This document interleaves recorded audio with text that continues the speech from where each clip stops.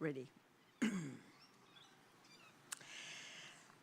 Welcome everyone. Thank you for coming to this session and getting up so early. We, of course, as we've just heard, are on Kaurna land, which always was and always will remain Aboriginal land.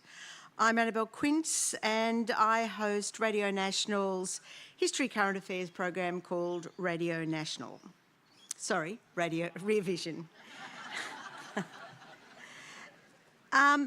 The conversation today, in lots of ways, I think it's almost been the elephant in the room through the whole of the Adelaide Festival, because we've spoken to people about what's happened to the Palestinians, we've spoken to people about what's happened to Israel, but in some ways we haven't spoken about the very people that were involved in the incident on October the 7th, which I guess has raised incredible questions, ethical and historical questions for all of us, and have divided not only families but also communities.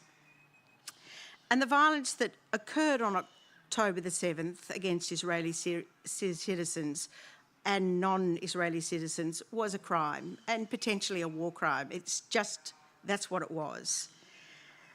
The bigger question, of course, is what does that mean for the people who actually perpetrated it? And the US, our government, and most Western governments, and certainly the Israeli government, will tell us that Hamas and the people that are part of Hamas are terrorists and it's a terrorist organisation. And often they'll tell us it's an evil terrorist organisation. But, you know, when I grew up, I can remember people saying that about the ANC and the IRA. And now it's a very different situation. But Israeli friends of mine or Jewish friends of mine have said to me that actually that's wrong. Hamas is much more like ISIS and Al-Qaeda. So the question is, who are they? And do we have an obligation to try and understand where they're coming from? Well, the guest for this session, Tariq Bocconi, has spent quite a bit of time trying to answer that very question.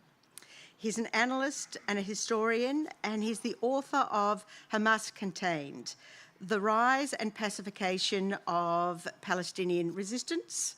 And it's here with you can see I go to a library because I'm just bad. I don't want you to go to a library. I want you to go and actually buy the book because it's really worth reading. So Tariq, welcome. Thank you very much for coming. And I want to Thank you for having me. I just want to start with a kind of very basic question. And you're not connected and have never been connected with Hamas. So why did you become interested in Hamas, and how did you go about actually trying to piece together their history? Well, I was interested in Hamas really because I was, at the time, in 2006, beginning my doctorate in Cambridge.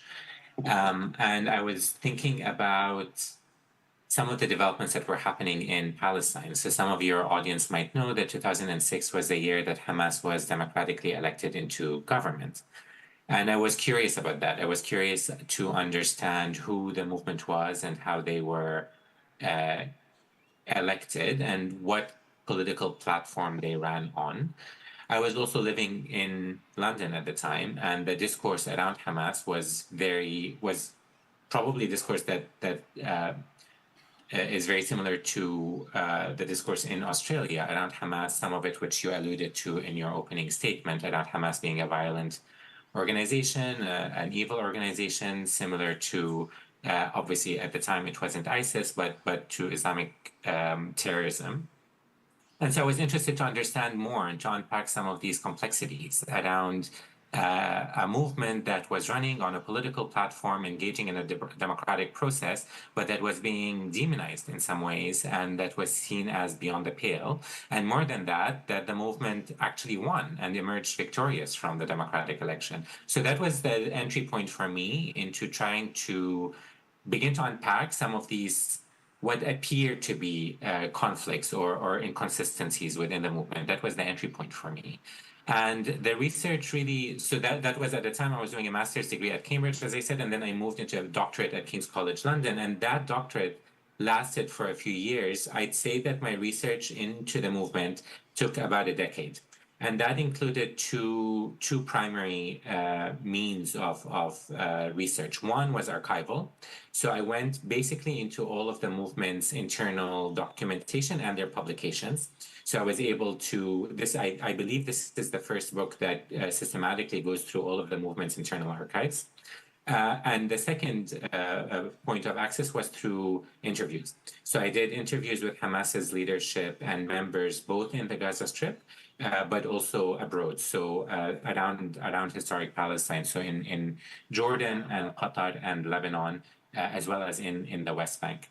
And I tried to piece together a counter narrative. So the book that you have in your hands is really a narrative of Hamas and Hamas's politics as narrated by the movement, through the movement, trying to set aside all of the preconceived notions of who they are and what this movement is, and trying to allow them to speak on their own terms. So explain their beginning, like where did they actually come from and what was the impetus for their sort of emergence? Because it was during the period of the First Intifada. That's right. So Hamas was established officially in 1987, although the first official manifesto or charter introducing the movement into the Palestinian territories didn't follow until 1988. But the movement actually has a much longer history, and it can be tied to the history of the Muslim Brotherhood in Palestine. So the Muslim Brotherhood is an organization that is committed essentially to what they call the Islamization of society. So the turning of a society into one that is committed to Islamic values through education, through charitable work, through religious sort of convenings, through prayers, through mosques. So the Islamization of society through the Muslim Brotherhood was something that had begun to happen throughout the region. Obviously, the Muslim Brotherhood was established in Egypt in 1928, but the Palestinian chapter took form in the 1940s. And over the course of the next few decades, an infrastructure of a Muslim Brotherhood infrastructure was established in Palestine. This is really an organization that's committed to social values and education. So not interested in politics in some ways. And in that sense, after 1948 and then after 1967, it had a license from the Israeli military powers, so the occupying power, to operate because it was seen as a social movement. It was seen as a charitable movement even. To some extent. So that lasted until the early 1980s. And by the 1980s, we begin to see some shifts in the Palestinian territories, especially within the Islamic movement, where some Islamic factions, and I'm thinking specifically about Islamic Jihad, break away from this model of Islamization. So they suggest that Islamization until the creation of a virtuous Islamic society as a pathway towards liberation was actually an inaccurate way of achieving liberation, that first the occupier must be confronted and then focus on the social values, and the Islamization must follow. And so the Muslim Brotherhood movement in Palestine began to feel some pressure throughout the late 70s, throughout the 1980s as well. And by 1987, when the first Intifada erupts, and for the attendees there, for those of you who do not know, the first Intifada was a mass mobilization by Palestinians, a mass civil disobedience that was aimed at challenging Israel's occupation, which by then had lasted about 20 years and had left Palestinians economically disenfranchised and obviously politically disenfranchised. So there was a mass mobilization of Palestinians demanding an end to the occupation, resisting Israel's domination over the Palestinians. And so the pressure on the Muslim Brotherhood was quite immense that they begin to challenge the occupation directly and move away from this longer term focus on the social aspects.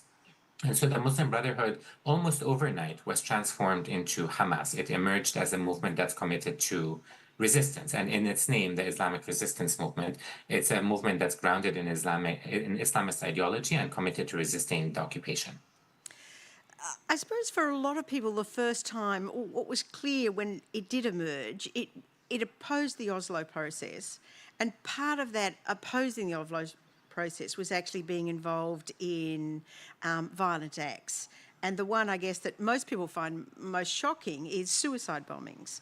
And that was very significant in Israel in the 1990s.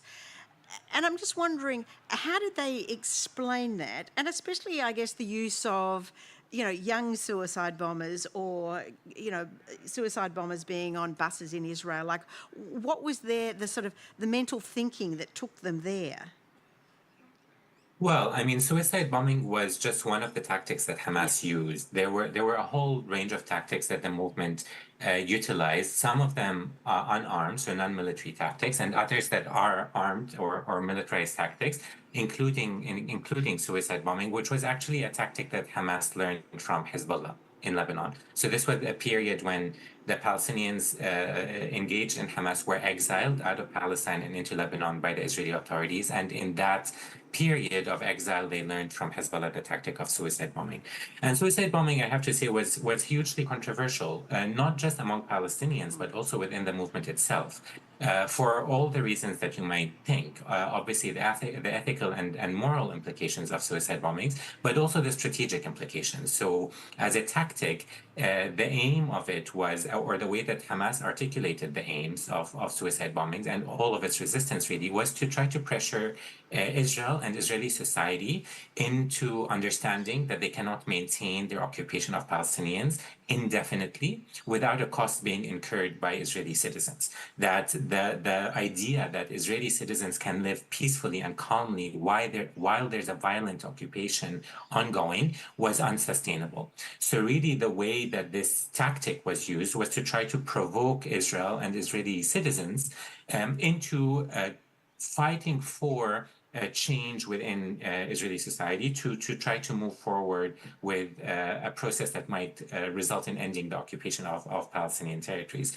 But the reason I say why strategically it was controversial is because in many instances the reverse happened, whereby Israel would actually, in response to some of these attacks, engage more violently with Palestinians, entrench its occupation, use disproportionate force in order to kill not just Hamas operatives but Palestinian civilians writ large. But so in that sense, the tactic of suicide bombing was hugely controversial both among Hamas and among Palestinians. And one of the things that I map in the book is to try to understand how the movement tried to engage with those complexities and how it tried to actually manage its tactics of resistance, including suicide bombings, in a way that might compel Israel to move in the direction that it was hoping for it to move. And one of the things that I argue is that specifically over the course of the Second Intifada, the movement begins to put forward a political platform and say, we will limit all attacks on Israelis or Israeli citizens within what is called Israel proper, so within the 1967 line, if Israel relinquishes its occupation. So we will only focus our attacks on the illegal settlements, on illegal settlers, on this illegal presence in the Palestinian territories. And it used that form of armed resistance as a way of forcing Israel to try to enter into negotiations with the Palestinians. But of course, on the other side, the Israeli side, there was never ever an appetite to engage with not just Hamas's political aspirations, but the Palestinian political aspirations writ large. You mentioned that sort of tension within Hamas in terms and their ability to change, and I think that's one of the things that your book actually sets out incredibly well. That we have this idea that Hamas is just one thing, and actually, when you look at it historically, you can see that it's changed quite dramatically over time and shifted the way it's responded to things. But so, how are those decisions made? What do we know about the leadership of Hamas and how they decide the direction they're going to take? Well, that's a really important question because often we talk about Hamas as if it's a monolithic actor, and it's really not. It's quite a multifaceted organization, and I have to say, it's an extremely democratic organization. So they have their internal elections every few years to elect leaders, both political leaders and military leaders. And those elections are comprehensive. They happen throughout the movement. And because of what I will explain now in terms of the structure of the movement, it's quite a lengthy process because the structure is complex and decentralized. So the movement essentially exists in different areas. Obviously, before the blockade against the Gaza Strip began in 2007, Hamas existed in the West Bank and the Gaza Strip. So that's the inside leadership, so within the Palestinian territories. And then there's the external leadership or the outside leadership.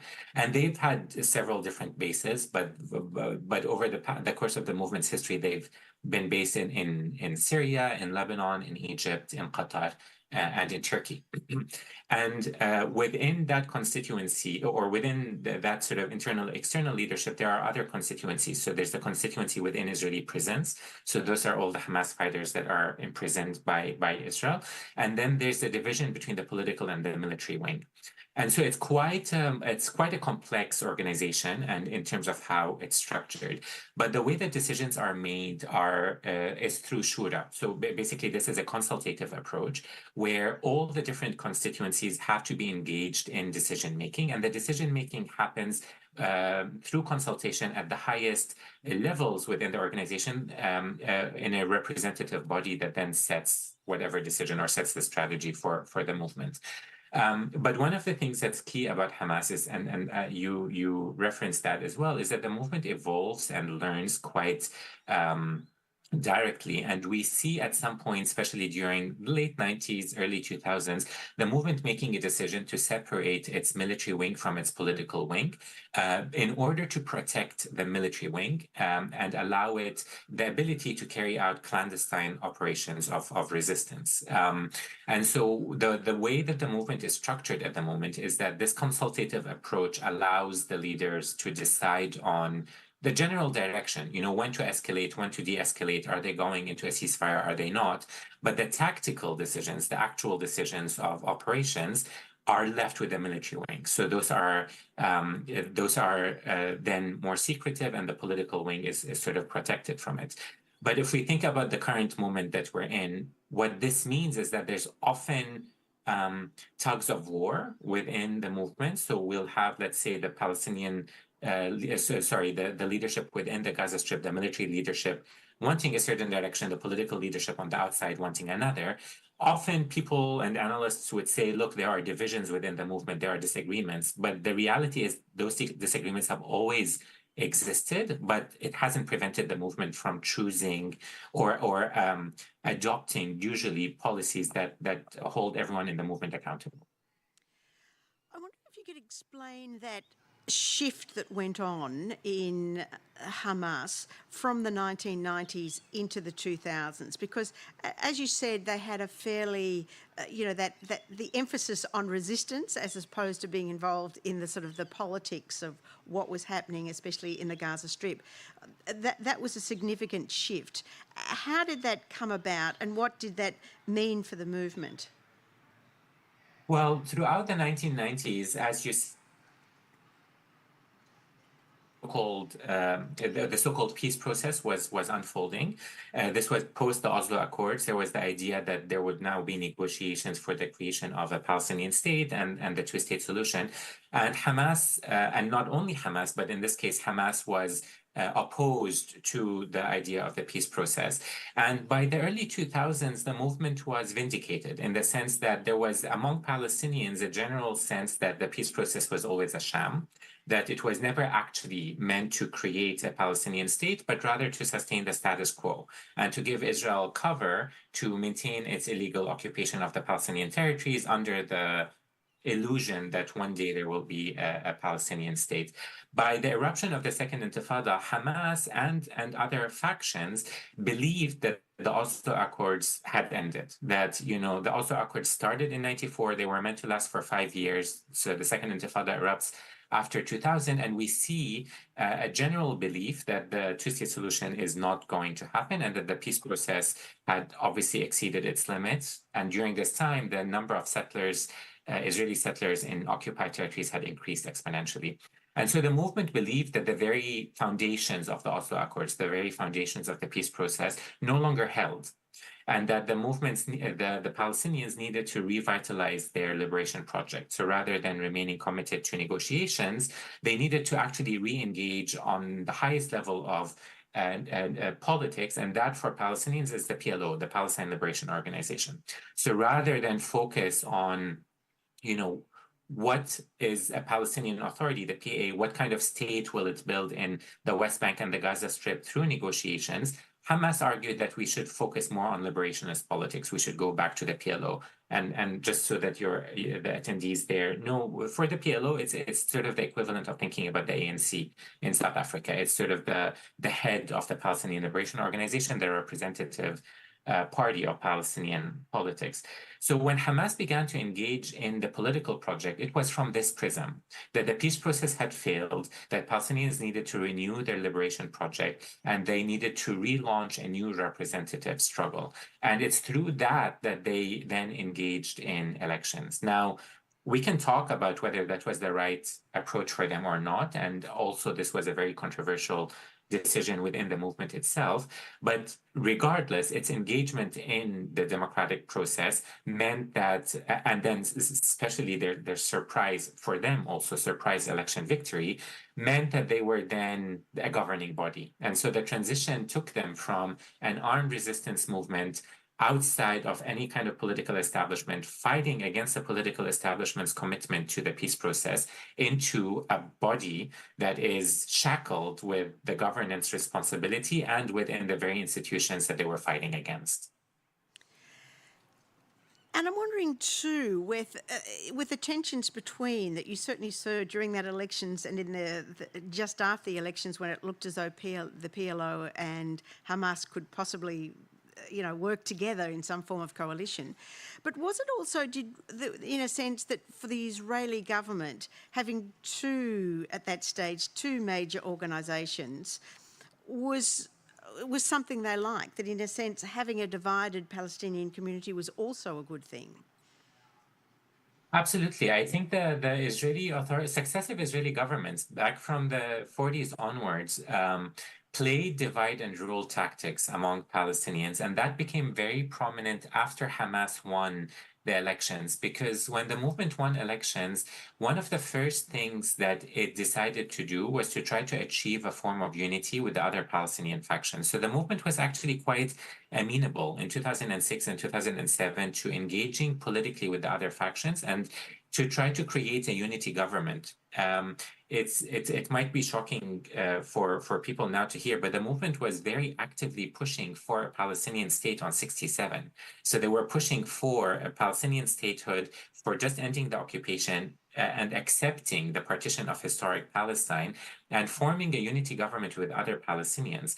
But rather than engage with that political program, which it has to be said is more progressive on this issue than any past Israeli government in terms of accepting the 67 line as a line of division. Rather than accepting Hamas's political program, at the time, the Bush administration here in the US, along with the Israeli government, began a furtive campaign to try to undermine Hamas's entry into government and to initiate a coup. So the result was really to try to undermine all unity discussions between Hamas and other Palestinian factions. And every time there would be an agreement, and those are all obviously comprehensively discussed in the book, every time there would be an agreement between the Palestinian factions to create a representative Palestinian body, there would be efforts by Israel, specifically led by the US, to try to undermine that unity. And that lasted for about 18 months until all these coup attempts by the Israelis resulted actually in a counter coup by Hamas and became a civil war in the Gaza Strip, resulting in what we see today, which is Hamas in the Gaza Strip and Israel in the West, and Fatah in the West Bank. And so that division that you're talking about is a manufactured division. It was one that the Israeli authorities very actively fomented. And it wasn't until, I believe, 2017 or 2018, I'm not exactly sure of the year, but Prime Minister Netanyahu himself conceded that there was a separation policy, that there was a policy of separating the Gaza Strip from the rest of the occupied Palestinian territories. And we can talk about the reasons behind that policy. They're well known among Palestinians. The biggest reason, of course, being demographic, that the Israeli authorities needed to get rid of 2 million Palestinians in Gaza in order to maintain the illusion of a Jewish majority state. You mentioned before about the election and Hamas's winning of that election, to everyone's surprise, including their own. So what for the Palestinian people in the Gaza Strip was so attractive? Like, why did they vote in such numbers for Hamas? Well, first of all, it's important to note that it wasn't Palestinians in Gaza who voted. The elections were Palestinians in Gaza and the West Bank and in East Jerusalem. So all the Palestinians under occupation. And again, to note even further that even that is only a fragment of the Palestinian people. So many Palestinians view those elections as illegitimate because they fragment the Palestinians. They don't take into account the Palestinian refugees in the diaspora or the Palestinian citizens of Israel. But I'm only noting this to show how these colonial tactics of fragmentation have really worked in terms of stratifying the Palestinian people. But at the time when these elections happened in 2006, there were two things that were really on everyone's mind under occupation. One was the failure of the peace process. So understanding that the peace process had failed, and there was a lot of resentment against the Palestinian Authority, against Fatah, about continuing to engage in a diplomatic process that was clearly not achieving Palestinian rights. I think Palestinians had begun to understand that the peace process was really about serving Israeli interests and Israeli security, not about delivering actual change for Palestinians. So that was Hamas in this light became quite attractive because it didn't talk about negotiations, it talked about resistance and challenging the occupation.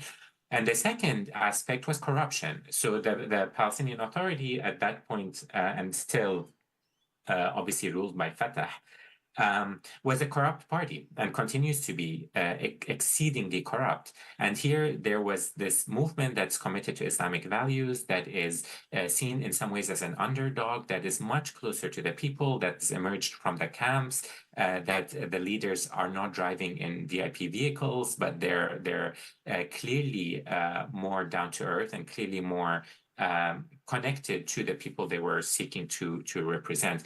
And both of these, the discourse of resistance, the discourse of being done with the US, being done with Israel, being done with all of that discourse around the two-state, and being more active on all the issues that Palestinians, the average Palestinians cared about, both of those mobilized a lot of people in support of Hamas. And it's important to note here that their political platform actually was called Change and Reform. So it was very much focused on reforming these institutions in order to enhance the livelihoods of Palestinians. It was on that political program that the movement was elected. And how did they cope as an organisation once they actually gained power? So it was a very bumpy transition because the movement before they were elected had really just thought of their engagement in the political process as a protest vote. So really they were trying to mobilize more constituencies behind them and to demonstrate Fatah's illegitimacy. So to put forward a very powerful protest vote against the PA. And when the movement entered into government, there were two challenges. One was that they lacked any governing experience. So a lot of their leaders, although quite professional, so coming from engineering backgrounds and medical backgrounds and other backgrounds that were quite advanced in terms of an academic backgrounds, but they lacked actual experience in governance. So that was the first challenge. The second challenge was, as I mentioned, almost immediately after it got elected, the Israelis initiated a financial blockade. So all of the revenues that usually comes into the Palestinian government, which under Oslo is collected by Israeli authorities and then turned over to Palestinians, were stopped. So the government immediately became cash starved.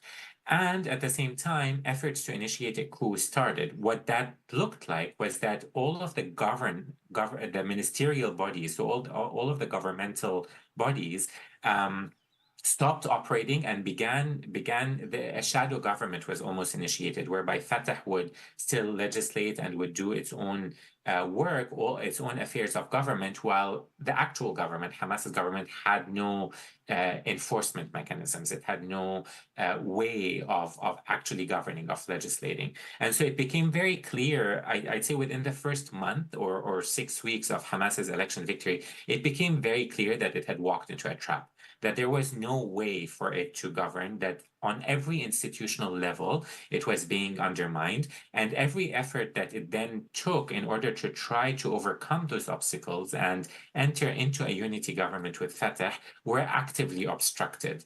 And so the movement was in some ways forced into a corner, and it then reached out to the region. So it reached out to Saudi Arabia, it reached out to Egypt, it reached out to Iran and other actors in order to try to mediate, in order to try to enable the movement to come into office. But the short answer to your question is that Hamas was never actually allowed to govern until the blockade in Gaza started, and then we see Hamas emerging as a government in the Gaza Strip since 2007. So, how has it governed since 2007? Like, what changes have there, or have there been any changes in Gaza since it actually took control? I mean, we see a lot of the changes already today. I mean, so we have to be very clear that this was a period. So the past 16 years was a period in which a hermetic blockade was placed on the Gaza Strip. What that meant was that the flow of goods and people into and out of the Gaza Strip was severely restricted by the Israeli authorities. That is down to the number of calories that are allowed to enter into the Gaza Strip. The Israeli authorities controlled everything with the aim of maintaining the Gaza Strip just above the point of collapse. So the idea was not to cause mass starvation, but also to prevent the Gaza Strip from really growing.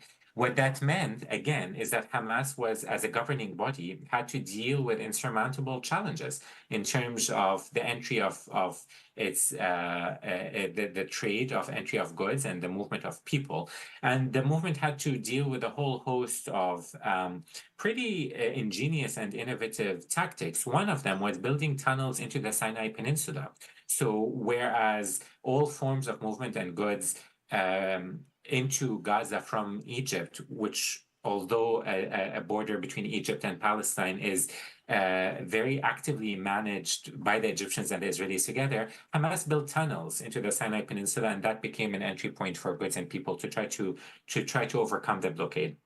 But in terms of its governance within the Gaza Strip, it relied very, very heavily on international organizations like UNRWA and the UN agencies to provide a lot of the humanitarian assistance. But it within a relatively short period was actually able to govern effectively. So there was security in the Gaza Strip. There was a sense of safety. The schools were running. I mean, in some ways, it was quite an effective government. The one change that is perhaps tangible or palpable over the course of the past 16 years is that the Gaza Strip has become more conservative socially. So we see more signs that this has become a more conservative society. I wouldn't overstate that because that was in some ways predated 2007.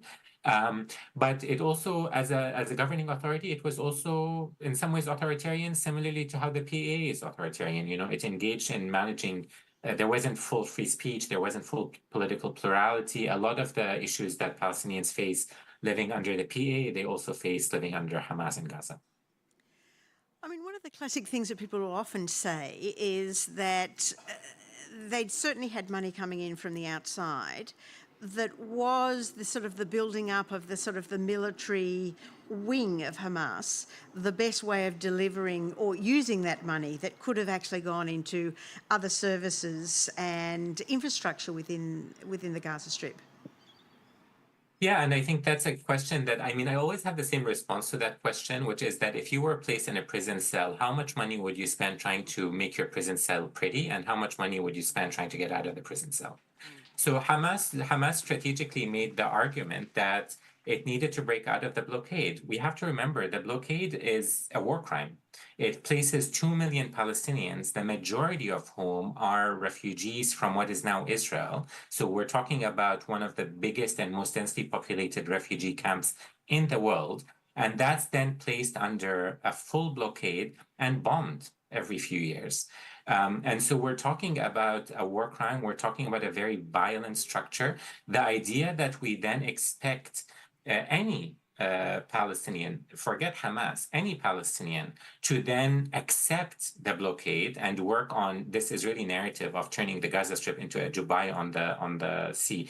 I mean, the idea that you can build a city-state while all forms of flow of goods and people into and out of the Gaza Strip is controlled by your occupier is nonsensical. The idea here isn't to berate the notion that there should have been more investment in the Gaza Strip. It's really to question the entire structure around the Gaza Strip and to say that that structure was illegal and illegitimate, and to try to resist it was a strategic priority for Hamas and for Palestinians. Again, this isn't just a demand by Hamas. The Israelis, of course, will always say that the lobbing of bombs over into Israel was a sort of form of terrorist act. And in essence, Hamas claims that it was an act of resistance. I wonder if you can explain that and that sort of cycle of violence that I guess became like a pattern for almost sort of 16 years. Yes, absolutely. And in my book, I call it a violent equilibrium. So really what was happening was Israel believed it pursued what it called calm for its citizens. It wanted all of its citizens, but particularly the the Israeli citizens living around the Gaza Strip, to enjoy calm, to lead normal lives. And it believed that any kind of missile or rocket fire or act of resistance shattered that calm and was therefore something that Israel would claim it had the right to defend itself against. The problem with that analogy is that, or with that position, is that it erases the fact that the blockade itself is an act of violence. It's expecting Palestinians to acquiesce to their subjugation. It's expecting Palestinians to accept that they are not allowed to resist and they must remain silent in the face of that blockade. So what Hamas would do is every few months, sometimes few years, would challenge the blockade. It would do specifically when the reality within the Gaza Strip was becoming more extreme. Either there's a real restriction on the input of flow of food and fuel, or cash into the government. When Palestinians in Gaza are particularly stifled, Hamas would engage in rocket fire or missiles into the Israeli territory, and this would compel Israel to negotiate. Usually, the negotiations would begin after a disproportionate response by Israel. So this Israel called mowing the lawn. Every few years, they would go in and essentially mow the lawn, meaning deal Hamas a powerful military blow and rebuild deterrence. So this was the equilibrium that kind of took root between the two. Israel wanted calm and would use disproportionate force to enforce calm, and Hamas every so often would challenge the idea that you can have calm while there's a blockade that's in place, and would use force to try to compel Israel to negotiate restrictions. Now, that equilibrium, in some ways, is sort of taken to its extreme on October 7th, when Palestinians very clearly, in this case, Hamas very clearly says the idea that you can have an apartheid regime against Palestinians and still expect your citizens to have calm and to have no cost to this apartheid regime is no longer possible. So this is the overturning of that equilibrium. I mean, I want to come to the organisation of the October 7 attacks in a minute, but I'm just wondering if you can explain the difference between the lives of the people who were involved in the attack, who broke through the fence, and I'm presuming most of them were young men, and I guess the lives of the Israelis and other people they actually targeted, because that to me seems to be this incredible disconnect. And someone pointed out to me that for a lot of those men that actually broke through the fence, it may have been the first time they'd ever left the Gaza Strip. So they, whatever age they were, they had never been out and never had any possibility of ever leaving the Gaza Strip. So I'm wondering if you, that comparison between the lives of these two groups of people who clashed on October the 7th, just how different it was. Absolutely. I mean, I think so. Just to give some context, so the Gaza Strip has 2 million people, about 2/3 of whom are refugees. So 2/3 of those people are not from Gaza. They're from the areas around Gaza that are now inhabited by Israelis. All these Israeli towns they call Gaza's periphery or Gaza's envelope. The vast majority of the Palestinians in Gaza are below the age of 18. And the blockade is 16 years old. So the majority of the Palestinians in Gaza are children.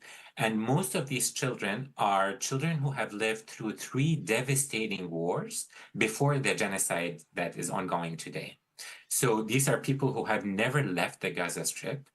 And who have experienced extreme violence by Israel's military arsenal against it. And that violence isn't against Hamas targets. I'm talking about violence against schools, against hospitals, against infrastructure, against mosques and playgrounds and bakeries. So what we're seeing to an extreme today during the genocide has all already been demonstrated in 2008, 2009, in 2012, and in 2014.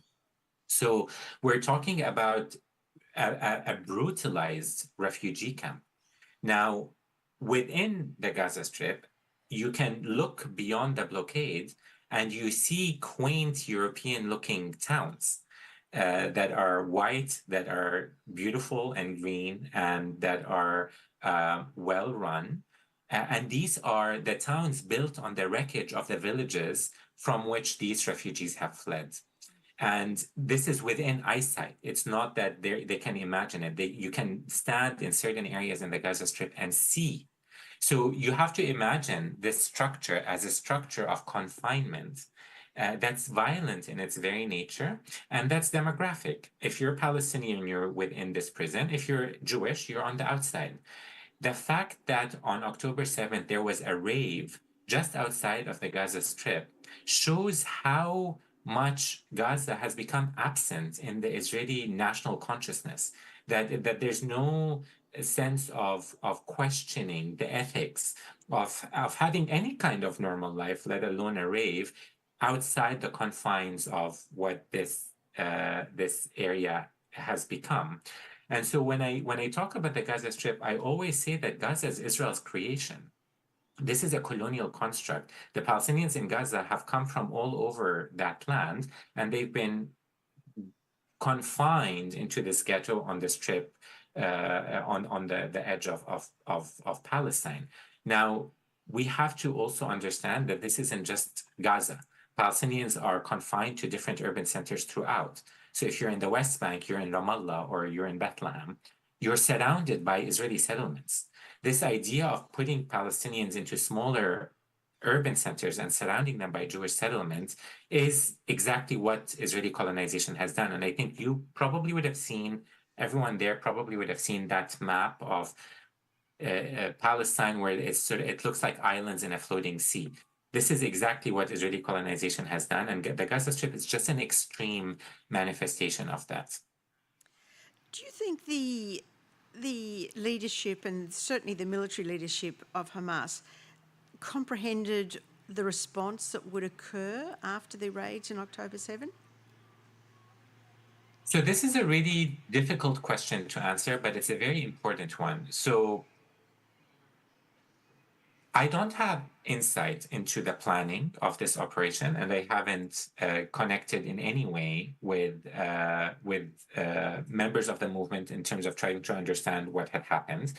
But I believe from all of my research and all of the work that I've done, I believe that the organization had planned a much narrower operation, an operation that was targeted at the military areas around the Gaza Strip, specifically the Israeli military's Gaza division, and to take hostages into the Gaza Strip from those areas. And the attack specifically because of how quickly the Israeli defenses faltered and how weak Israeli defenses were at the time, the intelligence failure.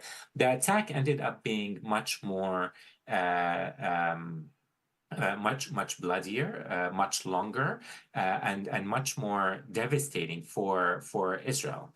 And so, if we were still in the narrow mapping of the attack, if we were to think that Hamas had desired that narrow operation, it has enough of a track record over the past 16 years to know that even that narrow attack would have resulted in a devastating response. Because Israel's approach towards the Gaza Strip was always disproportionate and always about rebuilding deterrence. So for every one for every one Israeli victim, there's thousands of Palestinian victims. That's how it rebuilds deterrence. So even within that narrow scope, Hamas must have understood that the response would be disproportionate. Within the larger scope of what actually ended up happening, I think the movement probably was entirely sort of taken by the scale of what Israel has been doing and by the extent of the genocide that's been ongoing.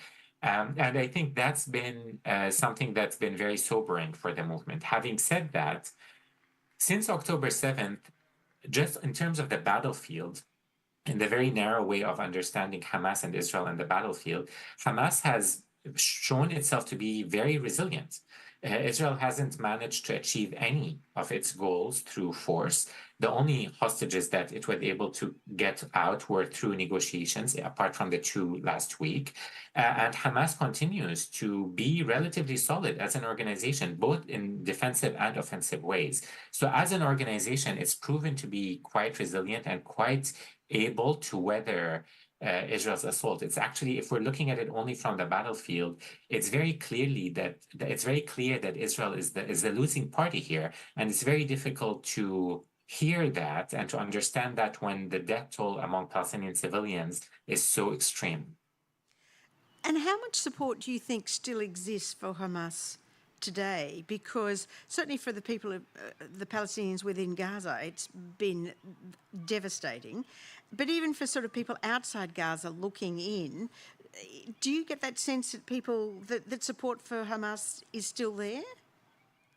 I think it's increased. I think support for Hamas has increased. Certainly outside of the Gaza Strip, it's very difficult to get actual polling or to get a real finger on the pulse inside the Gaza Strip. There's obviously a lot of trauma and fear, anger at Hamas for initiating the operation, but not really at Hamas. The anger is directed in different ways. It's directed against, obviously, Israel for being genocidal. It's directed against Western powers for duplicity in how they enforce international law. And it's against other Palestinians for failing to mobilize as actively inside 48, inside Israel itself, or in the occupied territories, for not really mobilizing, and for the Arab states who have shown themselves to be quite weak in terms of pushing back against Israeli aggression and preventing the genocide. So there's a lot of anger, there's a lot of fear, it's existential, and all of these things are perfectly understandable. So it's very difficult to get a sense of how this relates to Hamas specifically. So this is within the Gaza Strip. Outside of the Gaza Strip, Hamas is celebrated by many Palestinians and by many in the region,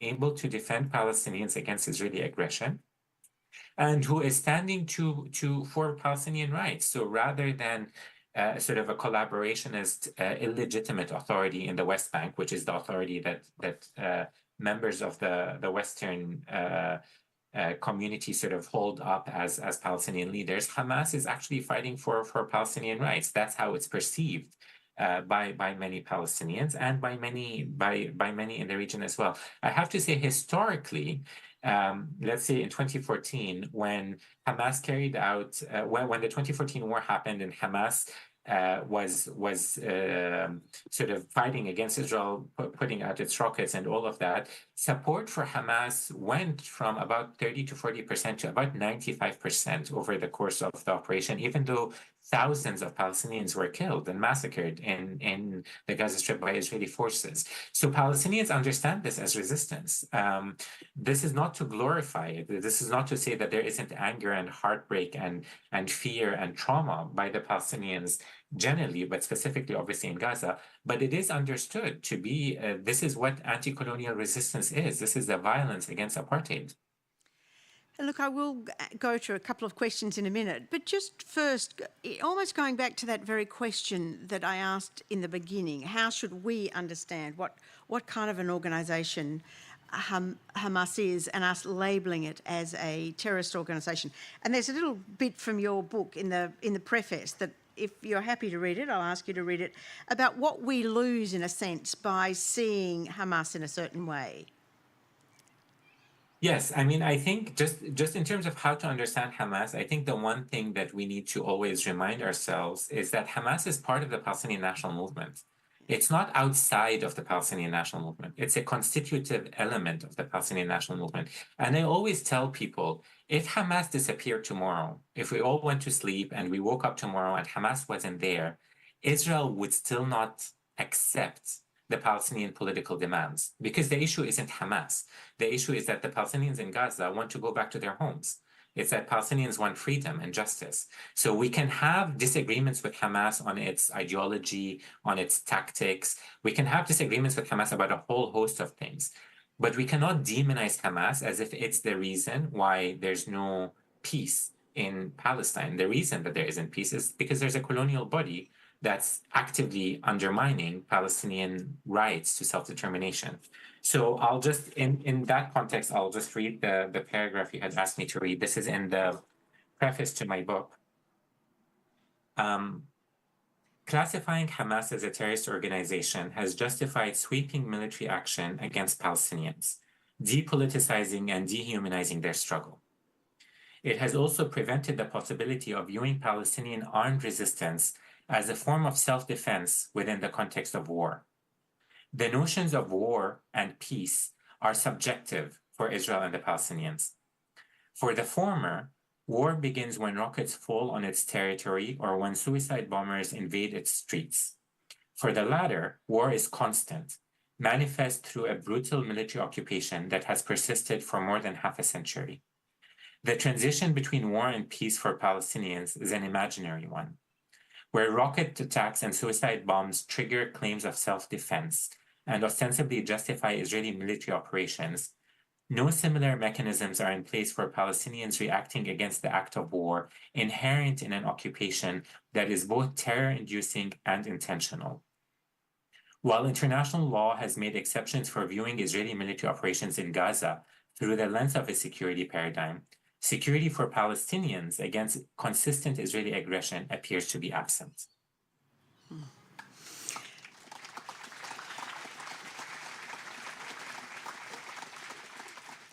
Okay, I think we've got one question. Thank you very much for your clarity and the comprehensiveness of your contribution. Could you comment about the role of women in the leadership of Hamas? We're very mindful that many of the victims are women and children, and we don't hear their voices. Thank you. Thank you. That's a really important question.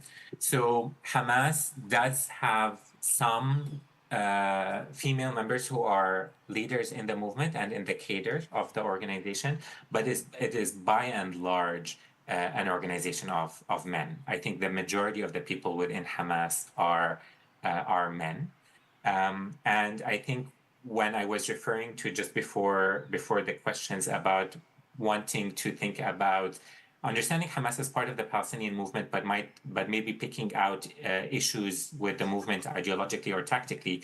Obviously, one of the issues is the extreme patriarchy within the movement and the way that manifests within the movement, but also within the broader society as a result of, in the Gaza Strip, the movement being a governing body.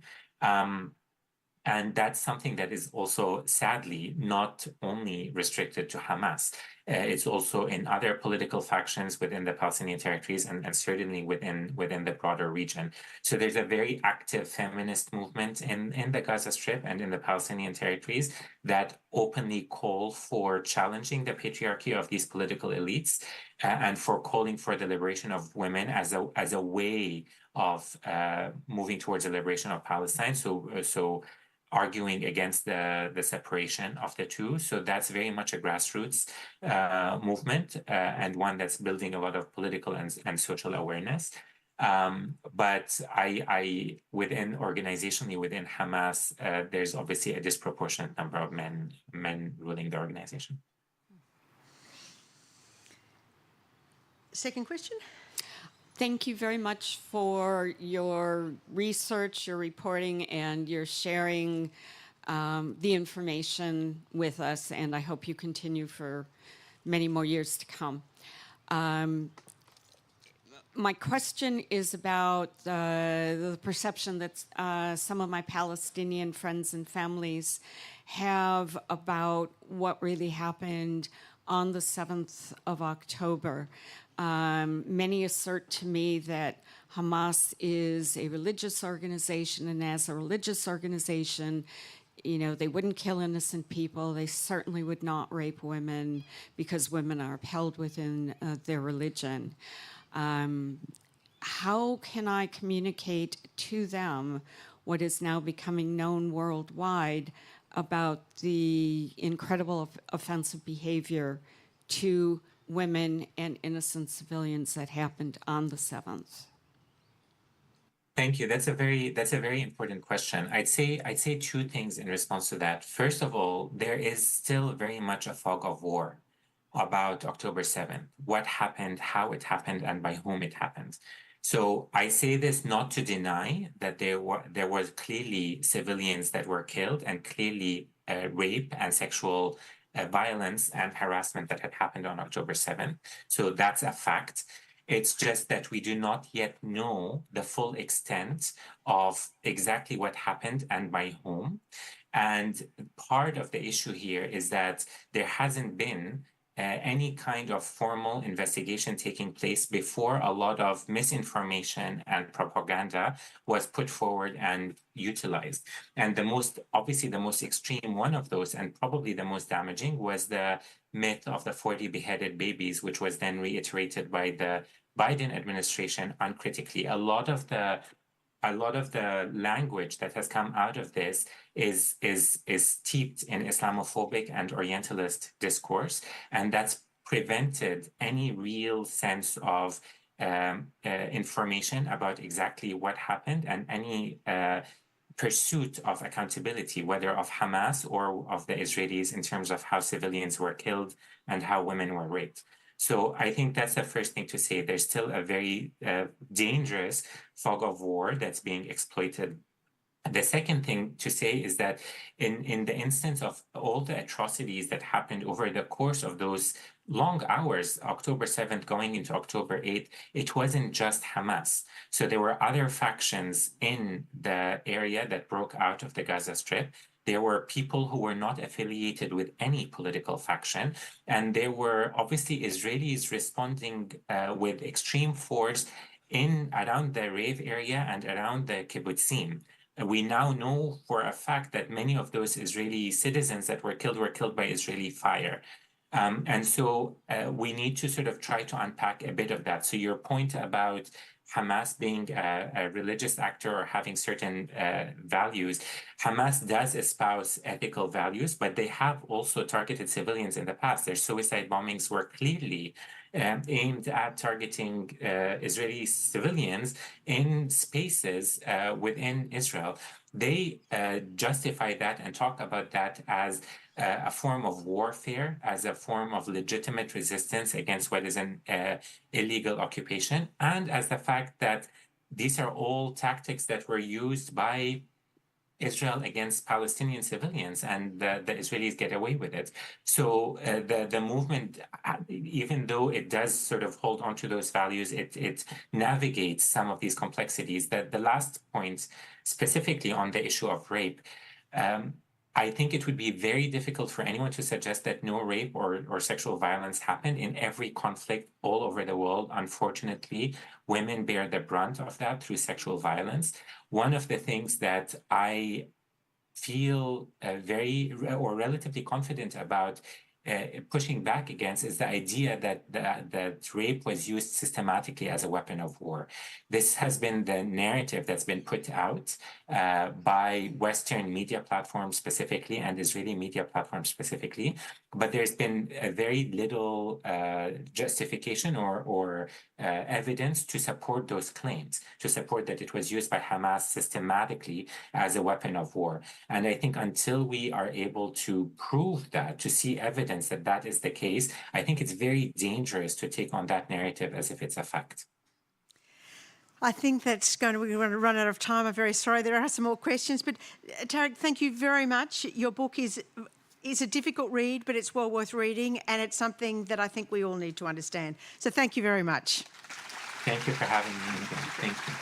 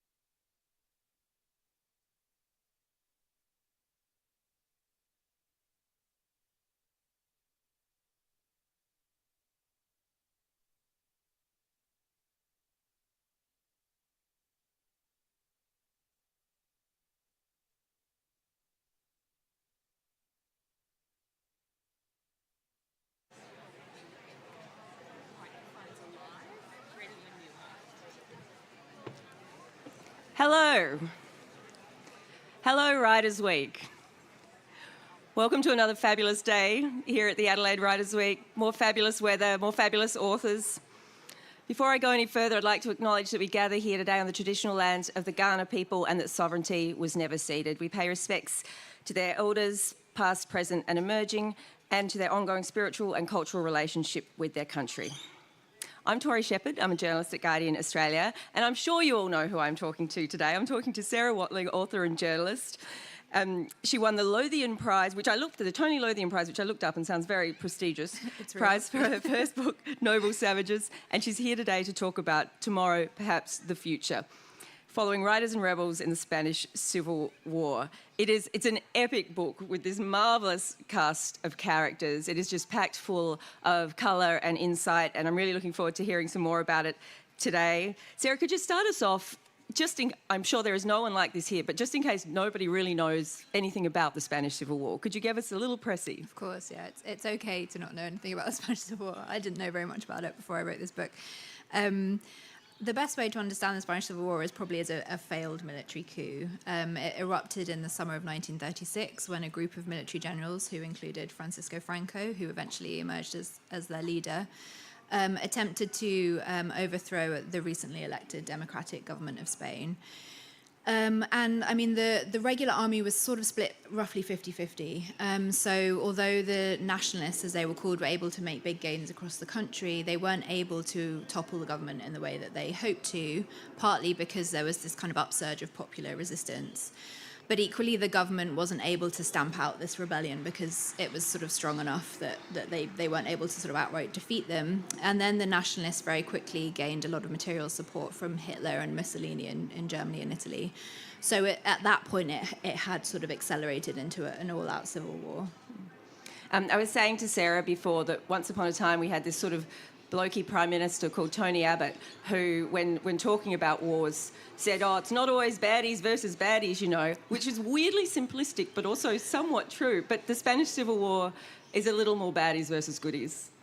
It will. I mean, I think that really gets at one of the things that really interested me about the war and made me think that maybe I wanted to write about it, because I had been interested in it for such a long time, and I had first learnt about it as a student, and I really think in some ways that the Spanish Civil War is a young person's cause. When you read about people's recollections of the war, it's often called the last great cause. It's often the cause that people remember as the last time that they were really kind of fueled by ideology or a kind of idealistic moment. And I remember thinking how incredibly romantic the Spanish Civil War seemed when I first learnt about it. Apart from the how many dead? Well, exactly. Yeah. I mean, I'm getting to that. Sorry. Don't worry. I did mature eventually.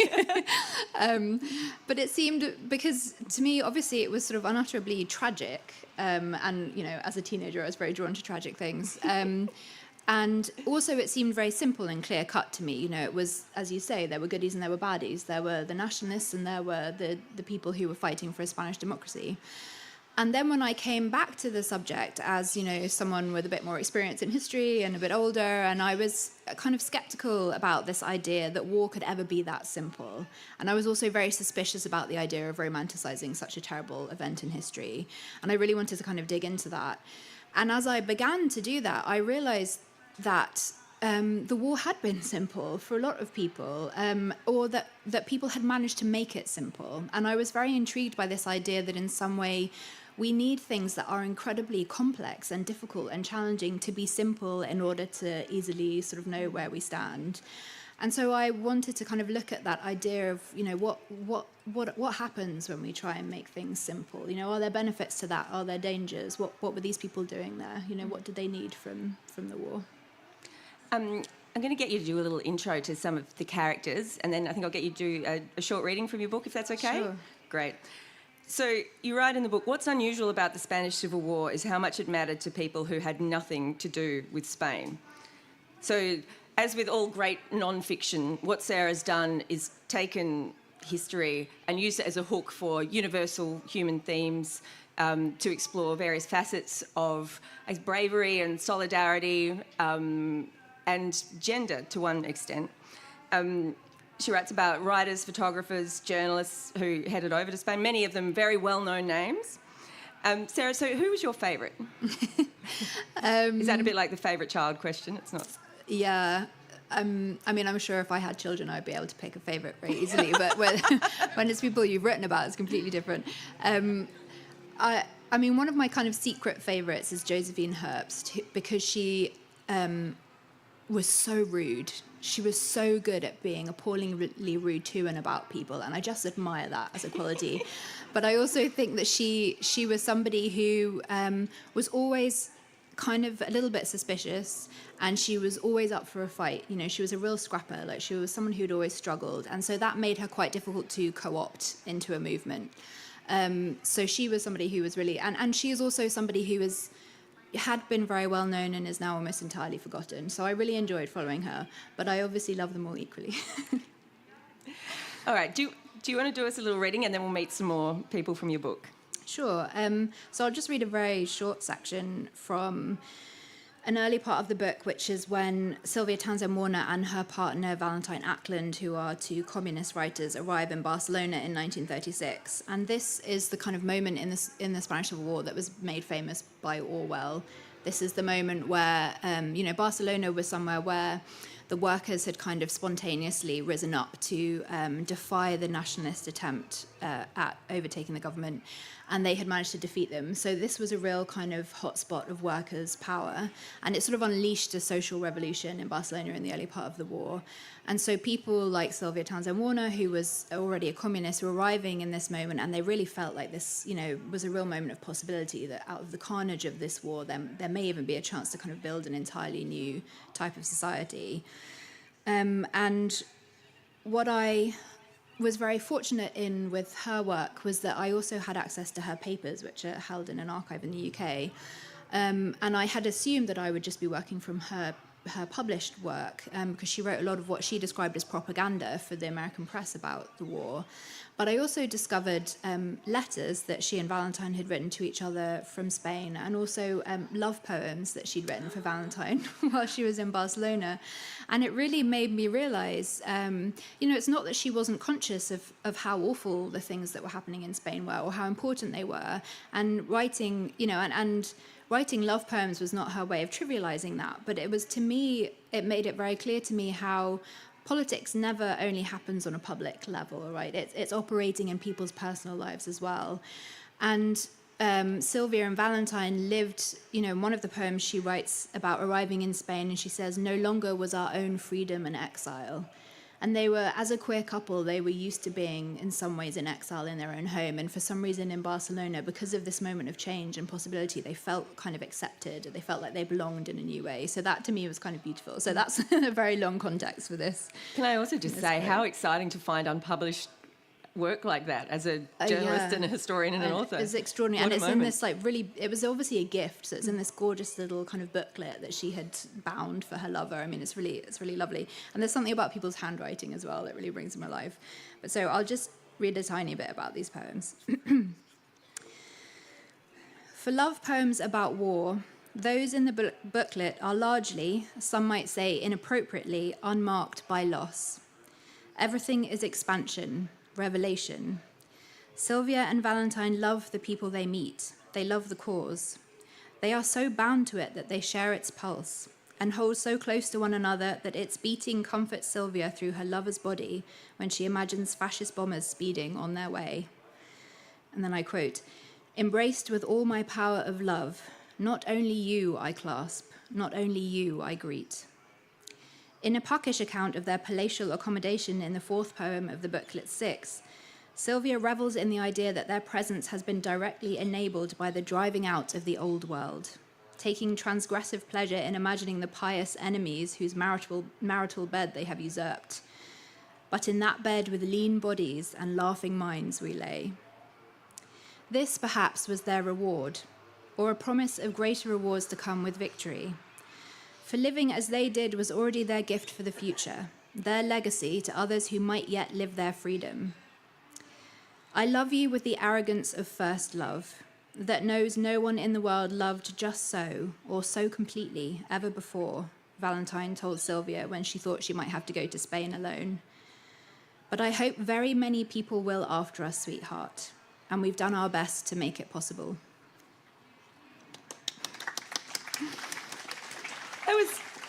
That was absolutely beautiful, and certainly not what you expect to read in books about war. Now, I'm going to use your book as a little prop here. You probably can't see this, but hopefully you've had a look at it. So, the subtitle, Writers, Rebels and the Spanish Civil War. I heard you yesterday say that you demanded your publishers take the word women out of the subtitle. Talk us through that.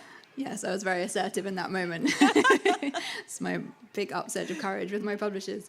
So, I mean, we had a question about whether to say this was a book about, to have women in the subtitle, as you say. And I was kind of perplexed by the question because I thought that it's not a book about women. It's a book about solidarity and the arts and politics and the 1930s and all these things. And it just happens to include a lot of female characters. And I sort of quite firmly believe that women's lives can be used to answer all of the big questions that we have about history. They were there alongside the men. They were as motivated and as mobilized by the same issues. They were just as interested. They were just as smart. And we can write about women without writing about their lives as women. And I have to say it was very interesting to me when the book was published that so many people nevertheless described it as a book about women, or that it was so kind of evident to people that the male figures who we usually hear about in this history have been kind of marginalized in this book in the way that people aren't used to. I know, it was very sad. I mean, I felt terrible about it. But yes, and I think, the women in this book, they thought that their work was interesting, and they didn't see gender as the most interesting thing about them or their achievements. That was an interesting thing to explore. Indeed. We have a great Australian historian, Claire Wright, who often says she's just putting them back in because they got taken out. Yeah, and the thing is, you could read about the Spanish Civil War and not know that so many of these women have been there. But when you look, you can find them. It's not like the information isn't there. Was it weird for you, sorry, this is a question without notice, was it weird for you hearing about Anna Funda's book, Wifehood, the parallels? When it came out? Yeah, like was there a moment when you first went, putting women back in the Spanish Civil War, eh? Great idea. No, it's great. I mean, it's kind of reassuring because, obviously I've been working on this book for years, and I was really curious about the 1930s, and I think I was interested in it because I could feel sort of parallels, with what I was seeing in the world that I was living through, and a lot of the questions that I had, I felt that were questions that these women had grappled with as well. But I feel like often writing a book, you're just starting with a load of questions, and you're writing almost in a way to say, is anybody else thinking this? Like, did anybody else wonder about this? Like, am I alone in this? So then when other people have books coming out and you realize, okay, this is, Phew. Yeah, it's not just me going crazy. Like, people are, I think it's interesting. I think certain generations turn to particular moments in history. I think there are kind of cycles in history where, maybe the 1930s, it was interesting to me that a lot of the biographers of these women had started work in sort of like the late 1960s, and there was something about their moment that made them turn back to a previous generation that had been kind of politically disillusioned. And I think there's maybe something about our generation that is looking back to the 1930s to work out how people lived with the terror of the things they could see on the horizon, We might come back to that, I reckon. Look, while I've got my prop here, again, there is this amazing photograph on the cover here, and it's a militia woman. I'm not sure it should still be called that today. She's wearing cute little kitten heels, overalls, and she's wielding a pistol quite threateningly. And there's a whole story behind this photo, isn't there? Yeah, this was an example of when me and my publisher were 100% aligned, and we all agreed, so that was good. But I really, really love this photo. This photo was taken by Gerda Taro, who's one of the characters in the book, who was a German, she'd been raised in Germany. She actually had a Polish passport, but a Jewish photographer who was living in exile from Germany by this point, and who went to Spain with her partner, Robert Capa. And one of the kind of most revolutionary and shocking to the outside world elements of what was happening in Barcelona was that women had been mobilized to fight in the militias. And Gerda went to the beaches outside of Barcelona and took photos of them training. And on the one hand, I think it's a very beautiful photo. First of all, it shows her skill as a photographer, but it also shows her sort of canny professional sense of exactly what's newsworthy about this moment. But to me, it also kind of shows a woman. I think there must have been something so exciting to her about this image. And I can imagine her looking at this and and it resonating with her because this is a woman in a totally new role. You know, she's doing something that women have never been expected to do. And this is exactly what Gerda Taro is attempting as, you know, a war photographer in a man's world, essentially. So I think there's just a lovely kind of confluence of interests and meaning for this picture. And is it fair to say that Gerda didn't always get the recognition that she deserved? I mean, I imagine that Robert Capa is a very familiar name for people and possibly more familiar than Gerda Taro's. And I mean, neither of those are their real names. And in fact, Robert Capa was a name that was invented by Gerda to sort of help launch her partner's career. And obviously, he became a very famous war correspondent. What's interesting to me is, you know, one of the themes for this book, one of the things I was interested in is, you know, how historical narratives get written in the first place and how they get kind of shored up over time and what falls by the wayside. And it became evident that, you know, the prejudices and the disadvantages that are operating within our lifetimes persist after death in the ways that we're memorialized or forgotten. And Gerda had a number of disadvantages from that point of view, particularly, you know, she died very young. She was killed during the war. She came from a Jewish family, so her entire family was wiped out in the Holocaust. So there was almost no documentary evidence. There were no kind of keepers of her flame, so to speak. And that meant that it was very easy for researchers to make, and she and Capa were often working very closely together in Spain. So they often have quite similar photographs or photographs of the same scene. So when it came to attributing those photographs, it was very easy for sexist assumptions, essentially, about her capacities to kind of hold sway. And a lot of her images ended up being attributed to Capa that had actually been taken by Taro. And it was only I think in about 2007 when a huge cache of her negatives were discovered that it was possible to prove that actually, you know, a lot of these extraordinary and iconic pictures were taken by Gerda. Wow. Now, I'm very much looking forward to talking about Nancy Cunard. But before we get to Nancy, could you maybe give us just a little overview of some of the other characters? I think people here would definitely know Martha Gellhorn. And there are a couple of others that they might not know so well. Yeah, so the Spanish War really catches Martha Gellhorn at a really interesting moment because, you know, I think these days she's probably best known as a very brilliant war correspondent and also as one of the wives of Ernest Hemingway. And Spain kind of catches her at the beginning of both of those moments. It's just as her affair with Hemingway is launching, or I mean, Spain is where that kind of takes off. And it's also her first experience of reporting from a war. And what's really interesting about her work from Spain, I think, is that you can see her kind of searching for a mode that's appropriate to what she's seeing and what she wants to convey to audiences at home.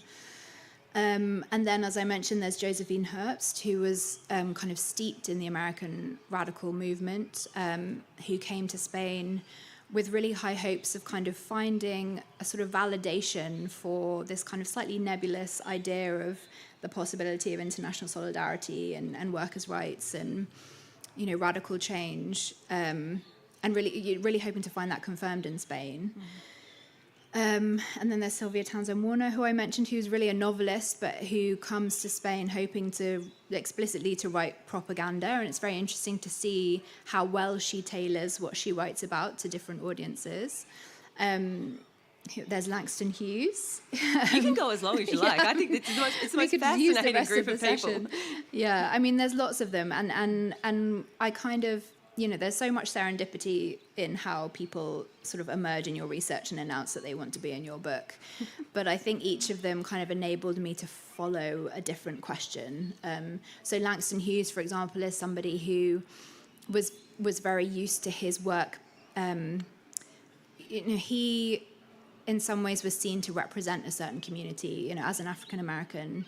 And he was used to these kind of competing demands on his work that people, you know, certain sections of his community thought he should represent, you know, a certain image, or, you know, his white publishers thought that he expected him to write in a certain way that wasn't true to his right. So he was used to kind of fighting for his own sort of true vision of what his work was and what it should do.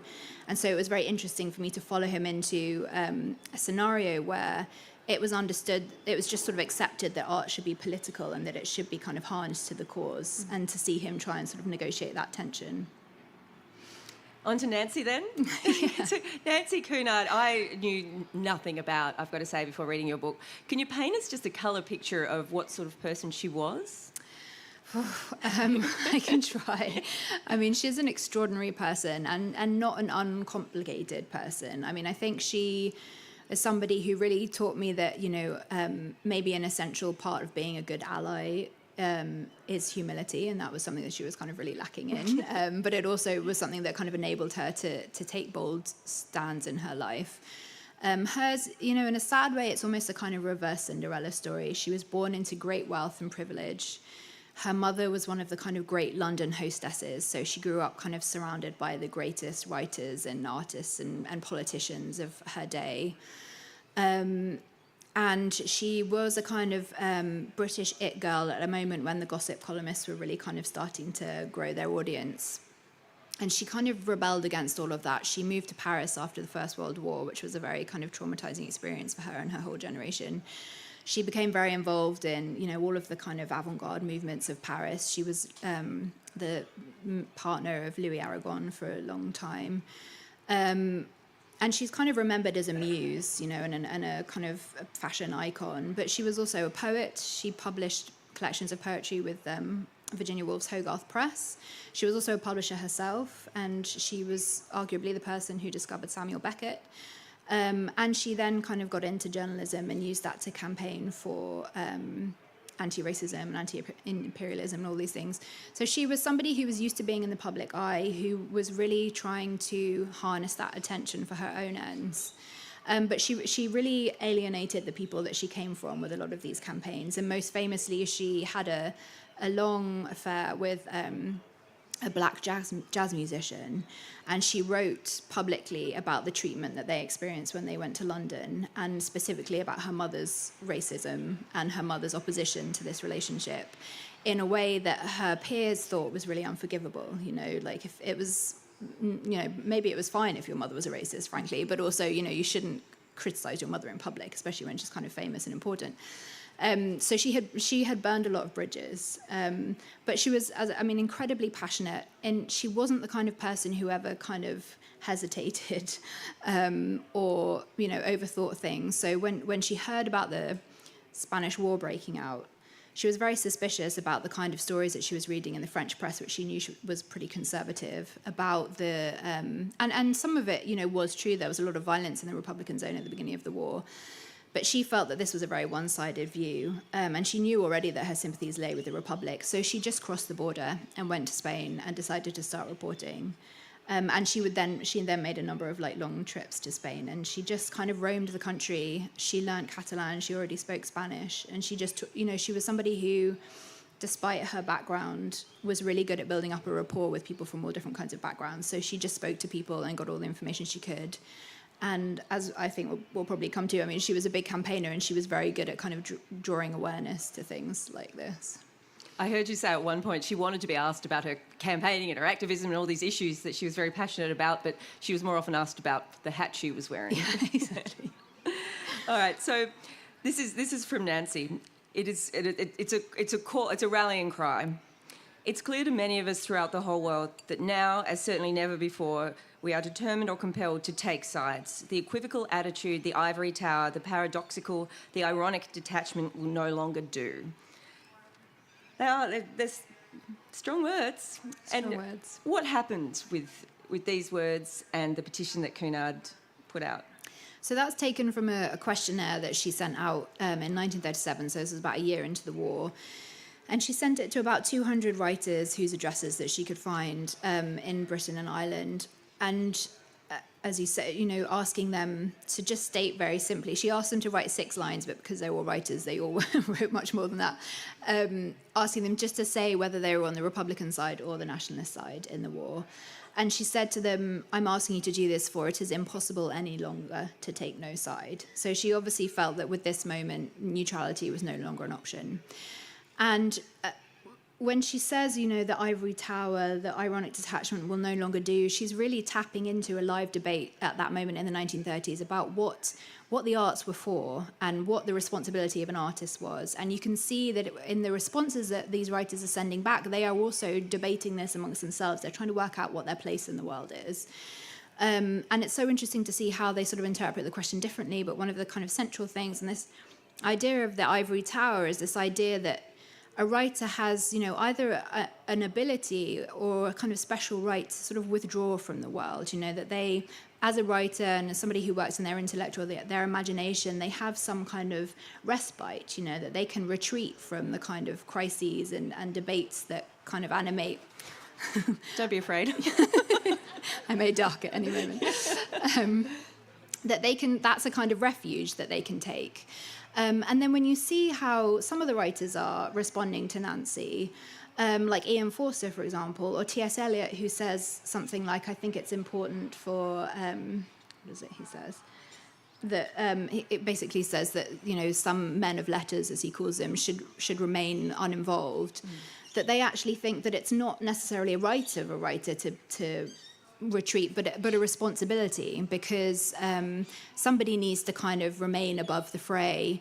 And there is something in that argument, because obviously, in this moment, the real danger is coming from totalitarian regimes. And so the idea of a kind of private realm of the intellect that can't be intruded upon is exactly the realm that a totalitarian regime is going to try and invade, right? So there is this idea that being able to preserve that kind of critical distance and that mental independence is kind of crucial to the survival of things like democracy. Whereas Nancy Cunard is saying, you're writers, you are inextricably tied to the society around you. You draw your inspiration from it and you owe something back to it. And you are the people who can make a difference when human society is imperiled, and it's your responsibility to be clear about what you stand for. I was telling Sarah that we've been having similar conversations today in Australian journalism, particularly in light of the current war in the Middle East, and a petition that went around that many people signed has sparked a lot of conversations about partisanship and objectivity and the actual role of the journalists, so far without clear answers.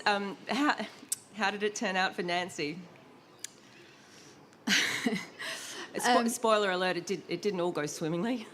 No. Well, yeah, and this, in some ways, obviously, the writers that I'm following, they were all hoping for the victory of the Republic.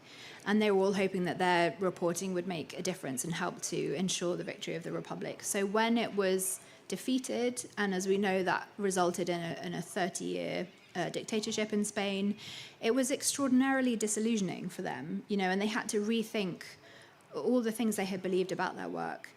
And, for someone like Martha Gellhorn, it was just an appalling kind of loss of faith, because when she first went to Spain, she says something about how she genuinely believed that the reason that people didn't do anything about the terrible things that were happening in the world was because they genuinely didn't know. And so if she could just go to Spain and show people the children being killed in the streets of Madrid, that would be enough, to make a difference.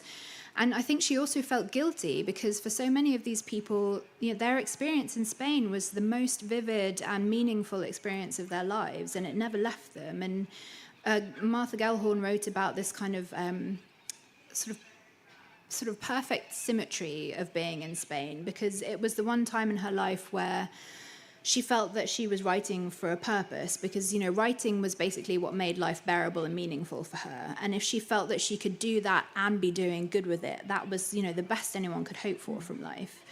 And when she realized that hadn't had the effect that she hoped for, she could only feel terrible for having gained so much from it, And so for a long time, she always hoped to write a novel about Spain, and she was never able to, because she was so kind of emotionally bound up in it.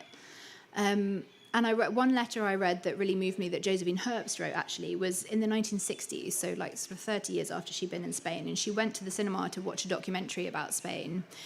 And she said to her friend she was so glad that she was alone at the cinema, because she just sat by herself and wept through the whole thing. And she said she knew it was because that was the time in her life when she was most alive. And she kind of was reflecting on it afterwards and trying to work out what she had learned, or what could be kind of salvaged from that experience, despite everything that had happened afterwards. And, this was a fellow traveller who had then lived through the McCarthy era. So she'd been through some tough times since Spain. Everything had been very kind of disillusioning. And she said, I think it's so important to continue the harassment, by which she means the harassment of people in power. And she really believed that by just, and Gellhorn believed this as well, but that by at least leaving a record of those people's resistance, that they were doing something meaningful, and that they were leaving a record that future generations of activists and resistors could draw upon. So that, I think, was what they managed to kind of salvage from the experience. Salvage, indeed. There's something so unbearably tragic about the idea that you believe that if you just show people the injustices that are being carried out in the world, that will save the world and being proven wrong. Yeah. Now, you've said this is not a new history of the Spanish Civil War. Can you explain that? Well, I think there have been many histories written of the Spanish Civil War. And also, I didn't want to say I'm writing a new history of the Spanish Civil War because my book is very much interested in outsiders and how being an outsider sort of complicated the ways that people performed and understood solidarity. So it's not a book that includes many Spanish voices. And obviously, I don't think that you can write a history of the Spanish Civil War and leave out the Spanish experience. So I wanted to be clear about that.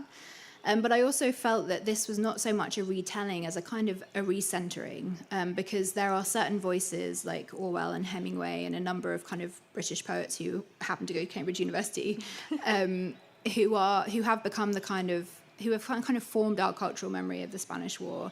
And I was so astonished when I started researching it that there were all of these people who had been involved, who I either had never heard of or who I knew quite well but had never realised that they'd been so kind of touched or their thinking had been so formed by this conflict. And I really think that once you start looking beyond the canon, you have a much richer sense of how broadly this cause resonated internationally and how it came to mean so many different things to so many different people. So I wanted to show that you can write a history addressing all of these questions through the work and voices of people who are less familiar to traditional historiography. And is there something as well, it is an entirely new dimension to look at the outsiders? Why is it, what can you learn through the outsiders in a war like that maybe you couldn't learn from the people who were enmeshed in it because it was their country? Well, I mean, this is one of the kind of really rare and extraordinary things about the Spanish War, that it did mobilise so many people from outside the country. And the more I thought about it, the more I thought that tapped into an experience that these people were used to as writers as well, because they all identified in some way or another as outsiders, and it seems like a sort of fundamental part of their sort of professional identities as well, because they saw themselves as onlookers, essentially, that they were always, on the outside looking in, and that's what gave them their perspective on the things that they could write about. And that obviously is something that becomes very complicated when you go into a conflict and you pick a side, because then do you still really count as an outsider, or have you in some way been co-opted? Are you still holding to your principles as a writer? And it's one of the interesting things about the war, I think, because a lot of the people going to Spain didn't actually know very much about Spain or about the political situation before the war erupted. And so in a certain way, they could choose any meaning they wanted for this war. It didn't have to be... The Rorschach War. Sorry? The Rorschach War. You can see whatever you want. It didn't have to be a meaning that would necessarily be familiar to Spanish people who actually knew something about what was going on. And in a way, and they were... A lot of them saw going to Spain as a kind of continuation of the struggles that they were used to from home, or the campaigns that they were already involved in. And that was kind of extraordinary because it enabled this kind of international solidarity. It enabled people to see these kind of overarching power structures and systems of oppression and how they operated across national borders and how they could be opposed. But it also sometimes meant that, there was a sense in which there was a risk that coming to Spain and writing about what Spanish people were going through, that someone like Martha Gellhorn could be sort of drowning out the very voices that she was trying to amplify, because she maybe was not expressing the understanding that they had of what they were living through. You can see that kind of unintended consequence, I think, particularly because, as you said, they didn't necessarily know a lot about what was going on. So obviously there's stated motivations with it idealistically and ideologically. They were aligned with the resistance. That it seems like such an incredibly brave thing to have done, to have sort of packed up and taken yourself off to the middle of a civil war. But was it also a little bit naive, perhaps? I think in a way it was probably impossible not to be naive, because one of the kind of extraordinary things about what they were seeing in, you have to remember that this is before the Blitz, it's before Hiroshima, it's before the bombing of Dresden, nobody has seen a European capital come under aerial bombardment in the way that, the Luftwaffe were bombing the hell out of a lot of the Spanish cities. And so that was one of the kind of shocking things that people like Martha Gellhorn and Gerda Taro really wanted to convey to the outside world. But it also meant that, of course, they weren't prepared. They didn't really know what the kind of danger that they were taking themselves into. But on the whole, they were all quite sort of gung-ho personalities. But I think it's also a sign of how high they understood the stakes were at this point. You have to understand the war in the context of the appeasement policy. And every single one of the people in this book understood the fight for the Republic as a way also to stand up to fascism before things escalated into a much bigger war. So one of the people we haven't talked about is Nan Green, who was a British communist who volunteered as a kind of administrator, actually. She wasn't really a writer, although she did later write a memoir. And she spent more than a year in Spain, and she left behind 2 small children. Her husband was already fighting with the International Brigade, so she left them at boarding school. I think the eldest was 6 or something like that. And somebody wrote to her and said, what are you doing? You're abandoning your children. And she said, I'm fighting for my children. I'm fighting to ensure that they can, flourish in a world that isn't marred by war. I want them to grow up in a democracy. They really believed that this was their chance to build the future that they wanted to see. So I think they were naive to a certain point, but I also think they were brave, and they thought that, and a couple like Valentine and Sylvia, as a queer couple, Valentine said to Sylvia at one point, there's a chance we'll be killed in Spain, but I don't think either of us are going to survive the next few years anyway, because there's either going to be a war or we'll end up in a fascist country that won't let people like us survive. So they really thought the stakes were that high that it was worth the risk, I think. Was it commonly known at that point that this was the kind of the first tendrils of fascism? I mean, nowadays we know almost too much information about everything that's going on, and we have information and misinformation. But would the public in general know the importance of stopping fascism at this point? Well, it depends what you mean by commonly known. It's a really good point, because, one of the things that motivates Nancy to go, obviously, is that she feels that the conservative press really dominates what the general public know about things like what's happening in Spain, so that maybe they don't really understand the danger from the rising fascist powers. And certainly there's a real frustration with the appeasement policy and this sense that their governments are kind of throwing away these opportunities to confront the fascists before they become too powerful to stop, essentially. And there are so many, this is after Mussolini's invasion of Ethiopia, or Abyssinia as it was known then. It's after Hitler has started to try and sort of dismantle the Treaty of Versailles. It's pretty obvious that these powers are a threat to international peace. And this was something that seemed very contemporary to me, actually. This, looking at kind of young people, especially today, and their activism on the climate crisis, there was this real sense that the grown-ups in the room don't really appreciate the urgency in the same way that, the people living it on the ground or watching, sort of politically active people see it. And that puts them in a very particular situation, because once you understand that your government isn't going to do what you think they should do, the question becomes, well, what am I going to do? And that's why, I don't think we've seen a war before where so many individuals will voluntarily, go and be a part of it, because they realise that actually it's up to them at this point.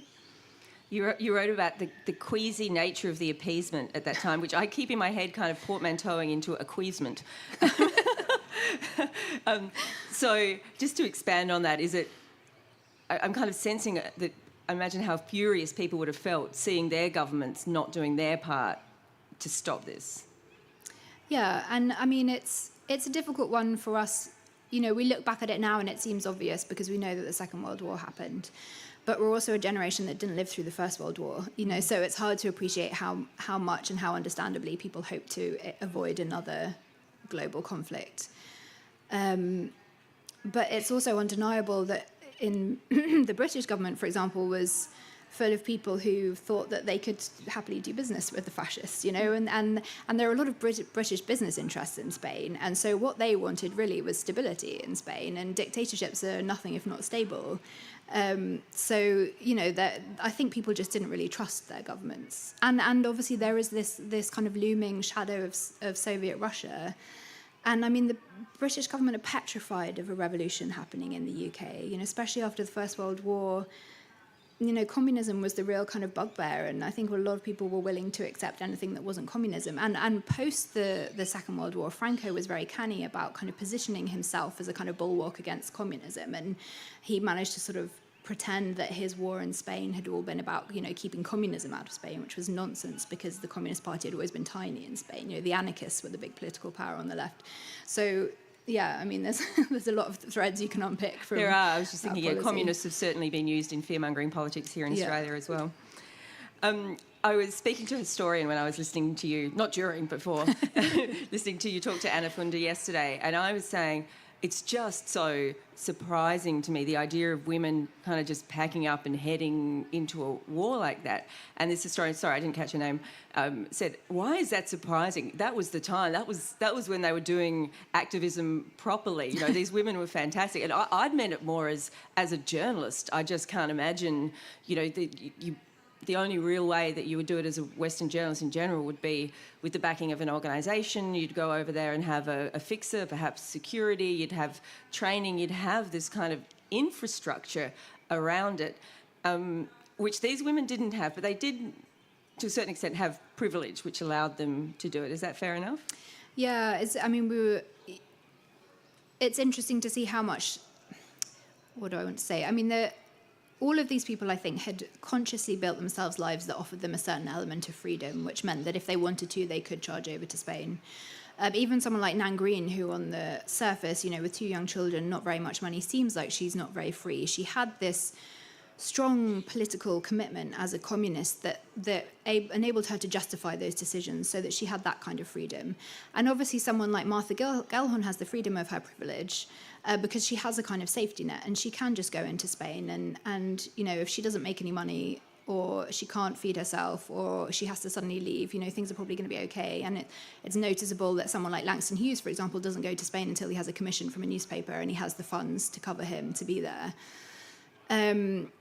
But I think it also, it speaks to the kind of people they were, the kind of determination that they had, and also, as we were saying, their sense of how important this moment was. And I think the one thing that really kind of unites all of the women in this book is that they weren't optimists. You know, they were all people who were paying attention to what was going on in the world, and that meant that they were really frightened. You know, they looked onto the horizon, and what they saw there really scared them. But that somehow galvanized them, and it made them take action. You know, they didn't allow themselves to be paralyzed by their fear. And that, I think, is actually kind of a rare quality, but something that's really extraordinary and valuable. We are going to take some questions from the audience shortly. So if you want to make your way here to the microphone, it's just standing up there. Please start that. Do you see any equivalents now? I mean, we spoke about young people campaigning for against climate change.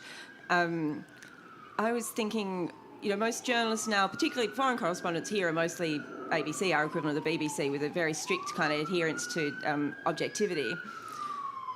But I was thinking maybe we see it more in the citizen journalists or activists online who are already within the war. Is there anyone who is as gung-ho, as you put it, as the women that you write about in your book now? Or is the age of that past because we have the internet, so we don't need people to go charging into these places? Well, I mean, I think the internet enables people to do a lot more of what Gerda Tara and Martha Gellhorn were trying to do, is to sort of act as witness and to show people in the outside world what's going on. You know, that you have this sort of people who become journalists thanks to their smartphones, you know, who can film a protest that's happening and get the news out before it gets shut down and that kind of thing. And I think one of the things that's coming around again is this kind of suspicion of the idea of trying to find a journalistic balance on important questions, because that can so easily kind of disintegrate into a kind of drawing of false equivalences in a way that can which sort of creates the opposite of balance. But as I mean, I think a lot of the questions that they were grappling with have come around for us again, and we clearly haven't found any easy answers to them. No, indeed. Alrighty, let's take some questions, and just a reminder to be civil and courteous and make it a question, not a statement. Yes, thank you, Sarah and Tori. I've read Anna Funda's account of George Orwell's wife, Eileen, in the Spanish Civil War. Can I ask, did you come across anything in your own research on Eileen in that conflict? And if so, can you tell us something about it? I did. So I found Anna's book very interesting, particularly because of the way that it was kind of so tightly focused on that moment in Barcelona. And I mean, actually, the people in my book were probably more likely to be those sort of persecuting Eileen Orwell and her colleagues, because Eileen was with the ILP and a lot of mine were communists. So I didn't really come across her. But I mean, there are a lot of women, actually, who were in those kinds of, you know, to maybe minimize it, sort of administrative roles, who were actually doing a lot to sort of keep the men on the front going and navigating a really terrifying political situation by 1937. Who aren't very well known. There are people like Kate Mangan, who was a British woman who kind of followed her German lover when he decided to volunteer in Spain and ended up rescuing him when he got injured in the same way that Eileen did for George Orwell. So yeah, I mean, once you start looking, there's a lot of these women working there behind the scenes, but I didn't really come across Eileen specifically. I also hadn't realised the involvement of African Americans as well at some point in the Civil War. So, you know, it's fabulous. I think every thread you pull adds more to that. Well, that was the first time in history that there was a mixed American battalion. So it was the first time that there hadn't been segregation in an American fighting force. And that, you know, that's a piece of American history that isn't so well known in America, right? That, you know, so that's a really good example of how the war had all of these different meanings for outsiders. Hello. Hi, thank you very much for your talk and for coming.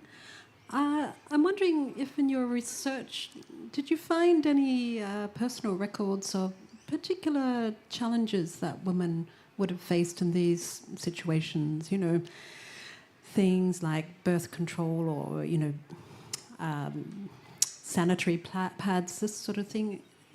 Do anyone record about those special issues that women would face? Not that specifically, but there were obviously particular challenges because of being women in a war zone. I mean, one of the obvious and most kind of difficult for them to talk about, I think, were those kind of sexual risks. And there was a woman who was married to an international brigadier commander who was raped by one of her husband's colleagues. And she sort of wrote about how she kept the secret. You know, she didn't expose him because she felt that had then become her burden for the cause, you know, that these men were risking their lives, and something she could do was to keep that secret on his behalf and not kind of besmirch his name in front of his colleagues. So to me, that kind of showed how fraught and difficult this idea of comradeship was for women in that position, because they are trying to claim as comrades men who don't recognize them as comrades in the same way, you know, or who assume that their contribution should be very different. You know, they should have a kind of consolatory or sexual contribution, whereas the women see themselves as contributing in a very different way. And in order to sort of claim those men as comrades, they actually have to kind of hold them to a lower standard than they would do otherwise, which to me was kind of very sad and very interesting. Is it also that if you are on the side of good, you mistakenly think that everybody is good that's on your side? Yeah, and I think there is this sense at which people who consider themselves to be on the right side of history then consider themselves to be sort of above interrogation, you know, and then that gets people into very weird contortions. And then, you know, the question of which side you've picked becomes a lot more fraught. Because it's not the perfect side that you want it to be. And it shouldn't, you know, if something is that clearly right, you know, it should be able to sustain a little bit of interrogation and debate. And so that was a very interesting question for me to explore as well. All right, we've maybe got time for a couple more questions. If anybody, that gentleman's walking right past the microphone. If anybody else wants to pop up, go for it, absolutely. I wanted to get back to that idea of objectivity, and I had this quote from Gellhorn saying, "All that objectivity shit," which I love, both because, you know, in journalism, we often see that as the pinnacle of journalism, as something that we should always be aspiring to. And within this spectrum of characters, there are some who were more objectively reporting. There seem to be some who do more like colour and description, and then the real activists. Do you see any difference in the effectiveness of those three different approaches? It's very interesting. So one person I included who we haven't touched on is Virginia Coles, who was a good friend of Martha Gellhorn's, and she was one of very, very, very few journalists in Spain who reported from both the nationalist zone and the Republican zone. And I think that meant that in some ways her reporting was taken more seriously because it was considered to be objective, even though she, on a personal level, was much more sympathetic to the Republic. It's known that, for example, people in the foreign ministry in the UK were reading her reporting. And so when she presented evidence, for example, that the Italians were breaking the non-intervention agreement, they paid attention, and then questions were raised in Parliament. So she could sort of point to very specific achievements from her reporting. Whereas Martha Gellhorn, she sort of deployed much more kind of literary techniques in her work to try and kind of bring alive the experience of civilians or of soldiers to people reading at home. And that was also a very important, more difficult to quantify, but a very important service in a war where actually, so much came down to a PR battle, essentially, because the Republic so desperately needed to persuade its fellow democracies that it was worth supporting. Actually, the way it was perceived abroad was very important. But I mean, objectivity was a principle that really came under question in the 1930s because there are so many journalists reporting on the collapses of democracy that they were being forced to report on the closure of the free press. They were having to report on the death of their own profession, and it's very difficult to do that objectively. And it's almost a kind of professional failing if you act like that's a perfectly good thing for society or a neutral thing.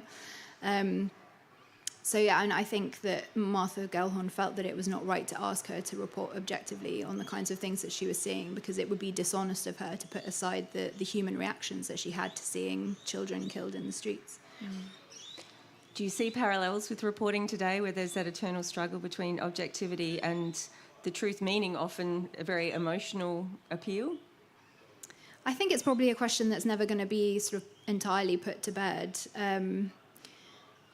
Yeah, I don't know if I have a that was a final hard one. answer to that one. Well, look, we do have time for one more question. I know, sorry, people keep approaching the microphone. I'm not sure. Nope, walking past it. Yeah.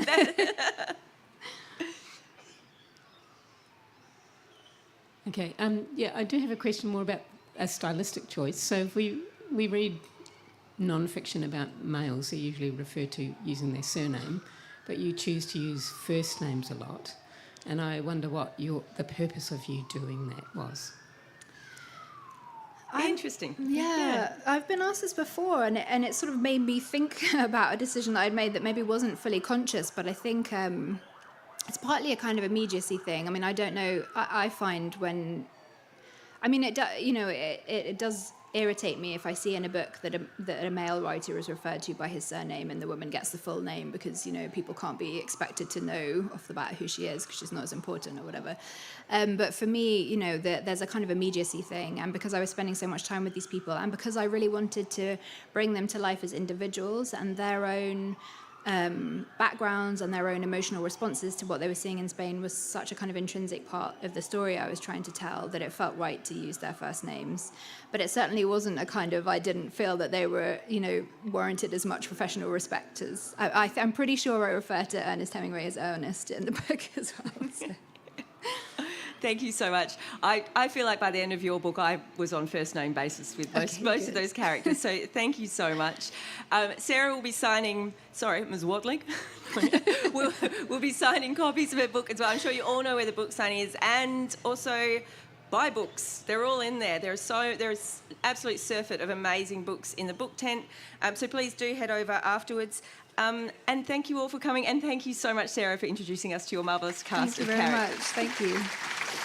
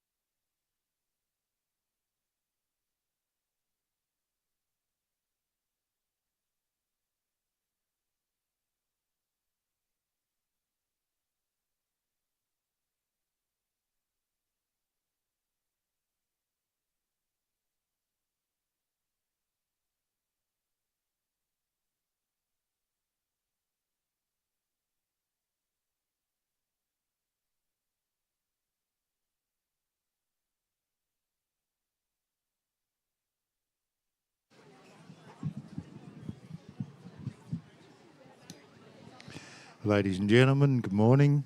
Welcome to the East Stage on day 6 of Writers' Week. Couple of housekeeping announcements. When you're walking up and down the aisles, if you think of yourself as a vehicle and keep to the left, it will make movement around the festival so much easier. So just walk down the aisles on the left-hand side in the direction you're heading will make life much easier for everyone. Please don't stand in the aisles and have conversations because, once again, they're the only way for people to get around, and we only have 15 minutes between the sessions. A reminder not to move the chairs. Once again, the struggle goes on. Please don't move the chairs from where they've been placed. They are placed there for a reason. Be careful of the weather today. Keep yourself well hydrated. Use sunscreen if you're out and about. I think that's about all I have to say at the moment. But be nice to everyone and just generally enjoy the day. Thank you.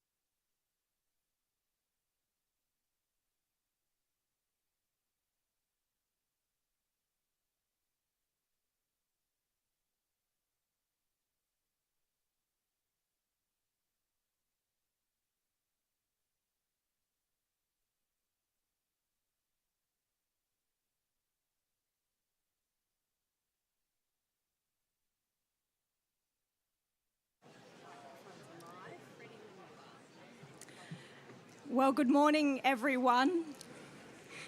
Thank you so much for being here this morning. My name is Sarah Martin. I'm a journalist at Guardian Australia, and I'm here with Polly Toynbee to talk about her book, An Uneasy Inheritance. Before we get started, we acknowledge this land that we meet on today is the traditional lands for the Kaurna people, and that we respect their spiritual relationship with their country. We also acknowledge the Kaurna people as the custodians of the Adelaide region, and that their cultural and heritage beliefs are still as important to the living Kaurna people today. Polly Toynbee is a Guardian columnist. She previously was the BBC social affairs editor. She's a Tory fighter. She's also one of the few people to have seen Boris Johnson naked, and we will get to that story. Not few, many. Well, in fact, probably many more than we suspect. But look, she's in a club at least. There's so much to talk about. Her book is absolutely brilliant, and I thought we'd just start, Polly, by asking you to take us back to the genesis of this book, which is sort of part memoir, part social commentary. What led you to write a memoir, but through the prism of class, which is quite an unusual thing to do? Well, I've never written about myself before. I'm a journalist, I'm a commentator, I write about politics, I wrote about social policy, many books together with my partner, David Walker, where he's sitting there in the front writing it even as we speak. And the idea of writing something about myself or my family just hadn't crossed my mind until I was asked by Radio 4 to make a programme called The Class Ceiling, which was about class in Britain. And in the course of that, the producer and I went round and we started asking everybody we were interviewing, whether they were professors or for whatever reason, about themselves and their attitude to class. Where did they come from? Where did they place themselves on the class spectrum? And I got more and more interested in this. And we started stopping people in the street and asking them, and found it was a really penetrating way into getting the whole of somebody's life story. Everybody has a story to tell about class. If you say to someone, tell me a time in your life when you either felt too posh or not posh enough, out come outpourings of embarrassment amongst the posh and of a certain amount of resentment amongst the not posh enough. There are gradations, and gradations within gradations, subtleties about cousins who moved up or cousins who moved down, what happens within families. Everybody has a story to tell. And it's a very good way, it's a very good tin opener for family stories. So as we went along doing this, after a while, the producer said to me, but listen, we can't go on doing this without you saying something about your class. I said, oh, no, absolutely not. It's not about me. I'm just here as the reporter, as the commentator.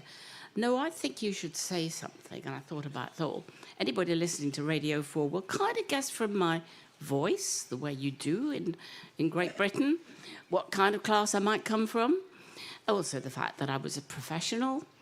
But I didn't, I had avoided this all my life, having to actually describe it. Embarrassed that I'd been at private school for some of my education, embarrassed at the privilege of my background, and as you do, you kind of shy away from it and try and cover it up. So it was not something, we were discussing this about how The Guardian has always been embarrassed at having quite a lot of private school educated journalists, and gets, I think, much more socially aware in terms of recruiting young people now than certainly they were when I was recruited. But I didn't want to do it. But he made me. So in the shortest way possible, I said, I come from generations of people who've been professionals. They've been intellectuals, writers, teachers. A lot of them have been professors. And they've been comfortably off, middle class, upper middle class, doing very well for themselves, but all of them on the radical left and feeling embarrassed about it and not quite knowing how to put those two things together.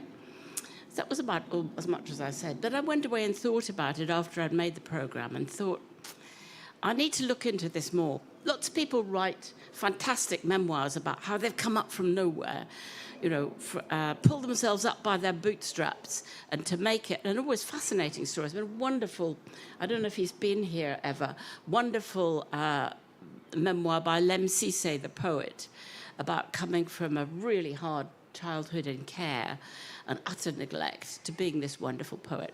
Those books are great, and we're used to that.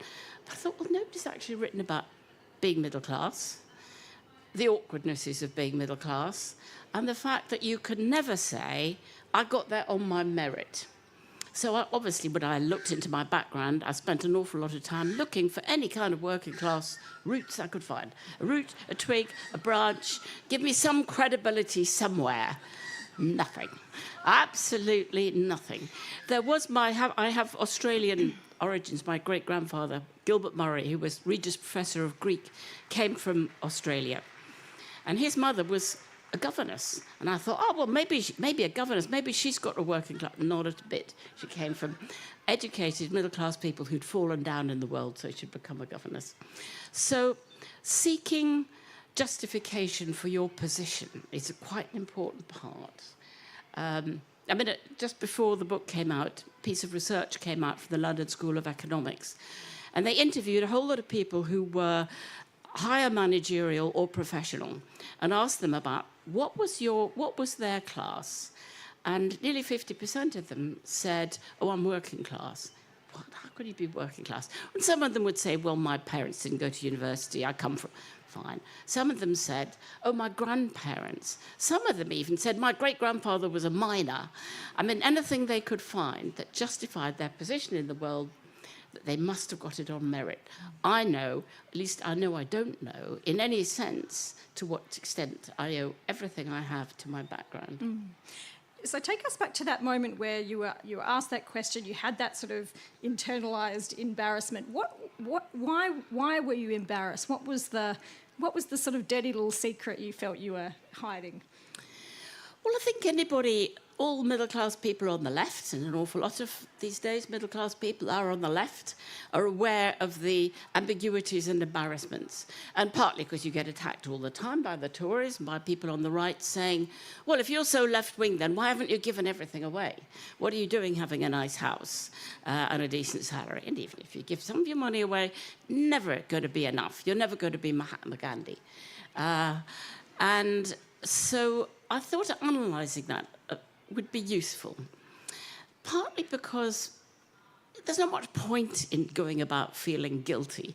What matters is what you do and what you do with your life and whatever position you're in. And if you're the sort of person who stands up for the underdog, using all the power and influence and position that you have or education you have to stand up for the underdog as an instinctive way of being. And it's not very constructive, really, to go about beating your chest all the time or pretending that you're not as middle class as you are. I mean, it's sort of insanity, though, the counter-argument that once you reach a certain level of comfort, you should, hang on to it and become someone who doesn't do any social good whatsoever. Absolutely. So I see. So if you've got money, you should be voting Conservative or Liberal here, because that's, you're a class traitor otherwise to the class of people who are the owners of things. And that's ridiculous. And David and I wrote a book called Unjust Rewards. This is the most difficult part of the book that we wrote together, in which we dragooned very, very high-paid people, high-paid city lawyers and high-paid city bankers, Goldman Sachs type people. They were earning up to 10 million a year. It took us a long time to get them together in two different focus groups, with a professor from the LSE who would explain to them what the actual facts were. We gave them a questionnaire to fill out to say, where do you think your earnings are on the scale? What do you think other people earn? These are the people in charge of all our money. They were clueless. They had no idea at all. They thought the benefit level was at twice the level that it really was. At that point, when only 10% of people were in the top highest paying level of tax, they wouldn't believe it. They said it must be 50%. Everybody we know. We said, yeah, everybody you know. But 90% of the people in the country are on the lower basic rate of tax. And they find these things very, very hard to absorb and really believe, because they saw the world in which there were skivers and scroungers and useless people who, they kept telling us stories about single mothers who just get pregnant so they can get a council house, full of this Daily Mail kind of view of the world. And no knowledge, actual knowledge, statistical knowledge about the shape of things. And when asked where to put themselves on the graph, put themselves much nearer the middle. They're not 1%, they're 0.01% at the very top. And they found that very hard to believe, because you always compare yourself to the people you know. So those of them who had yachts compared themselves to those who have yachts with crews. I don't even know what a yachts with cruise is, but okay. So you take this decision to delve into your family background. You find earls and countesses and professors and this incredible sort of lineage of intelligentsia in the UK. Did you know that was your background, or were you secretly hoping to find a log cabin story? I mean, did you know already instinctively that that's where you had come from? Well, they were all writers, and what's more, people wrote about them too. So I knew pretty much about all of them, except one, which we might come to a bit later. I knew about my great-great-grandmother, who was the Countess of Carlisle, who owned Castle Howard. Again, a ferocious... If you've seen Bridgerton, that's one of the very, very fancy house in Bridgerton. It's the most beautiful Vanbrugh Castle in Yorkshire, where Brideshead Revisited was first filmed. But she was very much on the left. She was a passionate Irish Home Ruler, which split the left at the time. She was rabidly temperate, so she went round not only shutting all the pubs on her estate, but the first thing she did when she took over the castle was to smash all the bottles of wine in the cellar. And then she was a strong vegetarian as well. She was full of radicalism. She was also kind of monster. She had 11 children and ended up really not speaking to any of them. Her sons were mostly alcoholics. In fact, all the way through the family, it tended to go temperance, alcoholic, all the way through.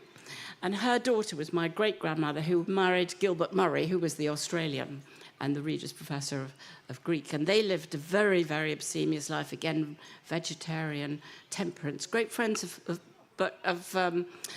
George Bernard Shaw, who was both of those things as well. And they also had trouble with their children, who mostly took to drink. I sort of want to ask where you are. Are we in a temperance or an alcohol? What stage of the family tree are we at, Polly? I look at me and my siblings, and I think we sort of escaped both. Well done. I don't think any of us are either. We drink quite a lot, but I don't think any of us are either alcoholics. Certainly not temperance. Well, you broke the cycle. Well done. So I wanted to delve into some of the characters in the book, because there are some fascinating characters, and they could be in fiction. They are quite spectacular. Tell us about the villain of the book, your relative Rosalind. My grandmother, who I never met, she poked me when I was a baby and decided she didn't like me. She'd taken against my father and his older brother, and sort of cast them off. She was the daughter of Gilbert Murray, and became the sort of only one who was a rebel in the family. She turned to Catholicism, for instance, which, was absolutely... He was a humanist, he was president of the humanists, an atheist, all the rest of them were atheists. And they always felt that she'd done this to sort of get her own back. She also spent a lot of time with a kind of hunting, shooting set, which appalled them. The idea of killing animals was absolute anathema to them. She did everything she could to annoy them.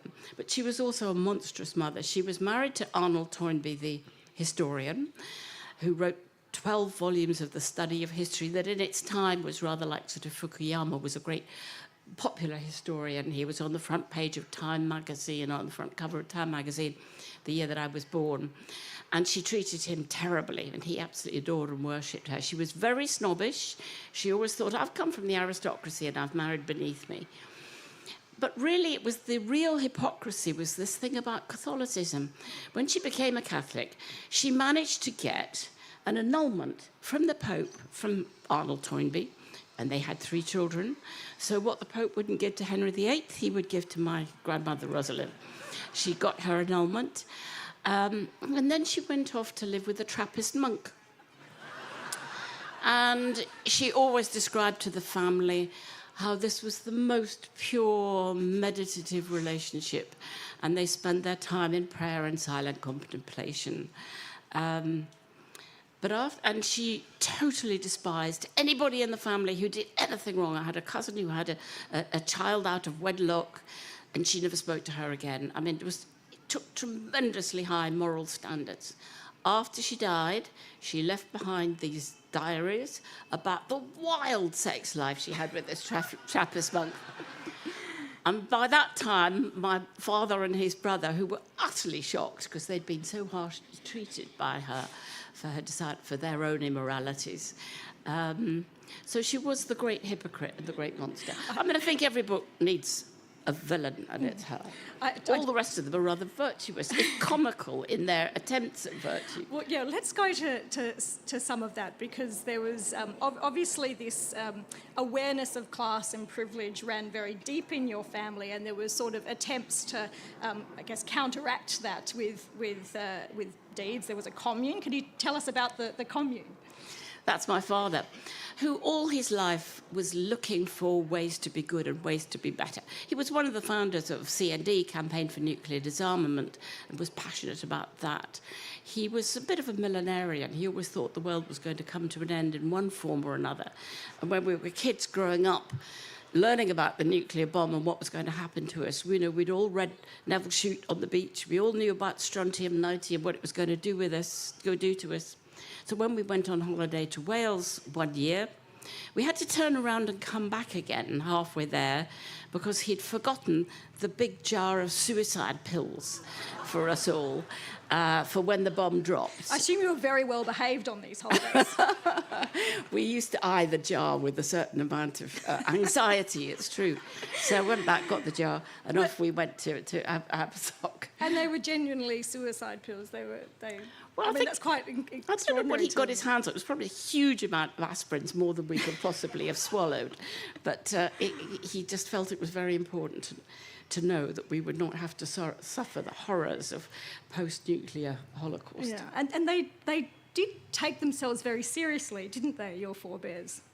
Oh, they did. Well, yes and no. My father was quite good at being self-mocking about his own failings.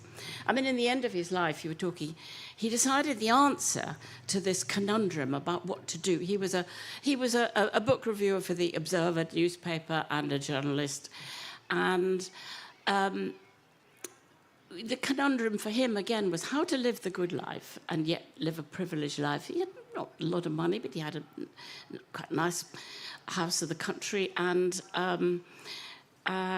decided the answer was to set up a commune, an agricultural commune, because he thought the world now was coming to an end through starvation, and unless we all learnt to dig and grow our own vegetables, we wouldn't survive.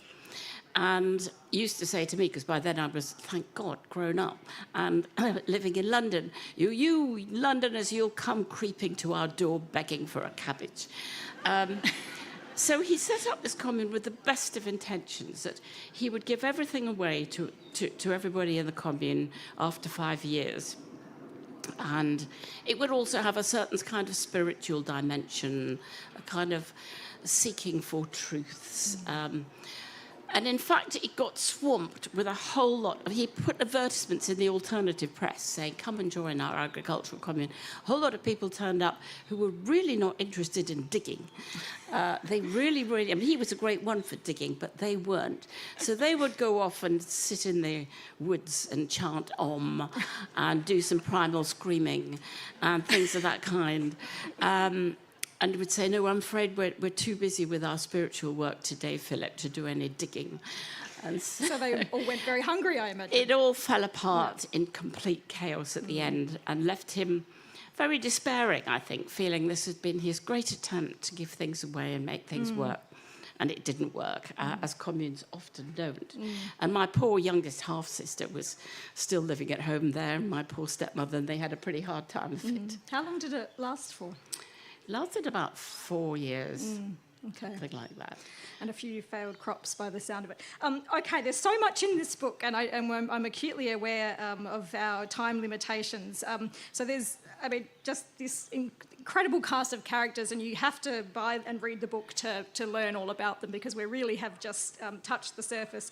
But I wanted to talk, Polly, about the sort of other element of your book, which is your workbooks, and how you sort of came to be in the position where this curiosity about class led you to two sort of experiments, really. One in your 20s where you tell us the story. They're not here to listen to me. You tell the story. Well, after I left university, which I didn't stay till the end because I hated it, I was Oxford and I threw it away, which was kind of madness. I went and worked in a number of factories and up and down the country. When I then got a job at the Observer, I'd written a novel, and that got me a job at the Observer, which was a great place to work.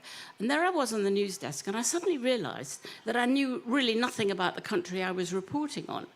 What did I know? Middle-class girl, been to Oxford, lived in London mostly. And so I took time off, and I went and took jobs around the country. I went to Birmingham and worked in a car parts factory. I worked for Unilever in Port Sunlight, making Vim. I don't think you have Vim anymore. And in a Lion's cake factory in a hospital. And I joined the Women's Army for a bit. And wrote a book about that, a sort of exploratory book, talking about, not about poverty, but about people on the absolute basic manual wage and what it was like. And of course, how people are so much more intelligent than the jobs they do, with mostly working on production lines. And then I went back over 30 years later, by which time I was much older and wiser, by which time I'd been the BBC Social Affairs editor. I had written a lot about social conditions, and I'd done a lot of films about it for Panorama and other things. I knew a good deal more about, and I'd read a huge amount of social reports, and I knew where I was looking for. Labour were now in power, and I wanted to see whether the minimum wage had made a real difference. And I did it much more scientifically this way. I took a flat on a council estate about 10 minutes away from where I live in South London, but I lived in the posh bit of Clapham, and this was one of the poorest council estates. And took whatever jobs I could get at the minimum wage from the local job centre. And I worked in a nursery, in a care home, in a call centre, in a cake packing factory, and back in the same hospital. Same grade of job. Last time I'd been caught was called would now be a healthcare assistant. It was called a ward orderly. This time I was there as a porter. And I wanted to know what had happened. 33 years. What had happened to pay in that time? Now, I'd been writing a lot about pay in those years, about what had happened in the Thatcher years, about how the Thatcher years had blown apart a story of growing equality, and it had suddenly taken off into wildly growing inequality during the 1980s in her time. So I took my pay slip from the two places in the working in that hospital to the Institute for Fiscal Studies and said, what's really happened to my pay in that time? And they looked at them and said, you've lost roughly a third of your pay in real terms. And that made it very real, because although I'd written a lot about what had happened to pay, to actually have a concrete example. And this was because during those years, Thatcher had insisted that all manual jobs working for state organisations like hospitals or schools or whatever were all outsourced to companies who would then pay people much less. And that was the mechanism by which, working in the same hospital, I could be paid so much less. And I think sometimes doing things yourself, you find out things that you wouldn't necessarily think to ask or wouldn't ask the right questions. What you don't find out, what you don't play with for 1 minute is the idea of, oh, I know what it would like to be low paid, because I have no idea what it would really be like. I was doing this as a reporting exercise, keeping account of every penny that I spent, of every penny that I earned, what I could afford to have and not have, like not afford to go on a tube train, never afford a glass of wine, never afford to go to a movie or even to go swimming, but you can just about keep yourself going, pay the electricity and the rent on the minimum wage just. But it was not an experience of mine. Every minute of my life has been totally secure. I've always known people I can fall back on, things I could fall back on if ever I was any trouble. Not 1 minute of my life have I ever been insecure. And I cannot imagine what it's like. The fact that a third of people in Britain have only £100 in savings. They are that much away from penury if they lose their job. Half of people have, virtually none. And that is an experience I could never share, whatever I did. So that I was doing this very much as a reporting exercise, not as, now I know what it's like to feel like that. So acknowledging that it didn't you could never feel the same way, did it change your perspective in your reporting and your commentary? I think it did, especially the first time I went there. To know what those jobs are like, what it involves, how much it limits your life, what you can do, not do. I think these are things that are important to know. You don't have to do it yourself. You can talk to people, interview people. In a sense, it's a bit of a gimmick to do it yourself because you're saying to what are going to be mostly middle-class readers, come with me on a journey. It's a kind of travelogue. Imagine this was you. Imagine you were sitting at this bench, working this lathe. Imagine you were sitting in this, standing in this Tate & Lyle factory, moving bags of Tate & Lyle sugar. To try to get people to engage in a more imaginative way. So I think it's quite a useful form of reporting, as long as you don't delude yourself that you know what it feels like to be those people. But it's also interesting, you sort of had these grand ideas that you could be labourer by day and George Eliot by night, and you realised you were too bone-tired to be able to do that. That was in the very beginning, yes. When I left Oxford halfway through and I went off and got a factory job and thought, and I read written one novel, I thought, I'll write my second novel in the evening. It's kind of why not many people who work in factories or work in catering or work in care homes actually produce many books. And that exhaustion by the end of the day, out of the question. And I also loved you to tell this little sort of snippet of life on the factory line where you're in the cake making factory and you sort of start engaging in this sort of quiet warfare across the conveyor belt with another woman, and you realise it becomes all-consuming as a worker. These little micro battles of work. No, if you're in a very mindless job, the very smallest things matter. This one I was writing in the 1970s when strikes were all big news, and everybody was saying, "How dare they be going on strike over tea breaks or over?" And you realise in those monotonous jobs, every little thing matters. And if somebody takes 5 minutes off your tea break or expects you to work 5 minutes unpaid at the end, when you are counting the clock every minute, if some bit of equipment doesn't quite work or doesn't work very well and you're constantly having to readjust for it, that is infuriating. Or if, when I was working in a care home, there are never enough rubber gloves, wipes, all the equipment that you need basically for looking after people in a care home, never enough. Endless arguments about who's stashing stuff away because these mean companies never give you enough equipment. Or even in the hospital, there not being enough wheelchairs, so the experienced porters would hide one around the corner because there were never enough. And interestingly, people always have the idea that people in low-paid jobs would all skive off given half a chance. What really frustrated them more than anything was not being able to do their job as well as they thought they could. And if only managers asked them how they could do it better, how they could organise things better, that annoyed them much more than their own terms and conditions. And I think people should be listening much more to the workforce and discussing with them ways of working that are more collaborative and more productive.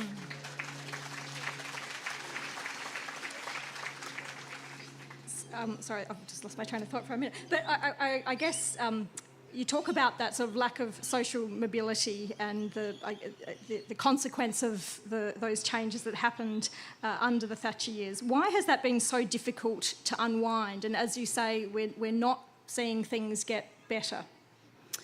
Well, that's what's been most depressing. I mean, when I was writing this book, I was thinking, of my ancestors who all fought these good battles against the empire. Well, the empire's gone, against capital punishment, first Australians against transportation, and all the way through in favour of women's rights, all the way through, fought all these good causes, and they were mostly won.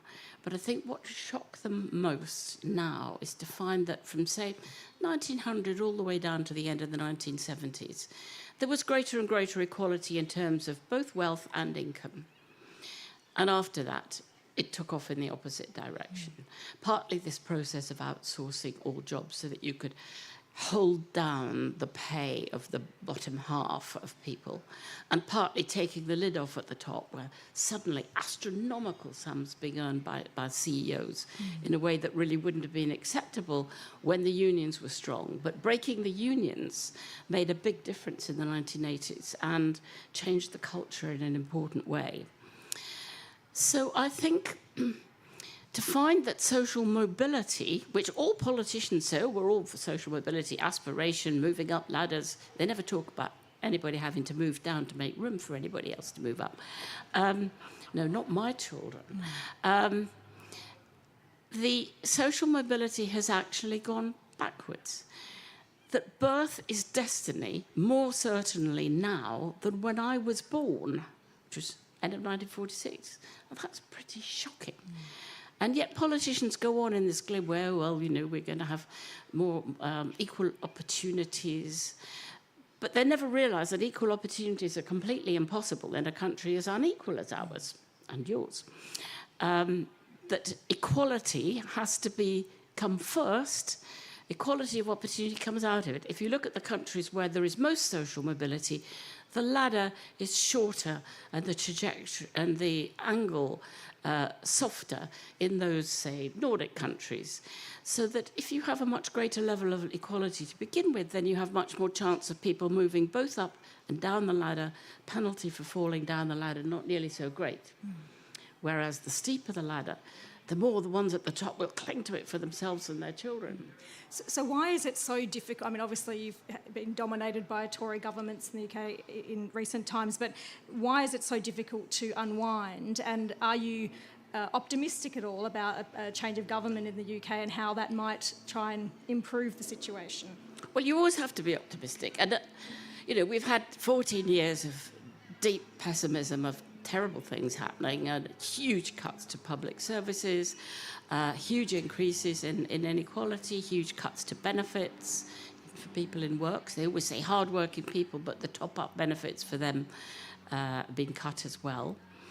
But of course I'm optimistic, because we are at last on the threshold of a Labour government. And, you know, over 2/3 of my life has been under a Tory government. So we look at Anthony Albanese and we look for clues as to how do you do it to win and what do you do once you've won. And he's obviously done some very good things, like reorganising a tax system to make it fairer. I'm very glad that Keir Starmer talks about class in a way that Tony Blair would never have dared, never did, never went there. He also talks about equality. Tony Blair would never any court talk about equality of opportunity. At least he understands how far he dares to go. We don't know. Until you get a government, you know what their intentions are. I know they're thoroughly decent. I know the front bench of an excellent lot of people. What you never know is how brave they are and what they're going to dare to do or not. And they must say very little before the election, and they're quite right to say very little before the election. You have to take an awful lot on trust. But I'm pretty trusting in them, and I'm pretty optimistic. Will it ever be enough? Of course not. Is the left ever satisfied? Never. But I'm very much against all those people who are going around trying to get their disillusion in first. You also talk a lot in the book about the sort of perpetual battle on the left and how it's sort of fight and fight and fight, lose and lose and lose, dust yourself off and keep fighting. Talk to us about that. Absolutely. And, you know, losing battles in your lifetime, like all of those battles I mentioned about my ancestors, they lost in their lifetime, but they won in the end. And they were examples of mavericks, eccentrics, eccentrics. You know, to be anti-empire, anti-colonial was a very eccentric thing. To be pro-Irish Home Rule was very eccentric. To be pro-suffragette. But nevertheless, they win. And then they suddenly become great national heroes for having won these causes, but always against the forces of conservatism. And so one should learn from that, never to be afraid to be in a small minority, because very often you win. The only one they didn't win was temperance, and I'm quite glad they didn't. I mean, dismantling the British class system seems quite a challenge ahead, or quite a task ahead. Do you think that, I mean, this book is really interesting because it talks about class in a way that is unusual. Do you think that there is much sort of public consciousness of class, or is it still that kind of unspoken undercurrent that, you know, pervades people's lives, but it's not acknowledged? I think mostly people understand it pretty well, but a lot of people are going to busy deny it, because people maybe dress more the same than they used to, because maybe the outward signs. But what matters is always follow the money and follow the trajectory of where people go to according to their parents' often education as much as their parents' money. And we're going to go through a phase now of inheritance, where the next generation are going to be even more unequal, because if your parents owned a home and you're going to get an inheritance, such as their parents probably didn't get, the contrast between you and your generation who don't get an inheritance will grow wider and wider. And yet we have Conservatives constantly saying, can't we cut inheritance tax? Well, we just had a budget yesterday, and they didn't cut inheritance tax, but they did an awful lot of things that generally help the upper half of earners and not the bottom half of earners.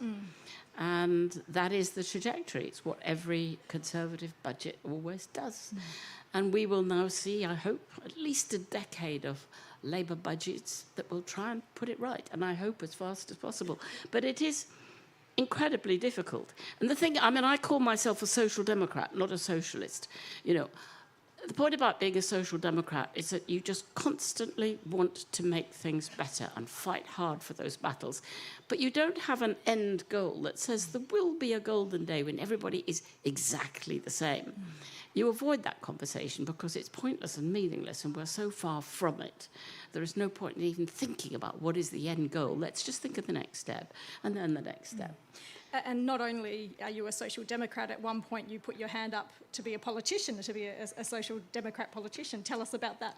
Yeah, well, that was a curious stage. It was in the early 80s when Michael Foot had taken over the Labour Party, and he was for pulling out of Europe and for pulling out of NATO. And it caused a huge split in the Labour Party. We thought the split was going to be bigger. In fact, it was only 36 MPs who split away and set up the Social Democratic Party. I joined them because there was Thatcher on the one side, appalling youth unemployment, and unemployment at that stage soaring upwards, and a Thatcher government that was cutting and cutting again. But the alternative was Michael Foot, and this impossibilist, it was called the longest suicide note in history, was what his manifesto was called. And the idea that you could be for pulling out of Europe and pulling out of NATO was out of the question. So a whole lot of us did join the Social Democratic Party.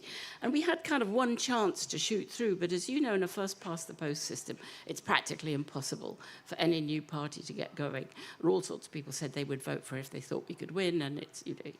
But you did quite well. We did quite well. We came within less than 2 points behind Labour. And even if we hadn't got that many seats, if we'd got ahead of Labour, I think that might have been the breaking point. But we also knew that one of two things would happen. You know, either we would win, or Labour would we would help Labour to come to its senses, which we did. And then they had Neil Kinnock next, who was the great sort of Moses figure who took them Labour Party almost all the way back to nearly winning, we hoped, in 1992. But not quite, but he brought the Labour Party back to an electable position. And so, you know, I went to work, I jumped out and went to work for the BBC, which meant I could no politics, which was my escape. And then when I left the BBC, I went back to the Labour Party. And Labour in Australia has been heavily influenced by UK Labour, and particularly, I think we all know, after Blair's New Labour, and, you know, the fact that Labour in Australia is a very neoliberal party. Is the current Labour Party changing? Tell us about that internal dynamic.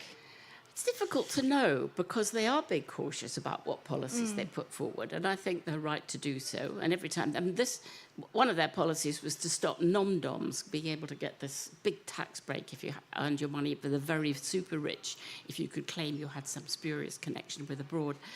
And so Labour was going to get $2 billion out of abolishing that. Well, the Tories said, this will be outrageous, all the rich will flee. They've just done that themselves today. So they keep stealing Labour policies. So that's another reason why Labour should be quite careful about what it lets out ahead of time. Are they going to be the same? I don't know. The Iraq War was a calamity and a catastrophe that I'd always been against. But domestic policy of Tony Blair was pretty good. 1 million fewer children in poverty, 1 million fewer pensioners in poverty. A brilliant programme called Sure Start, 3,500 Sure Start centres for families early years up to the age of 5 to try to get kids and families on their feet by the time they go to infant school, primary school. And it made a huge difference. The moment the Tories came in, they were all cut. All of Labour's social programmes that had made a lot of difference were cut. And I think we'll see a lot of rebuilding of all of that. And Labour really needs to be in power for a long time to cement those things in. But I am optimistic. And I don't by any means say, tends to be a habit of saying, oh, well, Blairism was all terrible. He did win elections, lots of them. Now, before we go to audience questions, and we will have some audience questions in a few minutes, so make sure you're mulling those over. There'll be a microphone in the centre shortly. But I have to ask you about, it's sort of like the start of a joke, and if I don't ask you about Boris Johnson and family planning, you're going to have a very long queue of people at the end of the session. So tell us about naked Boris Johnson, Polly. I was very young at the time, and I was going up with an extremely nice boyfriend who was about to go off to Oxford. I got pregnant. I was a year younger than him, and I was going to go to Oxford the next year. And I'd pretty much decided that this was a disaster. I didn't really entertain the idea. His mother was a Catholic and wanted us to get married and wanted to have a baby, or at least me to have a baby and give it to a Catholic adoption agency, which is the most wicked idea. Anyway, she said to my lover, take her to meet your sister, who is a student at Oxford, and she's married, looking after her baby at home, and I'm sure she'll see that it's all perfectly doable. So we went to see his sister, and there was her baby lying on a bath mat, very round and pink, pudgy, about 6 months old or so, kicking his legs in the air, making a hell of a noise and a great shock of yellow hair. And that was the naked Boris Johnson, who looked much the same then as he looks now. And you still find him as repellent as you did back then? Absolutely, thought, not for me. It's such a wonderful anecdote, and thank you for sharing it with us. Do we have some questions from the audience? Hi, thanks Polly for sharing the ways in which you experience privilege. I share some of those with you, but in one important respect I do not share the privilege that you have. You have the privilege of being cisgender. I do not. I am transgender. And so my question is, I know you've written about Germaine Greer's comments about a big, fat, smelly vagina being an essential part of being a woman, to return to genitalia, which we've just been talking about. But I'm just wondering what perspective you can give. I'm curious about the British perspective on being trans. There seems to be so much opposition to particularly trans women like myself in Britain.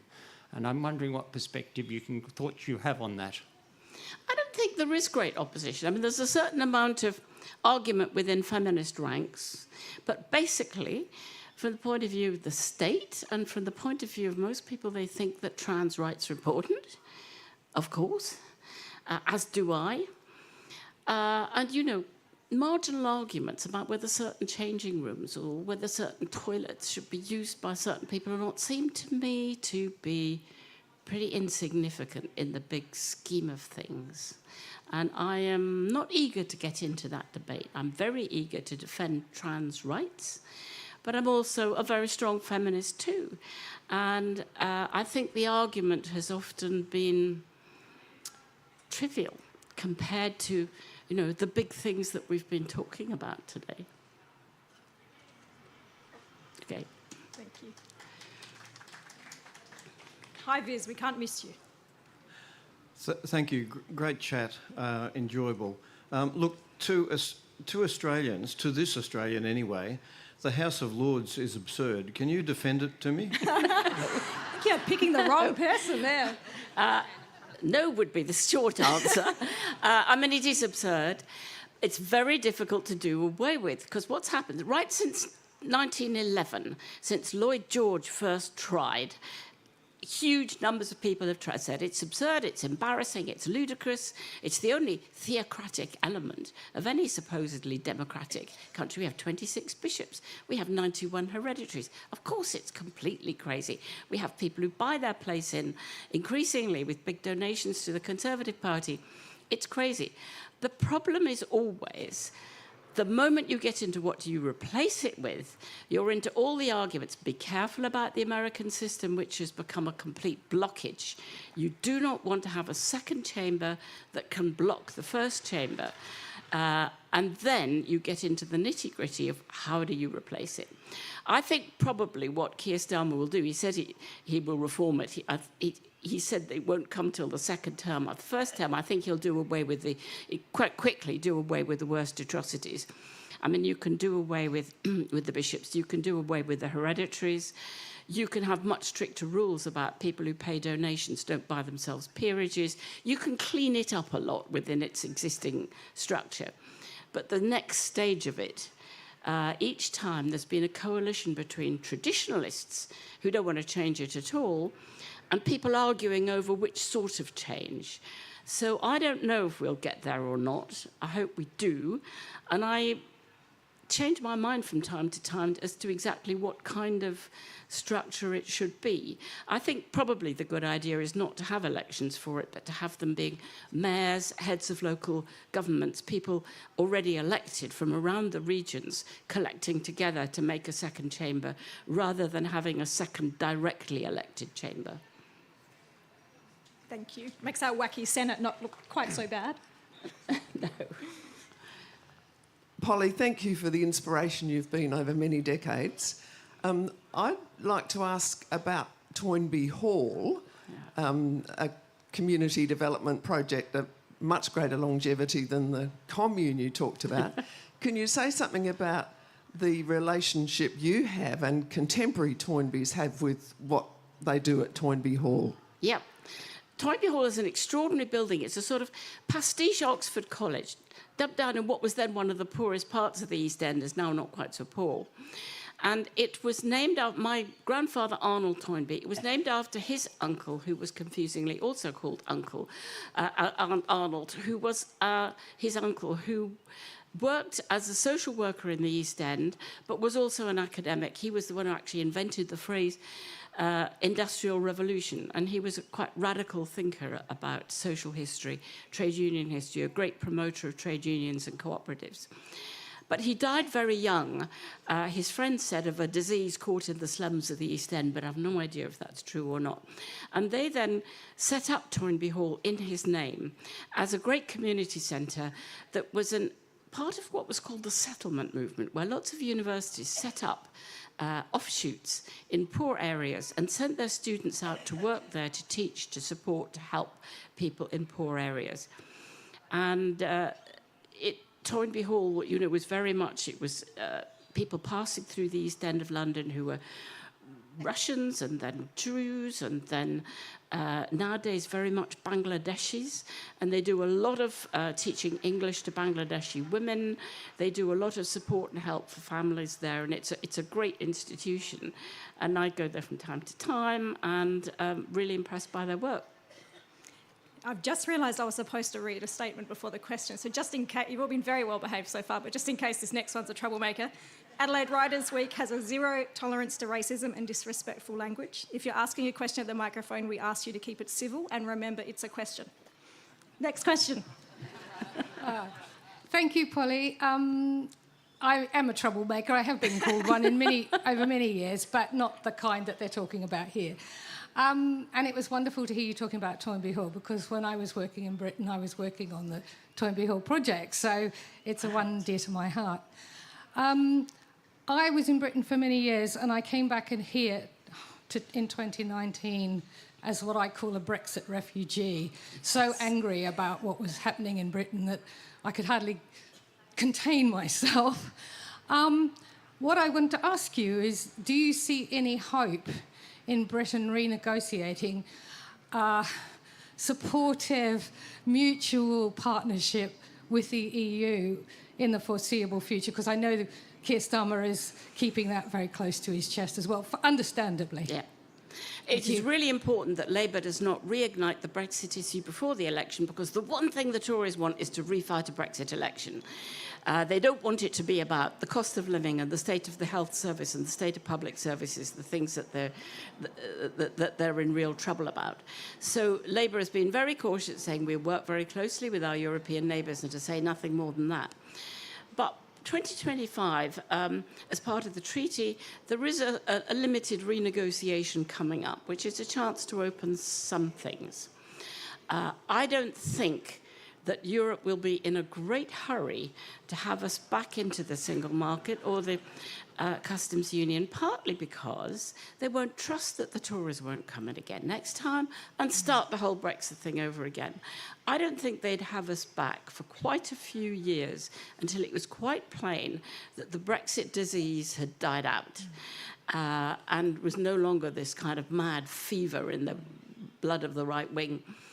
And so I'm sure that what will happen next is, for one thing, the importance of NATO, particularly if Trump wins, and the importance of European defence, getting its act together to work closely together, is going to become very important. So the European entity that is kind of NATO will become much more important.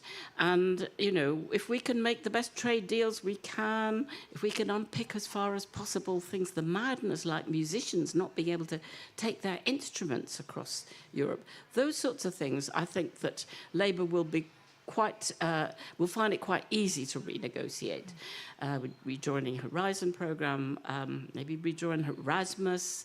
I think bit by bit a whole lot of things will happen, but freedom of movement will happen bit by bit, in that we will decide we want a whole lot of Europeans. And actually, people who voted for Brexit are slightly surprised to find we've had even more immigration, but just not from Europe. And I don't know if they felt they wanted a whole lot of people from much further away in the world instead of Europeans. I don't think that necessarily thought that's what they voted for. So it may be that all sorts of visa schemes can operate in a way that makes a flow of people between Britain and Europe easier. I'm optimistic it'll get better, but yeah, like you, every time I think about Brexit, I just nearly despair of our country. But I think we're healing little by little. Has there been much head scratching since, when obviously, you know, Brexit was put up as this panacea for a lot of people's social ills? Has there been much head scratching? I think, well, actually, that didn't fix it. Yeah. No, I think there's absolute rage. All that were so-called red wall seats that were Labour seats, but Brexit turned them over the other way, and Boris lied to them and lied to them and lied to them again. And they felt that all of their resentments, everything would somehow come right. And nothing has come right. Everything has got worse, and I think they're really quite angry. They're not angry necessarily to the degree of saying, I think I voted the wrong way. That asks a lot of people. But simply to say, it's been done badly, it's been a disaster, overwhelming numbers of people say it hasn't gone well, is the first stage towards trying to get it out of our system. Next question. Hello, Polly. Thank you for your Wildean wit. I have a question about voters in the electorate. I think we voters, both in the United Kingdom and Australia, complain about politicians. But really what the problem is, in my opinion, is that they are puppets for their corporate masters. Do you see any pathway to uncoupling this? Well, the big corporate masters are terrifyingly huge. If you mean the great big sort of Googles and Facebooks and Amazons and people who are, take over so much of our lives. The only hope is for Europe and Britain with Europe to tax them properly, to make sure they pay their taxes in the country where they make their earnings, and to try and get a hold of them. And it's only by operating collectively so that you don't get some countries undercutting others. I mean, Dublin has a tendency to offer very, very low rates of tax in exchange for Apple being able to pretend that they're based there with about 2 men and a dog, but their tax base is there. So that kind of cheating, I think we can deal with. But yeah, I think it's even scarier than it's been in the past, the extent to which we are now so dependent. I am totally dependent on that little thing in our pocket, which dominates our lives. But only collective action can hope to keep it in some kind of control. That's a topic for another session altogether. Next question, thank you. Thank you very much, Polly, for coming to see us. We love to see you. I have a question. If Labour does get in, what do you think the relationship will be with the Scottish National Party?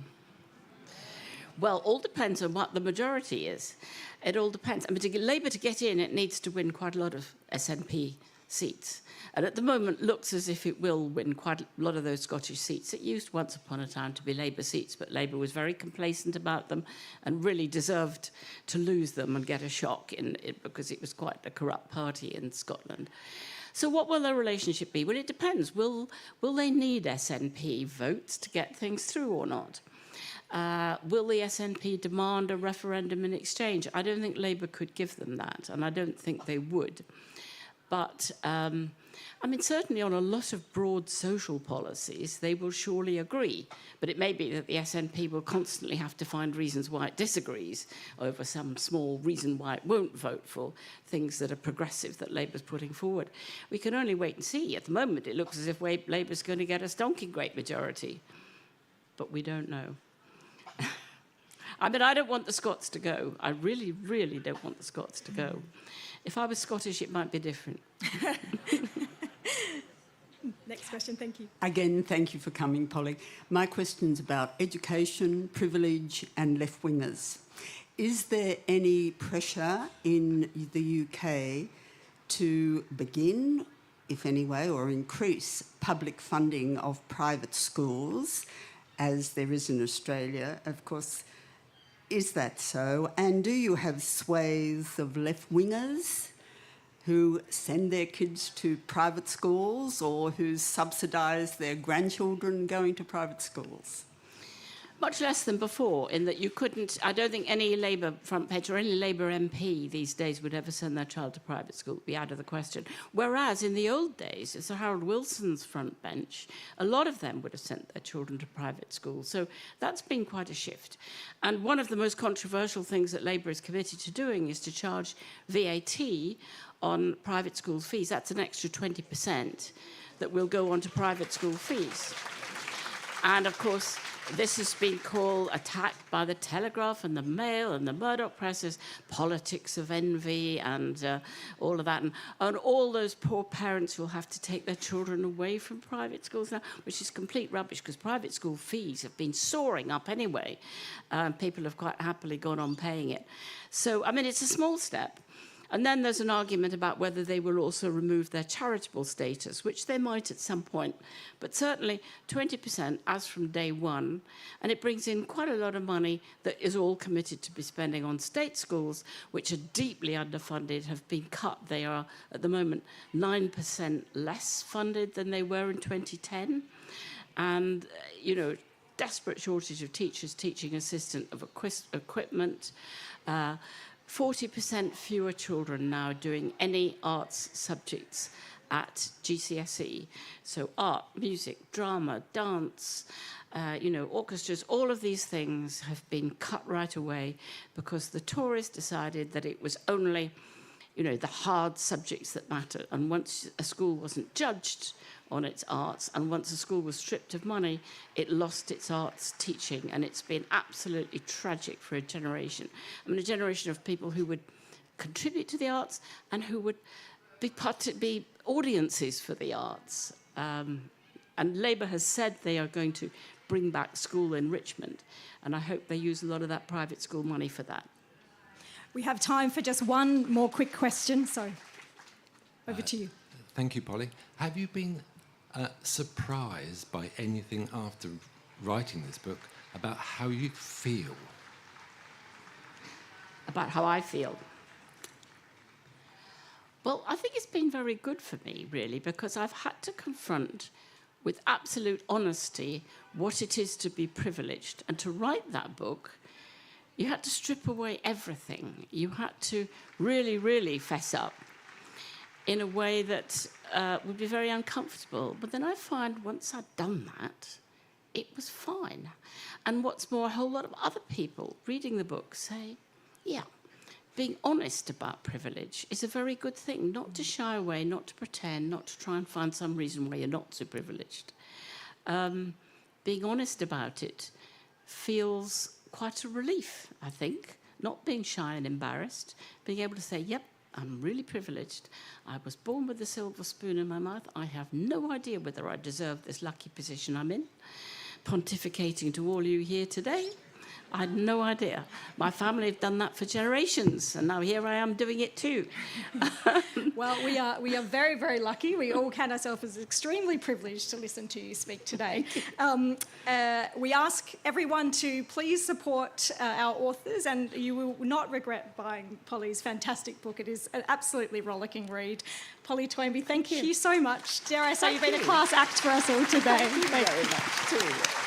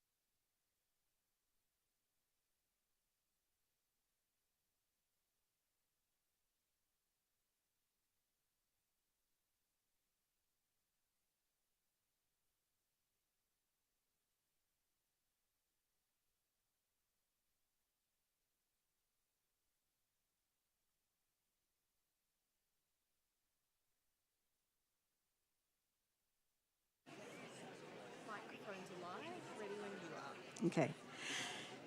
Hello, everyone. Welcome to this session.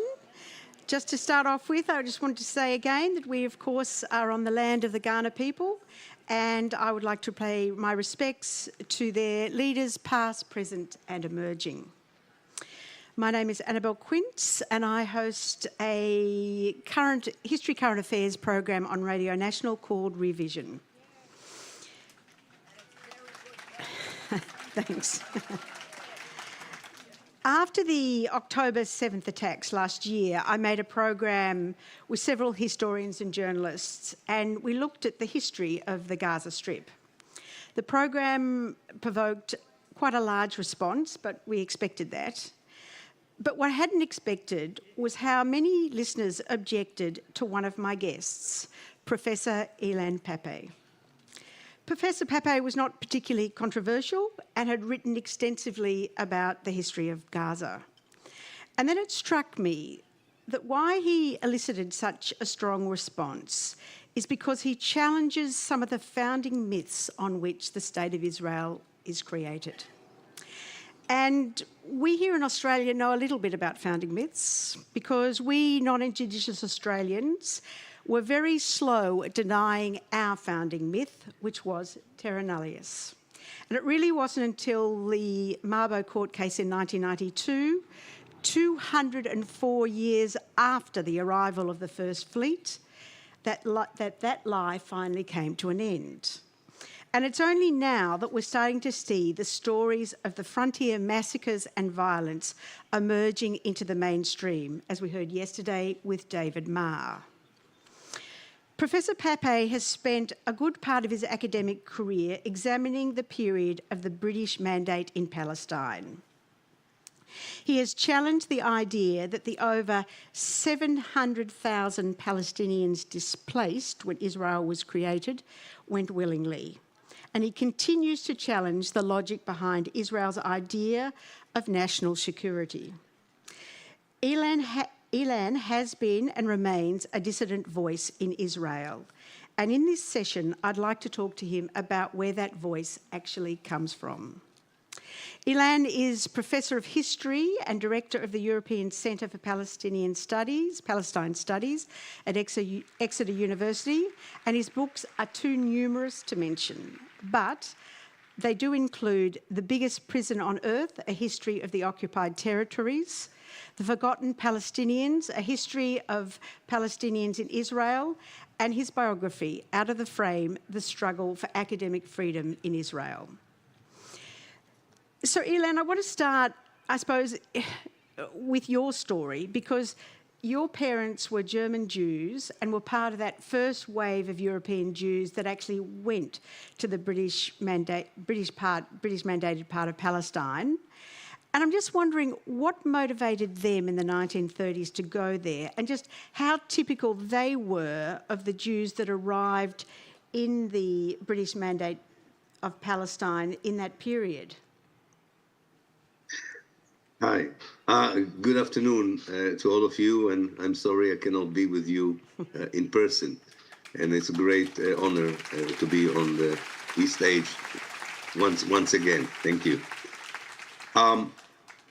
My parents came in what was probably the third or the fourth wave of Jewish immigration to Palestine in modern times. As you know, the first wave started in 1882. My parents came in the 1930s. And they came from Germany. The German Jewish immigration to Palestine was a bit different from the waves before that. The two waves before that came from mainly Central and Eastern Europe were by ideological Zionists, if you want, people who believed that they were not only coming to a better place, but to a place of their own, and were motivated by the idea that they are redeeming an ancient homeland that was theirs. Jews in Germany,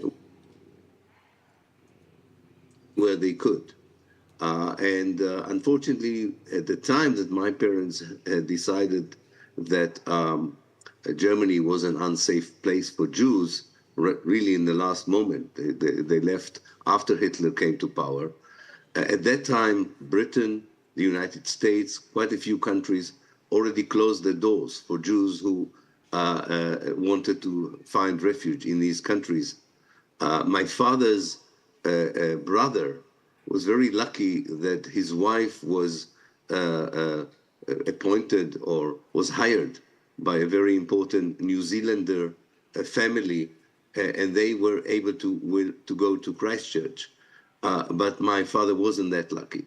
So they came to Palestine as refugees more than anything else, because Palestine was in many ways the only open destination in that particular moment in history when Nazism and fascism was on the rise in Europe.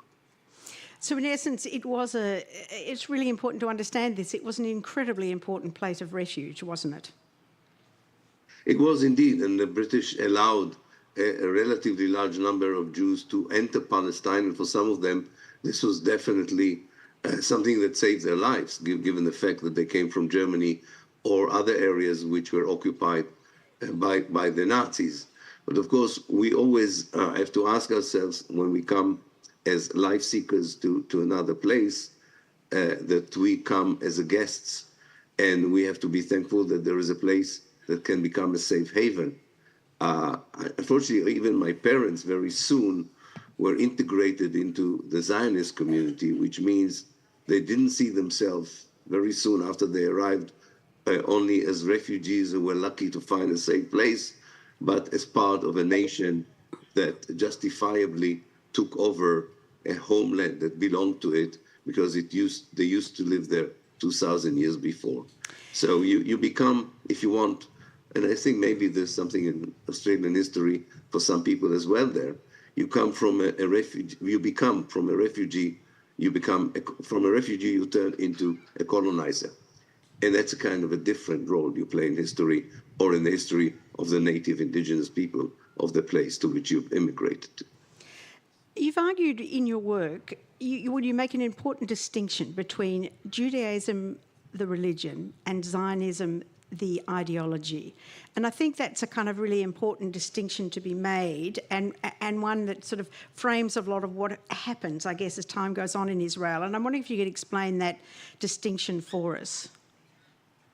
Yes, I think it's very, very important because, as you probably know, it also leads to the equation of anti-Zionism with anti-Semitism, and that's why this distinction is so important.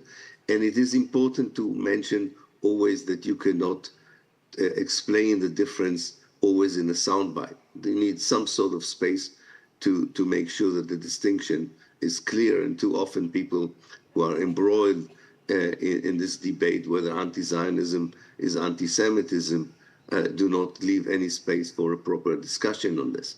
So Judaism is a faith, it's a religion, one of the three monotheistic religions existing for thousands of years, and people who believe in that religion do not have a particular national identity.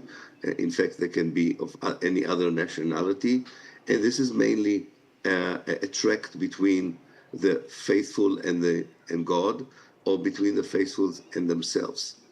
Zionism is an ideology that interprets Judaism in a certain way in the late 19th century for political purposes. Now, it's not the only ideological movement in the world that took a monotheistic religion and turned it into an ideology in order to push forward political interests. In Islam, we have quite a few movements that are using Islam in order to justify either occupation, the creation of a state, and in some extreme cases, also terrorism. In Christianity, we have several movements in the United States and elsewhere of people who interpret Christianity as an ideology, not only as a religion, and that could be an ideology of supremacy, could be an ideology of socialism in Christianity and in Judaism, as well as in Islam. These interpretations can bring you to the left politics, or to right-wing politics, to colonialism, and even to anti-colonialism. In the history of Zionism, some of the anti-Zionist Jews were interpreting Judaism as the kind of religion that pushes them to oppose to the colonization of Palestine and to oppose to Zionism and support the Palestinians. So we have to make sure that we understand that this is not about religion. This is an ideology that, for various reasons that we might have time to go into it, decided in the 19th century to redefine Judaism not as a religion, but as a national movement. And once they decided that the only place for this national movement to thrive was Palestine, it became not just a national project, it became also a colonialist project. And you were born literally 6 years after the creation of the State of Israel. And I'm just wondering what you knew growing up, what you were told about the city where you grew up, the town where you grew up. Like, did you have an understanding that that area had once been Palestinian land, or were you integrated with other Palestinians? Like, what did it look like when you were a small kid? Yes, sorry. I had a very conventional Israeli Jewish childhood when I was born in 1954 in Haifa, which meant I had very few opportunities to meet Palestinians. The Israeli educational system is segregated up to the level of the academia.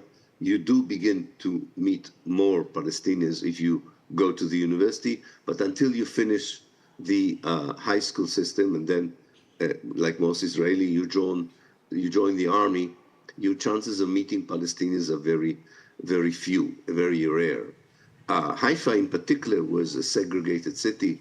I was born on Mount Carmel, and the geography and topography in Haifa corresponds or correlates also to the ethnicity in the city.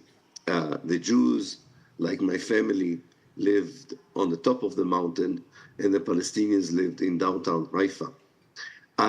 There was no way I could have known what happened in my city during 1948 from my teachers in school, from my family, from my friends. It had to wait until I decided to become a professional historian and was beginning to establish more intimate relationship with Palestinians that the history of my own city became clearer to me. I can give you just one simple example. At the center of downtown Haifa, there is a piazza called the Liberation Square. And I always thought that this was a very apt name for a square because it celebrated Israel's liberation from British rule. It's only after I found out what happened in Haifa in 1948 that the name Liberation Square became a bit more cynical in my eyes, given the fact that it was not, Haifa was not liberated from the British, but got rid of its, almost all of its Palestinian citizens or dwellers in 1948, 75,000 in number.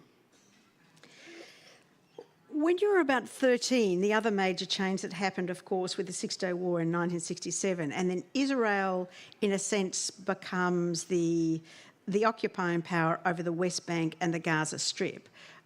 Did you have a sense there of what that meant for Israel, or what that meant in terms of the number of Palestinians that were being kind of brought within the Israeli orbit? No, I'm afraid at the age of 13, I was still very much under the influence of the Zionist indoctrination. It is true that in 68, 69, it was quite easy for Israeli Jews to go and explore the West Bank in the Gaza Strip. The boundaries were open. And I remember going with my family quite often to both places and almost feeling like I'm visiting a country abroad. But you have to understand how indoctrinating the Israeli educational system is. It's very, very unlikely for a teenager Israeli Jewish boy to find a way of, definitely in the 60s, late 60s, to find a way of challenging the narrative that he or she hear in school or from the radio or later on from television. So no, I was not at all aware. We went on these kind of organized tours into the West Bank We met Palestinians as vendors, as traders, but of course, not as people who belong to a different nation or people who were occupied and so on. All of that had to wait for an hindsight realization when later on, when both my professional and political views gelled into a far more cohesive point of view. So can you explain that? When did you start to, because you said you grew up with a very kind of traditional view of what Israel was and your part in it.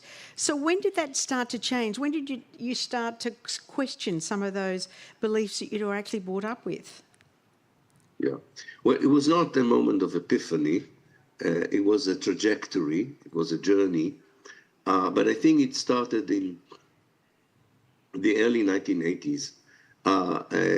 First of all, there was this, by 1980, I finished my undergraduate studies at the Hebrew University in Jerusalem, and I found history as an appealing topic as an academic, and I really wanted to become a professional historian.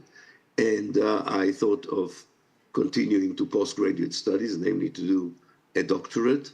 And by chance, not out of any particular strategic ideas, I thought that it would be good to continue my postgraduate studies outside of Israel. And I went to the University of Oxford in England, deciding to look at 1948, which I thought was a formative history year. There was also a mundane reason for me to choose 1948 as a topic for my dissertation. Israel and Britain, the United States, the United Nations, all followed a 30 years declassification rule, which meant that at the time that I was doing my PhD, new documentation about 1948 were open, and it was clear to me as a new historian, that is a young historian, that I would be able to see documents that nobody has seen before me, which is a very good thing for a doctorate. Also by chance and not by planning, I had an Arab supervisor in Oxford, the late and great Albert Hourani. Being supervised by someone who was not just an Arab scholar, he came from Lebanon, but someone who also represented the Palestinians in the 1940s in various inquiry commissions, working on 1948 through documentation, not through narratives and stories, and doing it outside of Israel at the time when Israel in 1982 invaded Lebanon. All of this together, I think, created a great, in my mind, created a challenge in a very fundamental way the narrative I grew upon. The documents I saw in the archives told a very different story from the one I knew about 1948.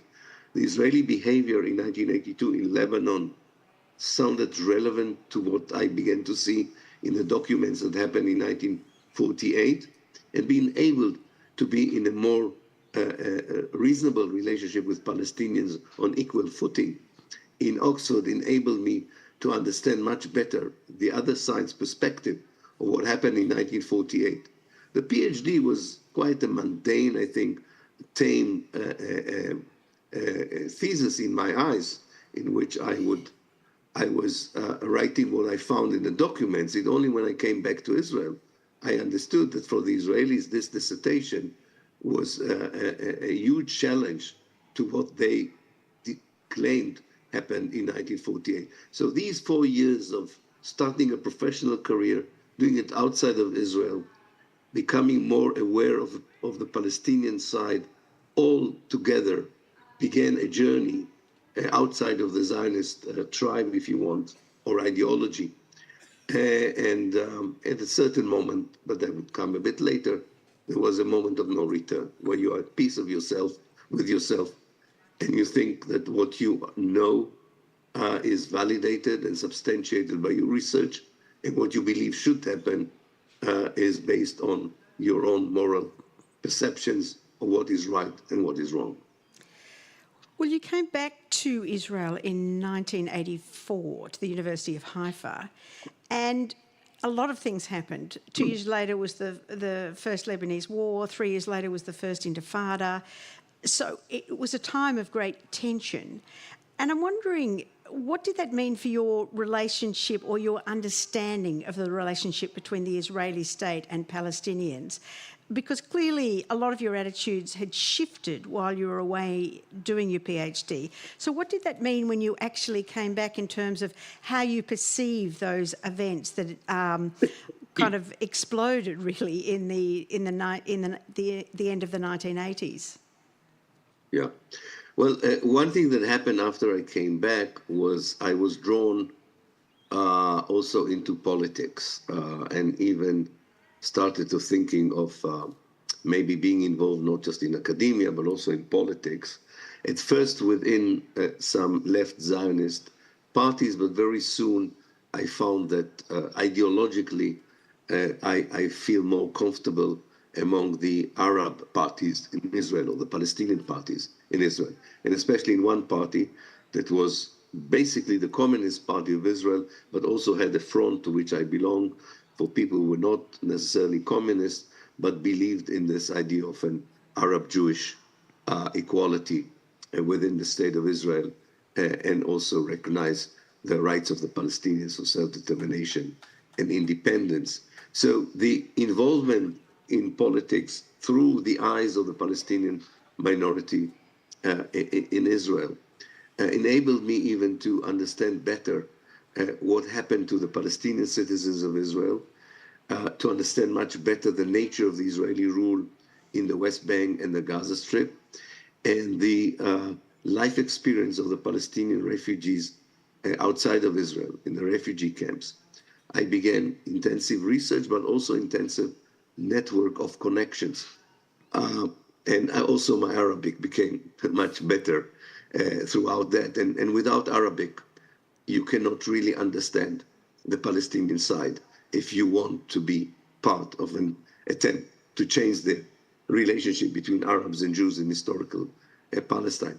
And what I did understand, and it took some time, and some friends in Australia were working on settler colonialism at the time, also helped me to understand that really the problem in Palestine was not an issue of two national movements fighting each other, and therefore all you have to do is find a peace camp in one side, a peace camp on the other side, and let the two peace camps hopefully lead the two sides into a better future, but rather that you had a settler colonialist situation, which means you don't have to look for a peace camp.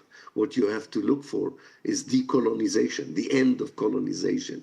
Because colonization, which is an organic part of Zionism, means that the Palestinians cannot ever be treated as equals. At best, they can be tolerated to have some small part in their own homeland. At worst, they should not be there altogether. And if they resist the idea that their homeland should become a Jewish state, then they have to be removed by force, oppressed, defeated militarily, and whatever. And this kind of realization that this is the situation I was living in, namely not a national conflict between two equal sides, but I'm in the midst of, which was quite abnormal, to be in the midst of a colonialist situation in the late 20th century. I always thought about colonialism as something that ended in the 1950s with the disintegration of the empire. And there I was finding myself being part of the colonialist society, still practicing, not myself, that society still practicing colonialism, and more I identified with the victims of that colonialism.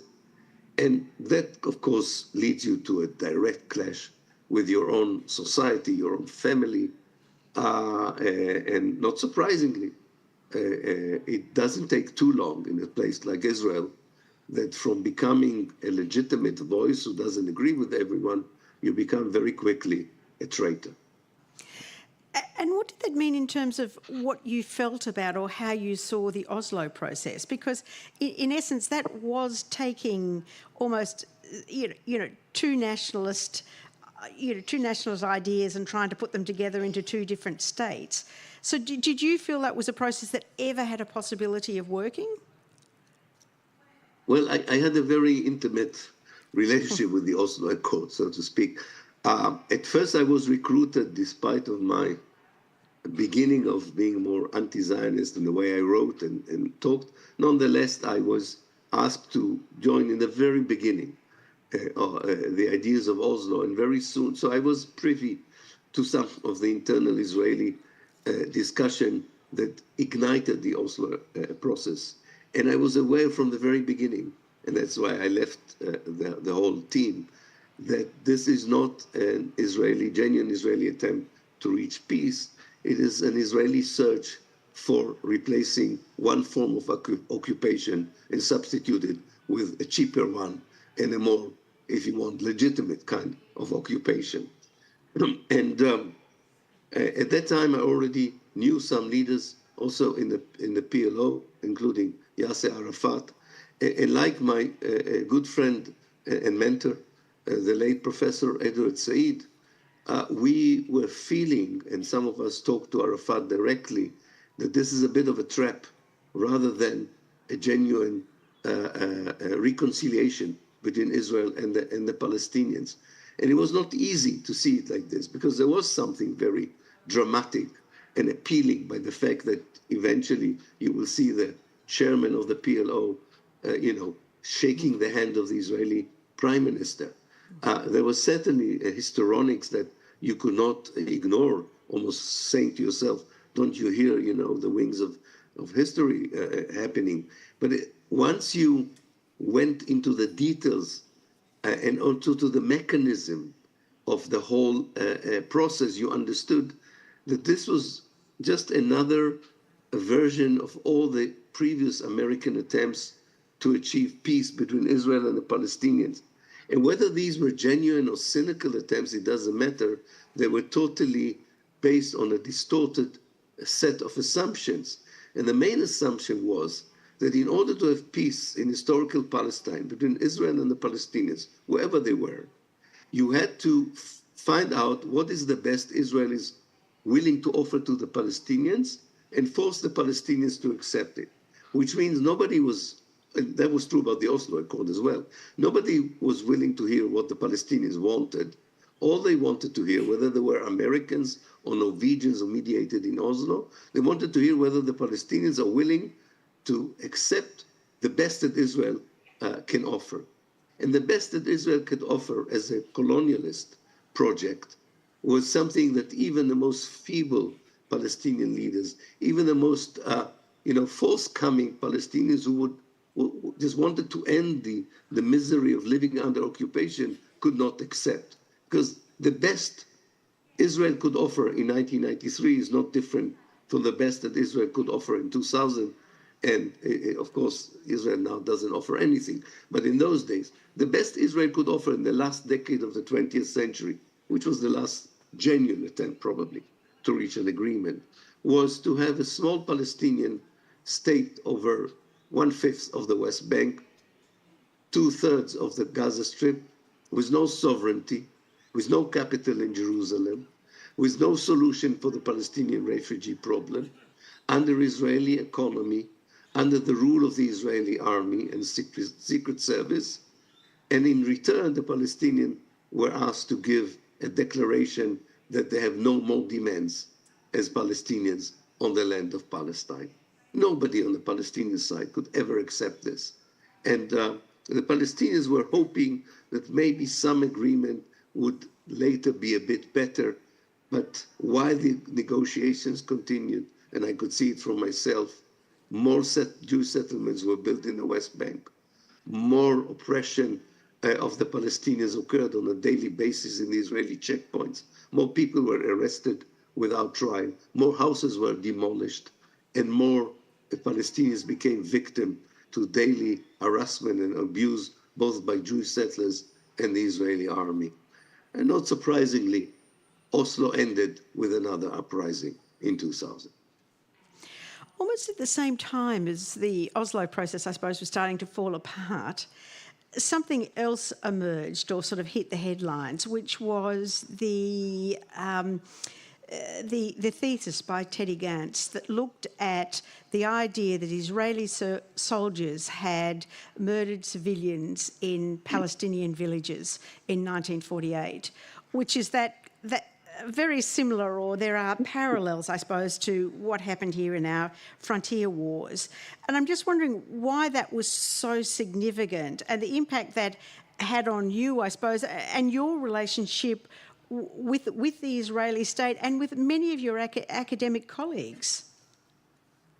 Yes, indeed. This was something that sort of was an accumulative process, and it brought to the fore all the trouble I had with the Israeli academia and the Israeli Ministry of Education that eventually demanded from the University of Haifa to expel me. Teddy Katz was a master's student, a mature master's student, who at first attended a popular course I gave at the University of Haifa called the Nakba, which by itself made me very unpopular in the university, but I had tenure. It was not easy to tell me what to teach and not to teach.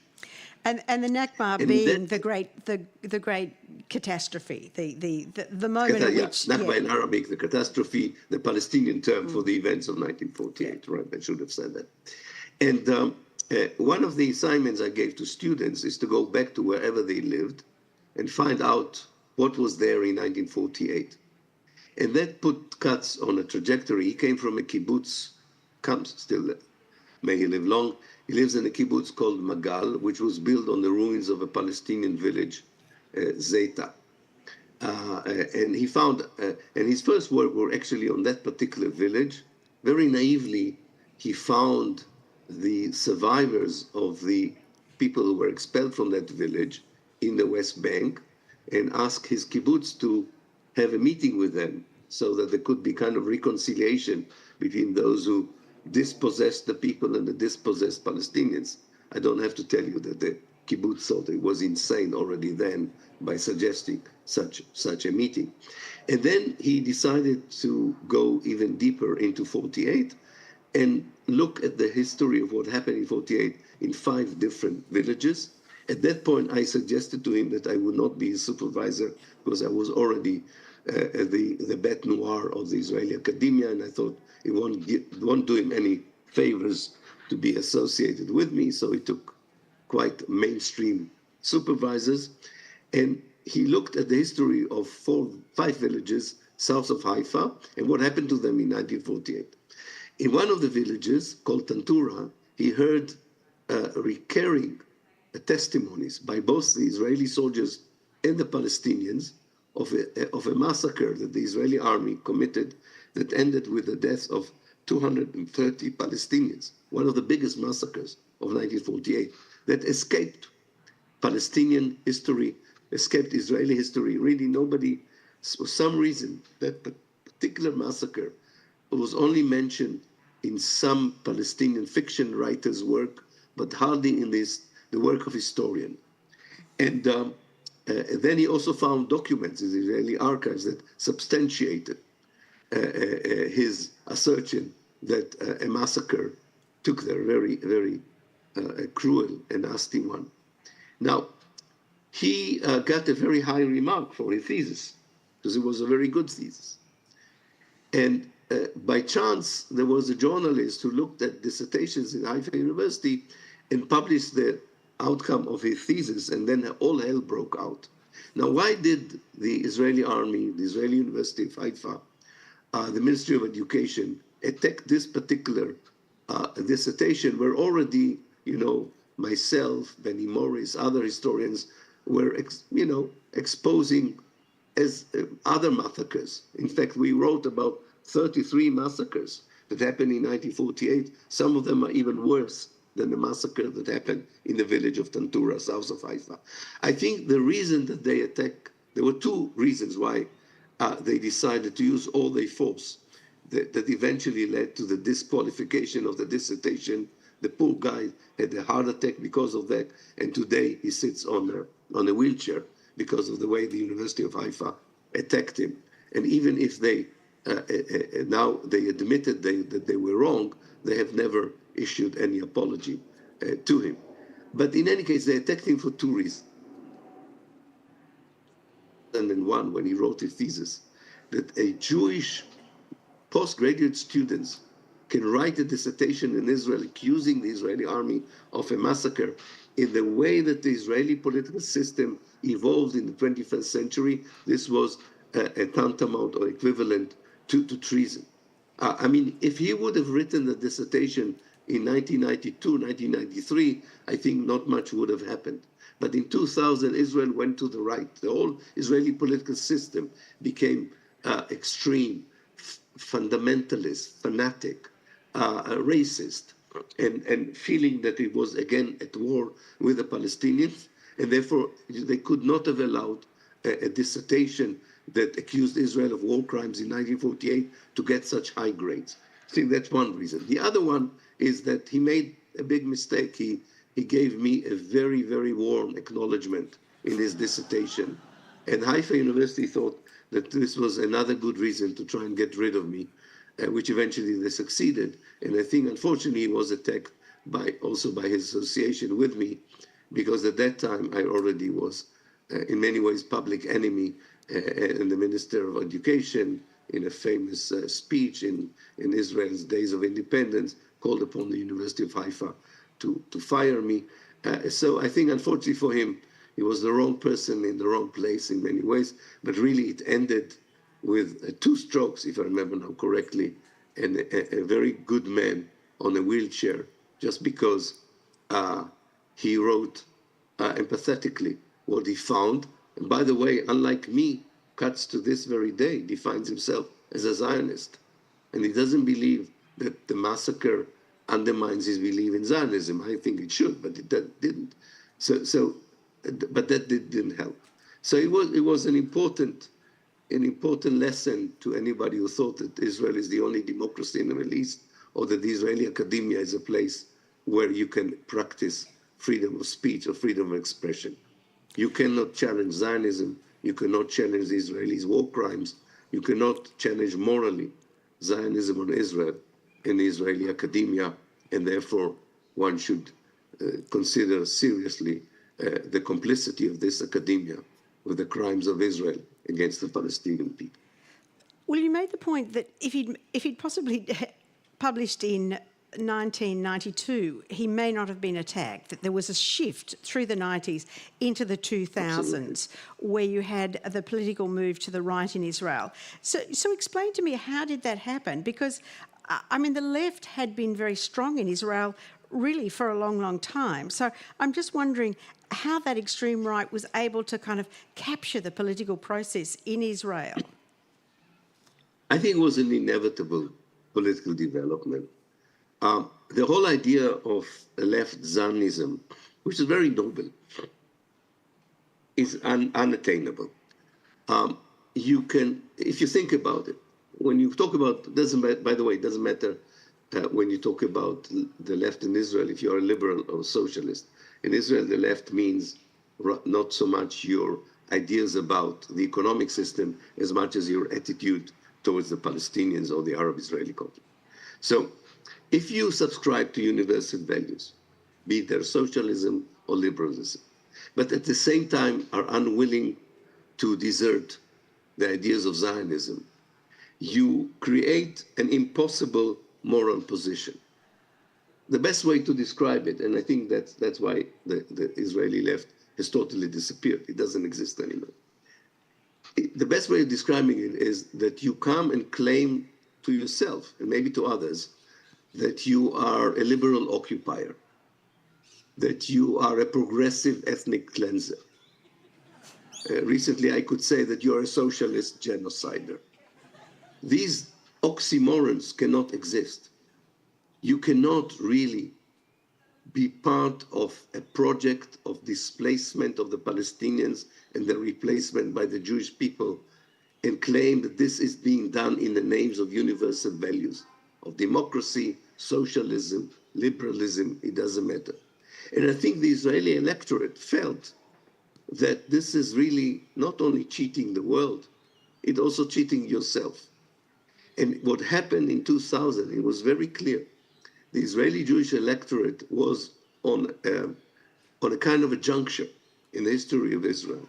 And they had to make a decision whether they preferred to be in a Jewish state that inevitably has to be racist, ethnic, and apartheid state, as far as the Palestinians are, because half of the population between the River Jordan and the Mediterranean is Palestinian, and there are another millions of Palestinians, refugees waiting from the outside.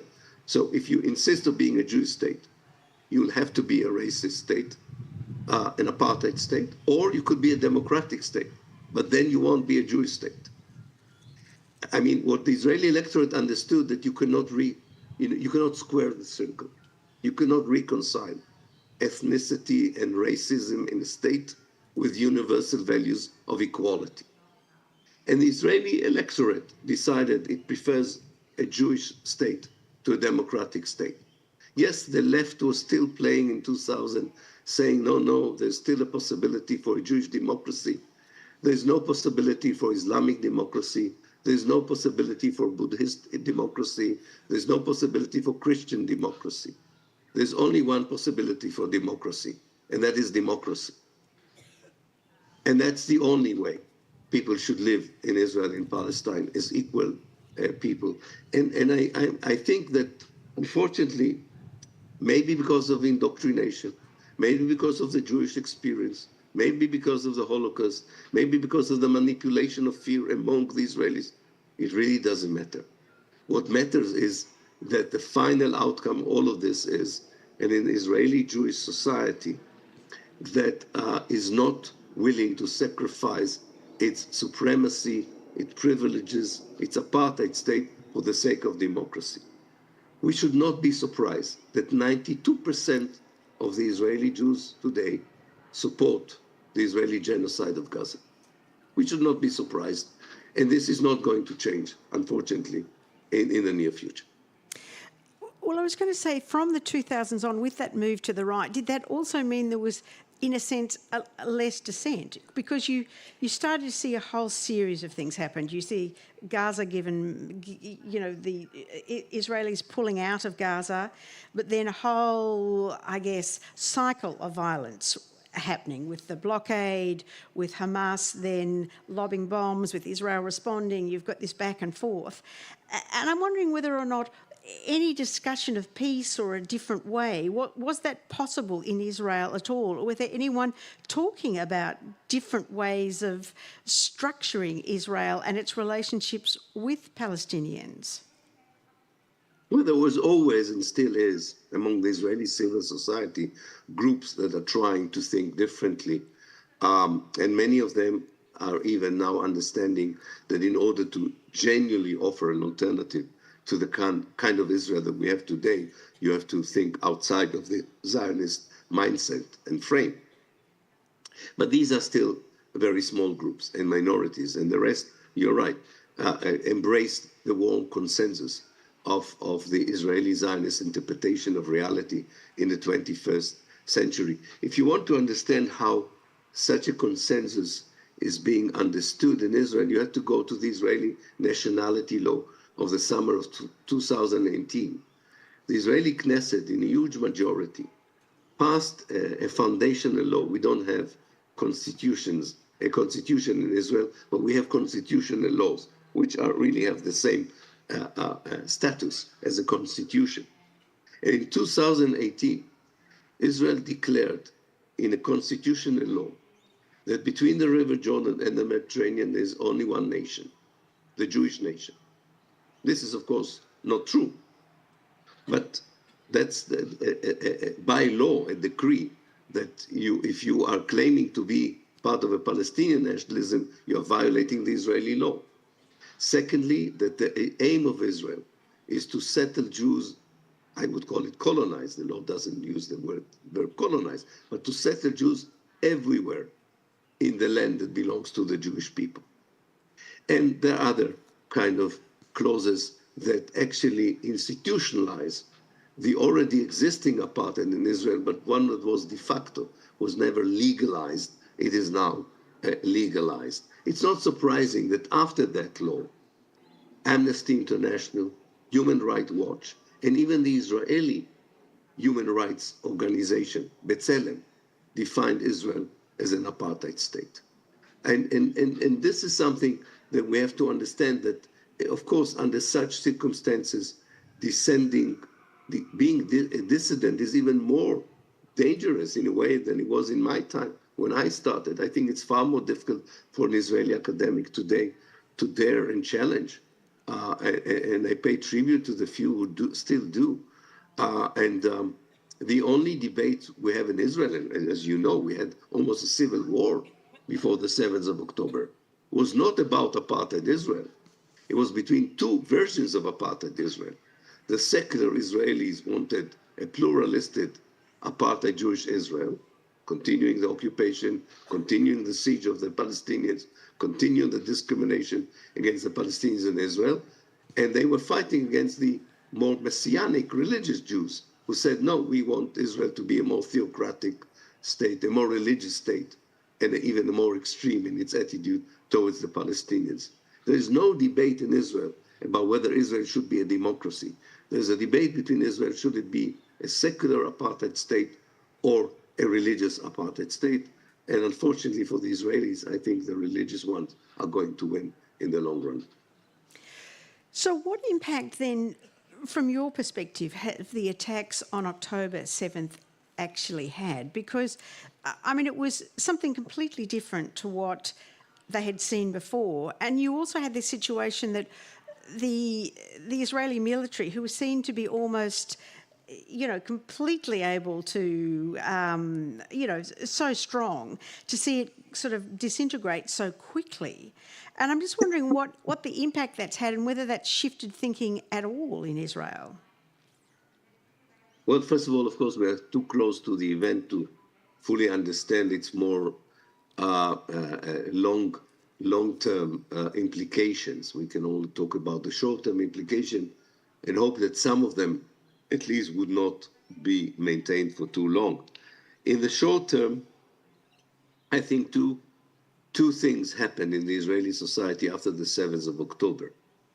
On the one hand, there is a total crisis of confidence in the army and in the government. It was the first time, I think, that the citizens of Israel, the Jewish citizens of Israel, are not entirely sure that what they thought was an invincible army can really always protect them, and that the government can provide them even with the most fundamental, or elementary rather, not fundamental, elementary services.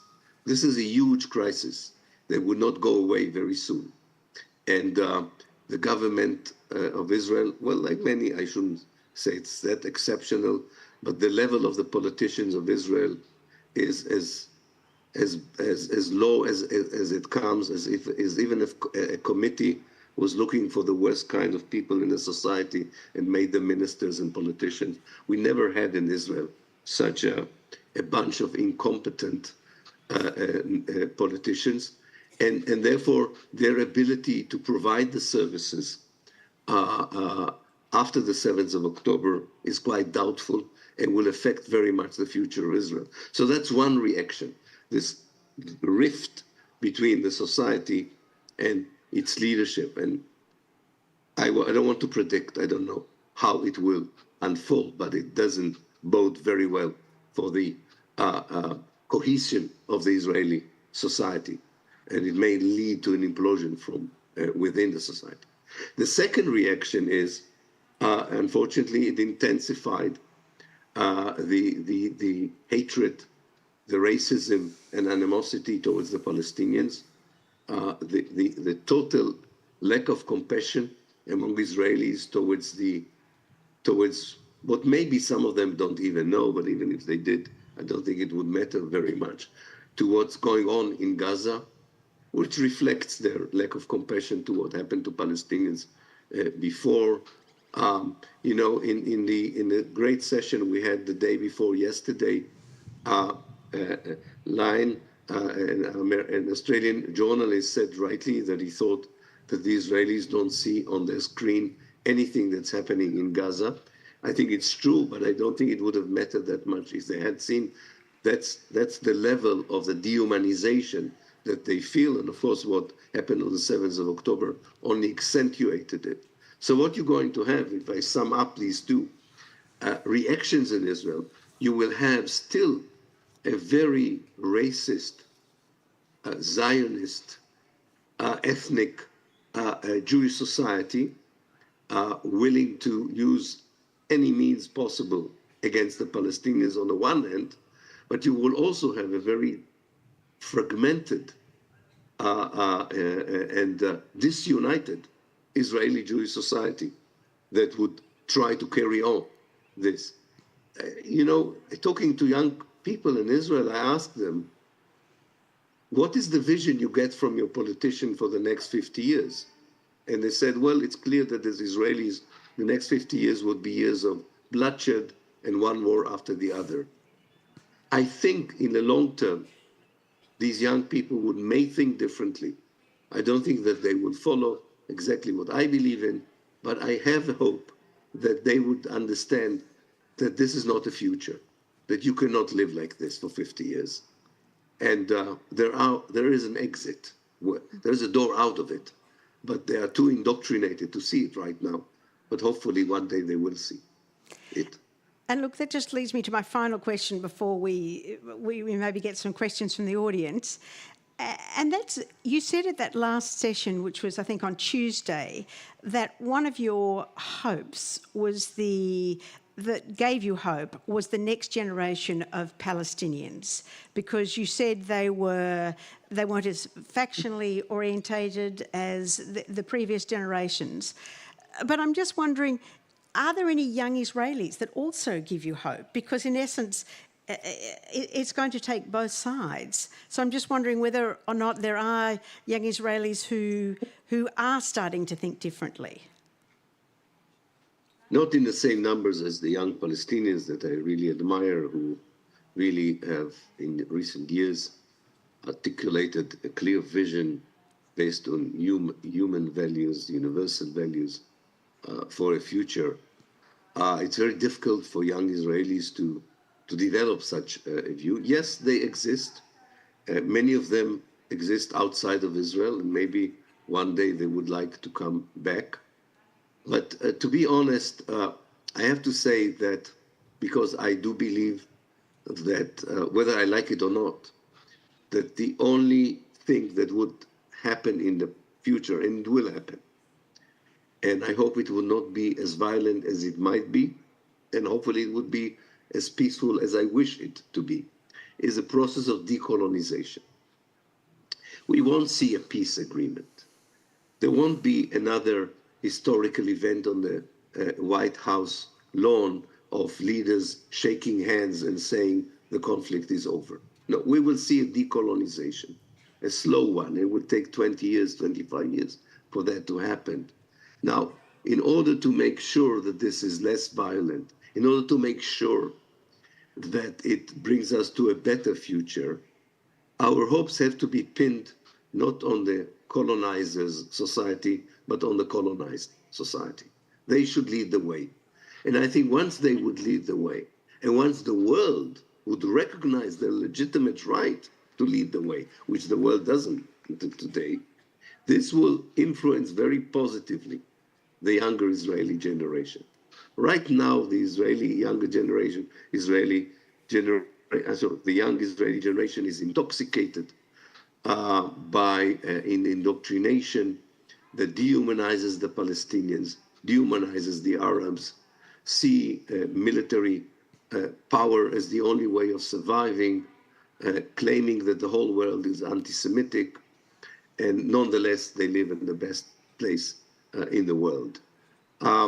I think the casualties in Gaza, the next, unfortunately, violent cycles in the north of Israel, in the east of Israel, all of that will hopefully open their minds despite the indoctrination. But the people who should lead the way of all of us, Jews and Arabs, who live between the Mediterranean and the sea, and those Palestinians who were expelled from 1948 until now and should return, we should be led by a new generation of Palestinians, and we should trust them that they can make Palestine a place that would be a paragon, that would really radiate and influence the neighboring Arab states that also need a much better future, because most of them are undergoing also the worst chapters in their own history. We need a democratic, liberated Palestine so that the Arab world, especially the Eastern Mediterranean, should also be able to deal more properly and in a more just way with its own problems and challenges. Okay, that's a very nice way to end. We do have quite a few people who are wanting to have, we've got 5 minutes for questions, and I'm just wondering, could we make sure we ask a question and not make a statement? That'd be great. Thank you. Sure. I understand how controversial the situation of Israel is, and my only problem is that I don't think you give any ground to be able to hear another point of view. There is another point of view which might certainly So what is the question in there? The question is, why does he not allow another point of view? I totally agree with the rights of the Arabs and the Palestinians, and I am heartbroken that Israel is in the situation that it is, but I don't think you gave sufficient credit to those people who hold my point of view, which is to recognize the rights of the Palestinians 100% with a different approach to you. And that is the question. Why not? If you are going to be dogmatic, then is there ever an opportunity? I think you've asked a different point of view, but so Elaine, I would have thought that one of the things that, you know, in you having a different voice, a dissident voice, is very much because the point of view that is often heard in Israel is one very strong point of view, and your voice is a voice that, in a sense, is to some extent a bit of a voice in the wilderness. Well, first of all, it's also a voice in the wilderness in Australia, given the fact that there was a great effort to prevent my talks on Tuesday and today. So I can tell the lady, sorry I didn't get her name, that her point of view is the one Australians listen to 24/7, reading the Australian or listen to ABC. So she should be thankful that once a year, for half an hour, she's hearing a different point of view. This is really not very ingenious of her to say that the other point of view is not heard in a place like Australia, that where Zionist narrative is the only one heard, and it's very difficult to find a free space to put a counter point of view. So there's no need for me to present the other point of view that is the hegemonic one, the dominant one. It's time to hear another point of view, even if it's once a year in a great book festival. And I think we've got a second question. I'm not Australian, I live in the United States. But I just want to make sure that you understand. Thank you, Ellen, for that wonderful address.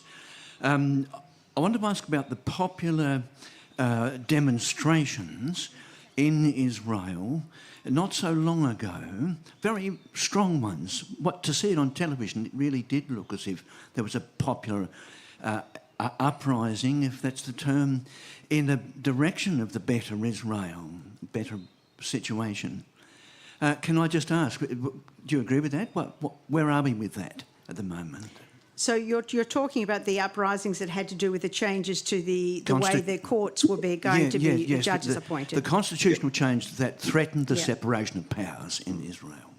That's right. Definitely. That's right. Well, I think that in an article I wrote, I described this kind of almost cold civil war that you are referring to that happened until the 7th of October, and we can see the beginning of its returning now on the streets of Tel Aviv in the last two weekends, is the war between what I call the state of Judea, the state of the settlements, which that is a certain vision of Zionism that grew in the Jewish settlements in the West Bank that wants Israel to be more theocratic, more racist, and less democratic than it is, and the state of Israel, that if you want is epitomized by the city of Tel Aviv, trying to have pluralist life, multiculturalism, and so on, but nonetheless does not offer any tangible solution to the continued oppression of the Palestinians, whether inside Israel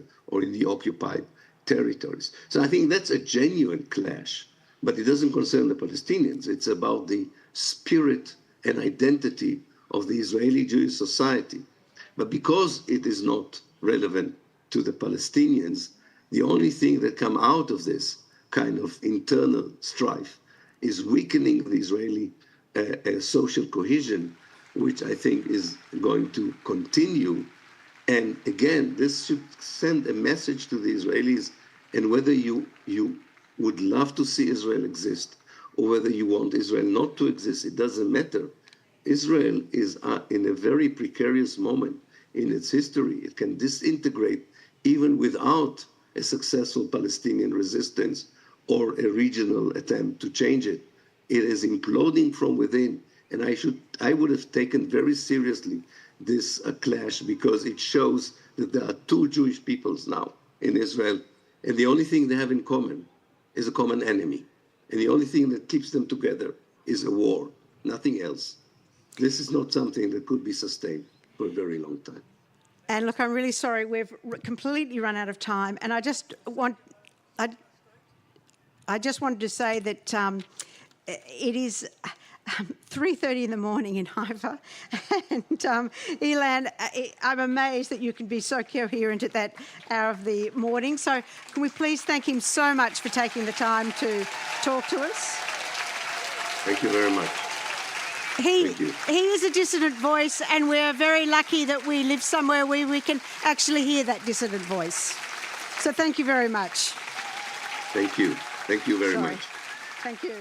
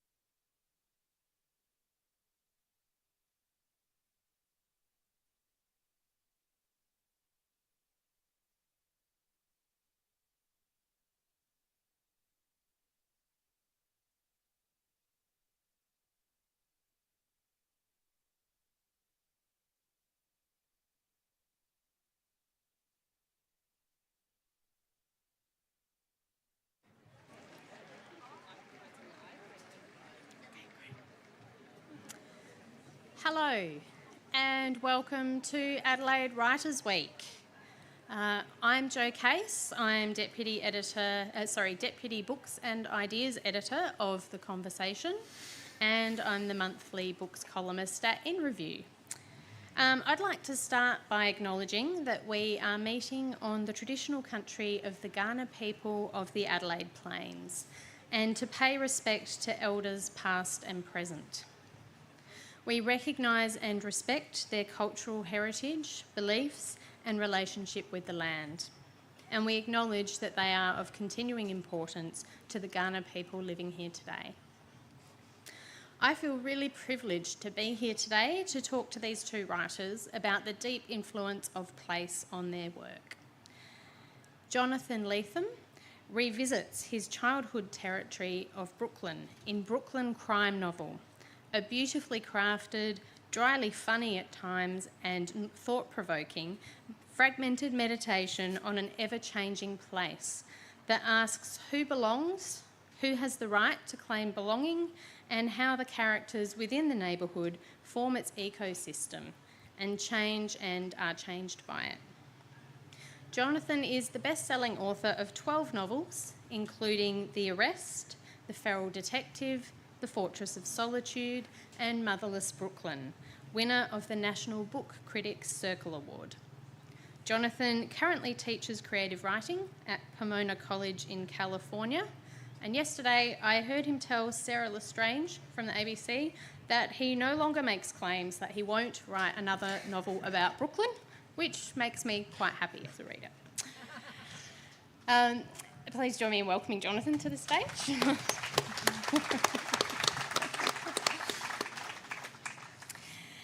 In A Day in the Life of Abed Salama, Anatomy of a Jerusalem Tragedy, Nathan Thrall takes on the huge task of attempting to tell the story of Israel-Palestine and the West Bank through the microcosm of one bus crash involving Palestinian kindergarten children 2 miles from where he lives in Jerusalem. And he's succeeded at making the world's most complex, contested international conflict, I think I can say, into a human story that reveals a divided society where one group of citizens live a radically different life because they are Palestinian.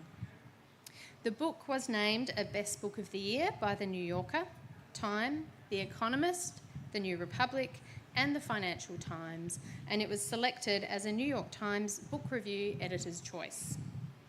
Nathan's previous book, The Only Language They Understand, Forcing Compromise in Israel and Palestine, was published in 2017, and his essays, reviews, and reported features have appeared in the New York Times Magazine, The Guardian, the London Review of Books, and the New York Review of Books, and have been translated into more than a dozen languages. Nathan spent a decade at the International Crisis Group, where he was director of the Arab-Israeli Project, and he has taught at Bard College. Originally from California, he lives in Jerusalem. Thanks. Please join me in welcoming Nathan. Now, before we start our chat, we are going to hear just a little bit from both of these authors about their books. Who would like to go first? Please. I'll go first. You've got the book in your hand. I'll go first. So I'm just gonna jump into the middle of this crazy voice of this book, which goes all over the place. But this is a bit about how shoplifting is important for these kids, anyway. In this time, in this place, shoplifting is incredibly important. And it's from a chapter called "Shoplifting as Skill Acquisition." The thing about shoplifting, boosting, is there's barely one kid who doesn't. Boy, girl, black, white, Puerto Rican, doesn't matter, it comes with the territory. Even the incompetent ones, the one-timers, they feel differently afterwards. Whole areas inside them exfoliate, stir into activity. The first day they go into a store with criminal intent, that's the day they've gotten separation, the day they've achieved liftoff. Because this is a criminal world. You wouldn't want to be on just one end of it, would you? Always the victim, never the perpetrator? Recipient of the memo, taker of the call, unable to shout back? No. Shoplifting is skill acquisition. You might need it for later. A basic life art. Best to get these things under your belt. It pretty much always begins with candy. At a candy store or bodega. Pity the bodegas. What chance do they have needing to guard a glass-fronted soda case in the rear, itself wedged behind narrow, loaded aisles, while also keeping your eye on the candy bars stacked right there at the counter, at the register, far too near the door? Does snatch and run count? Of course it does. Hell, even stealing coins from your parents' dressing table in order to purchase candy counts as a kind of participation. It makes a start, at least. Not everyone is ready for stealing from strangers. Some need to practice on a parent or sibling. Fulton, Flatbush, Smith Street, Vanderbilt Avenue, Hooper's store on Sesame Street, whatever. You steal because it's there. Candy, soda, comic books, baseball cards, cigarettes, beer, tampons, rubbers, horny goat weed, even before you knew what any of that stuff was for. Girls make the shift to lipstick and eyeliner and legs sheer energy pretty naturally. Do you guys know what legs sheer energy are? They're like stockings that come in a plastic egg for some reason. I don't know why that was the thing, but it was. 2 or 3 black girls and 1 white girl, that's a team to confound Sherlock Holmes. Send them into Fort Knox, they'll emerge with the gold. Smartasses steal pieces of the city from itself. Pry hubcaps off cars on a shady street, not because there's some resale destination, but just to put in your room for your parents to do a double take. Advertising from the subway. Steal it because it's easily popped out of its frame. Whole subway car full of riders just shaking their heads at you, but what are they going to do? Protect a subway advertisement? All of this goes without saying. It's taken for granted. You try it in pairs, usually. Pairs, at least. That poor, incompetent kid, sticky fingering the heavy metal magazine all by himself. What was he thinking? Boosting is an art one kid graduates the next into. Sometimes you pass along a good blind-angled spot and a useful target in a spirit of pure altruism. Just passing the art down the line to a younger kid who'll appreciate it. Thank you. Thanks for giving us an example of Riley funny there. That's great. Nathan. I'm going to read a passage from a portion of Abd Salama's life in prison during the First Intifada. And the prison he was taken to is in the Negev Desert, which is known in Arabic as the Naqab. And I will start with his interrogation. After his interrogation, Abid was sent to the Ofer prison near Ramallah, then to a detention facility in the Anatot base, which, as it happened, was built on land confiscated from his family. Detainees used buckets as toilets. Abid stayed there for 2 months and was allowed to shower only twice. Next, he went back to Ofer, where he was tried and sentenced by a military court to 6 months, then to Dahariya again, and finally out of the West Bank to Israel's largest prison, Ketziot, in the Negev Desert. It was built to confine the thousands of West Bank and Gaza Palestinians rounded up during the Intifada, at a certain point holding 1 in every 50 Palestinian men. Politically aware inmates named it Ansar III, after the Ansar prison camp Israel had erected when it occupied southern Lebanon, but most referred to it by the Arabic name for the area since before Israel colonized it, the Naqab. Abid arrived in the Naqab in the winter, when the temperature of the desert nights would drop below freezing. The facility was made up of more than 100 crowded tents with a couple dozen detainees in each. Every cluster of 2 to 4 tents was surrounded by a dirt mound and enclosed with barbed wire. It was easier for Israel to control the inmates by giving some autonomy to the factions, allowing each to run its own tent. In Abid's cluster, there was 1 tent for the DFLP, that's the Democratic Front for the Liberation of Palestine, a left-wing PLO faction, 1 for Fatah, and 1 for the Islamists. When new prisoners were brought in, they would line up before the heads of the factions and declare their party affiliation. Not everyone had one, so this was the moment when they had to decide. Abid saw one prisoner approach the front of the line and declare, "I'm with the PLO," Everyone around him laughed. "We're all PLO," one of the party leaders said, since the PLO was not a faction, but the umbrella group for all the non-Islamist parties. "Okay, I'm with Abu Ammar," the man offered, using the kunya, or honorific, for Yasser Arafat. He was put with Fatah. 2 months later, Abed saw that this man, who had not known the name of the faction he joined, was now the head of Fatah education in his cluster. That, Abed thought, is how they choose their leaders. At the time, nearly half of the 13,000 Palestinians in Israeli jails were in the Nakab. The inmates included most of the more than 2,000 Palestinians held under administrative detention, that is, held without having been charged or tried, and with the possibility that their sentence might be extended indefinitely.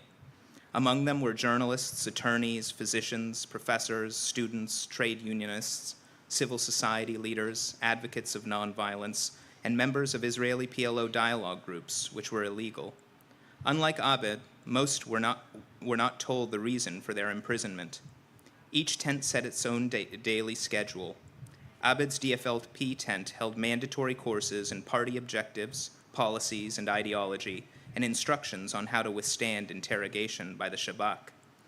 Some inmates read and translated newspaper articles brought in by their lawyers.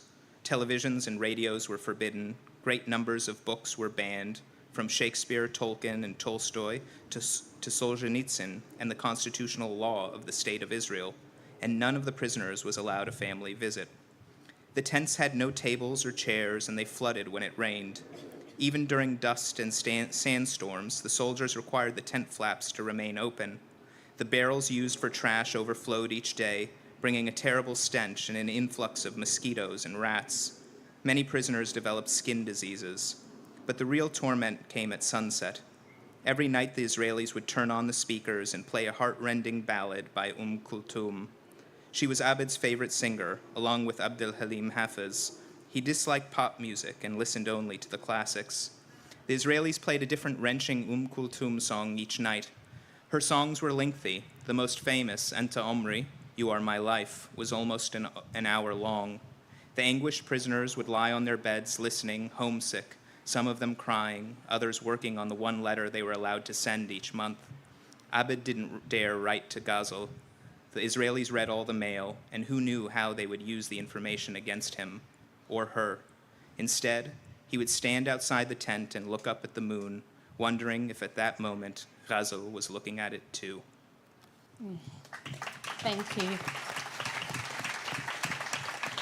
And I'll just add as context there that Ghazal was the woman who Abed expected to marry at that point.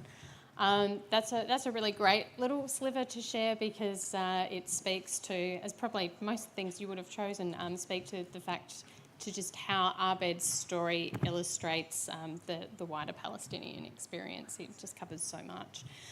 I'm going to start by asking each of you to talk a bit about that connection to place through your novels. Jonathan, you keep coming back to writing about Brooklyn and in particular to Dean Street where you grew up. As I already said, I think that's a good thing.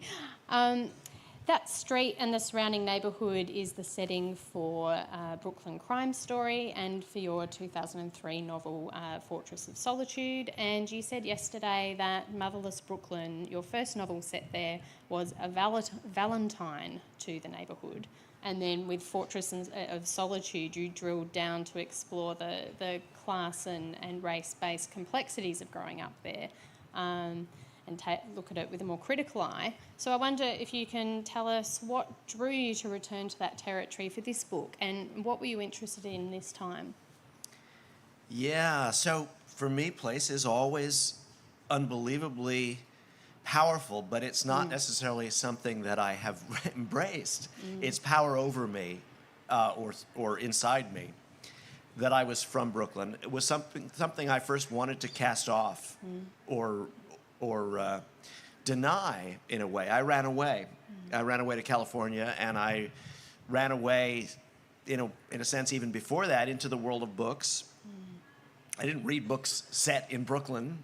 I wasn't interested in that. I read science fiction. I read crime stories. I was obsessed with the hard-boiled detective story, which is set in California. I read British novels compulsively. And when I began to want to write, I didn't want to write about Brooklyn at all.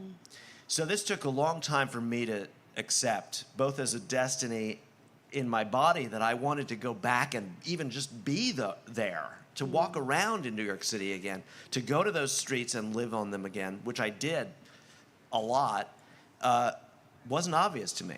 It took a decade of holding it at arm's length. But when it came back in a flood. And as you quoted me yesterday, the first thing I did was sort of, Brooklyn, where have you been all my life?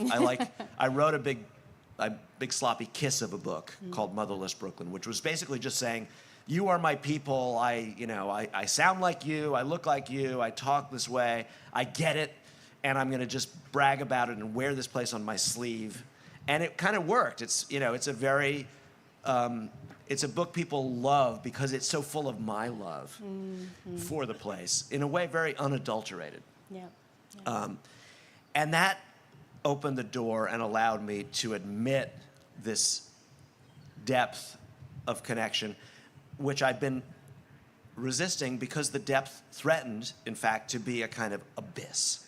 That actually the problem of being from where I was from was something it turns out I could be thinking about for the rest of my life.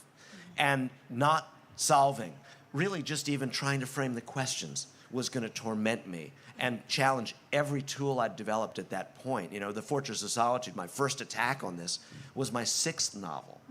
People often think you're supposed to write your big coming-of-age story or your autobiographical book at the start. I couldn't have dreamed of that.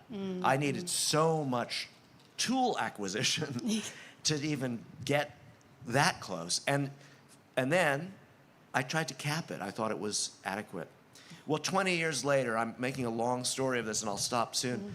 20 years later, with the world changing and Brooklyn changing and my relation to my own political desires, to name things that I'd left unnamed, material I left on the table, all transformed, and with the increased tool acquisitions of being not in my early 30s, but in my mid-50s, and having written all these other books, and become a parent, and become a college professor, and I was able to go even nearer to that abyss in Brooklyn Crime Novel. Yeah, okay, that's really interesting. I mean, when I looked back at Fortress of Solitude after I read Brooklyn Crime Novel, because I thought, I swear there are some elements in there that have resurfaced in a really different way, and I found it really interesting how you had done that.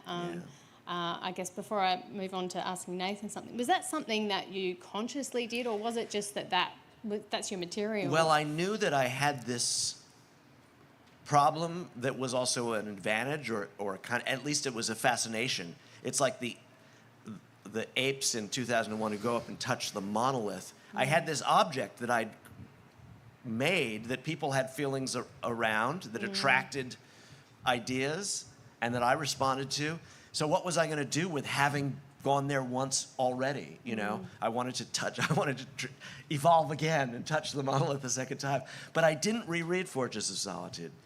I didn't really need to. It's all so tangible to me. And I knew I would regurgitate certain anecdotes or attitudes or feelings. Probably exact phrases recur. It didn't matter because everything else was so different. And that just became a kind of it was like I don't know, I'm going to change metaphors now. It's another kind of black box, is the one that sinks to the bottom of the ocean. All I needed to do is bring it up from the ocean. I did not need to listen to the recording. Yeah, fair enough. I just had it on my desk, thinking about it. Well, I feel like they're great companion novels. I really enjoyed reading them side by side, and I also loved the way that you wrote a character into Brooklyn Crime Novel who has written about the neighbourhood. Like, he's just referred to a couple of times, but I'm like, oh, you're in there. It was great. Nathan, you've written a book that tells the story of Israel and Palestine through a 2012 bus crash that injured and killed a group of Palestinian kindergartners on their way to a playground on a road that some called the Death Road. The elaborate system of control that governs the West Bank, including IDs, borders and sections, affected how this disaster unfolded. Can you talk to us about this? What happened? Sure. So the basic spine of the book, despite what I read earlier, it's called A Day in the Life of Abd Salama. Obviously, it's also the life story of Abd Salama and other people who intersected with this crash. But the spine of the book is really the day and the week of this tragedy, which involved a bus full of kindergartners from a walled enclave that is partially within the municipality of Jerusalem, the city that I live in. And these kindergartners live among about today 130,000 people without playgrounds or sidewalks or roads wide enough for one car to go in each direction at the same time. And it's closed off with a checkpoint that restricts access to Jerusalem. And the students in this kindergartner, they came from different families within the enclave. Some had green IDs that are West Bank IDs that prevent them from entering Jerusalem. Some had blue IDs that permitted them to enter Jerusalem. So as a field trip, they couldn't go to the closest playgrounds, the closest play areas that were just on the other side of the wall in the Jewish neighborhood or settlement of Pisgat Ze'ev. And so instead, the bus took this long and winding path along the edge of this 26-foot tall concrete wall that encircles the community on three sides. And after passing through a checkpoint, they were struck by a giant semi-trailer that was on its way to a settlement quarry in the West Bank, was getting stones to bring them to a factory that would then be used to make concrete for roads in Israel. And the road that the accident occurred on is in Area C of the West Bank. This is the part of the West Bank that's under not just full Israeli security control, but full Israeli administration. Israeli police hand out tickets on the roads in Area C. But this particular road was one that was basically used only by Palestinians at this point. It was originally built for settlers as a so-called bypass road, one of these roads that is built to go around Palestinian towns so that settlers have this kind of illusion of a seamless transition from Jewish West Jerusalem and Jewish Israel to their Jewish settlements, and being able to kind of block out all of the Palestinian communities that they're passing as they go to and from their workplaces. But this road at this point was transformed. A new bypass road was created, and this was now a road used mainly by Palestinians. And what that meant was that it was a place that was really neglected by the Israeli authorities. Not neglected when there was any kind of attack on Israeli forces. Anytime kids threw stones on this road, the border police or the army would be there within minutes. But neglected in the sense that the hundreds of thousands of people who live in this area on the other side of the wall are entirely ignored by Israel. And the Palestinian Authority, which has limited autonomy in little islands within the West Bank, is not allowed in Area C. And so who was left to deal with this burning bus that was flipped over, filled with kindergartners, were just ordinary people who were driving on the road that day, Palestinians who themselves had either green or blue IDs. And they then went and there were a couple of people who heroically entered this burning bus. One was a teacher, another was a worker who fixed car tires, mainly for settlers, just at a shop adjacent to a nearby checkpoint. And they went into this burning bus and started to push these kindergartners out through the windows and hand them to bystanders who took these soot-covered kids into the back seats of their cars and drove off in different directions depending on the color of their ID. So if you were a driver with a blue ID that allowed you to enter Jerusalem, you would go to a Superior Jerusalem hospital just nearby. And if you had a green West Bank ID, you'd go in the other direction. And I tell the story of, the title character is Abed Salama, who's a father of one of the kindergartners. And by the time he arrives at the crash site, there's a huge crowd there, but all of the kids are gone. And they had all been taken away by bystanders. The first Israeli fire truck didn't arrive until more than a half hour after the accident. And Abed came upon this crowd and it starts asking, where are the kids? And he's told all kinds of different answers, that they're at the IDF military base just a minute up the road, that they're at this Jerusalem hospital, they're at another Jerusalem hospital, that they're at the Ramallah hospital. And because he himself has a green ID and can't access most of those places, none of the hospitals in Jerusalem and not the IDF military base, he goes to the Ramallah hospital and he calls on relatives who do have a blue ID to search simultaneously in the Jerusalem hospitals he can't access. And I tell the story of his search for his son, which lasts for more than 24 hours before he finds out the fate of his son.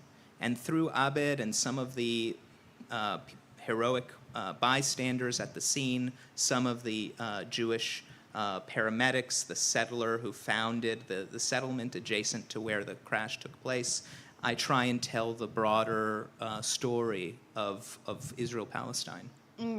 It's quite extraordinary how you have used this quite simple, like it's a simple story to summarise in a line in one sense in terms of what happened, and something that it's hard not to empathise with, children who've been killed, to the way you use that to map all the ways in which the system failed them, works against them, and interferes with just a logical humane response to something like this. Yeah. How did you work out that this was going to be, you were going to be able to do this with this story? And were you looking for a way to do that?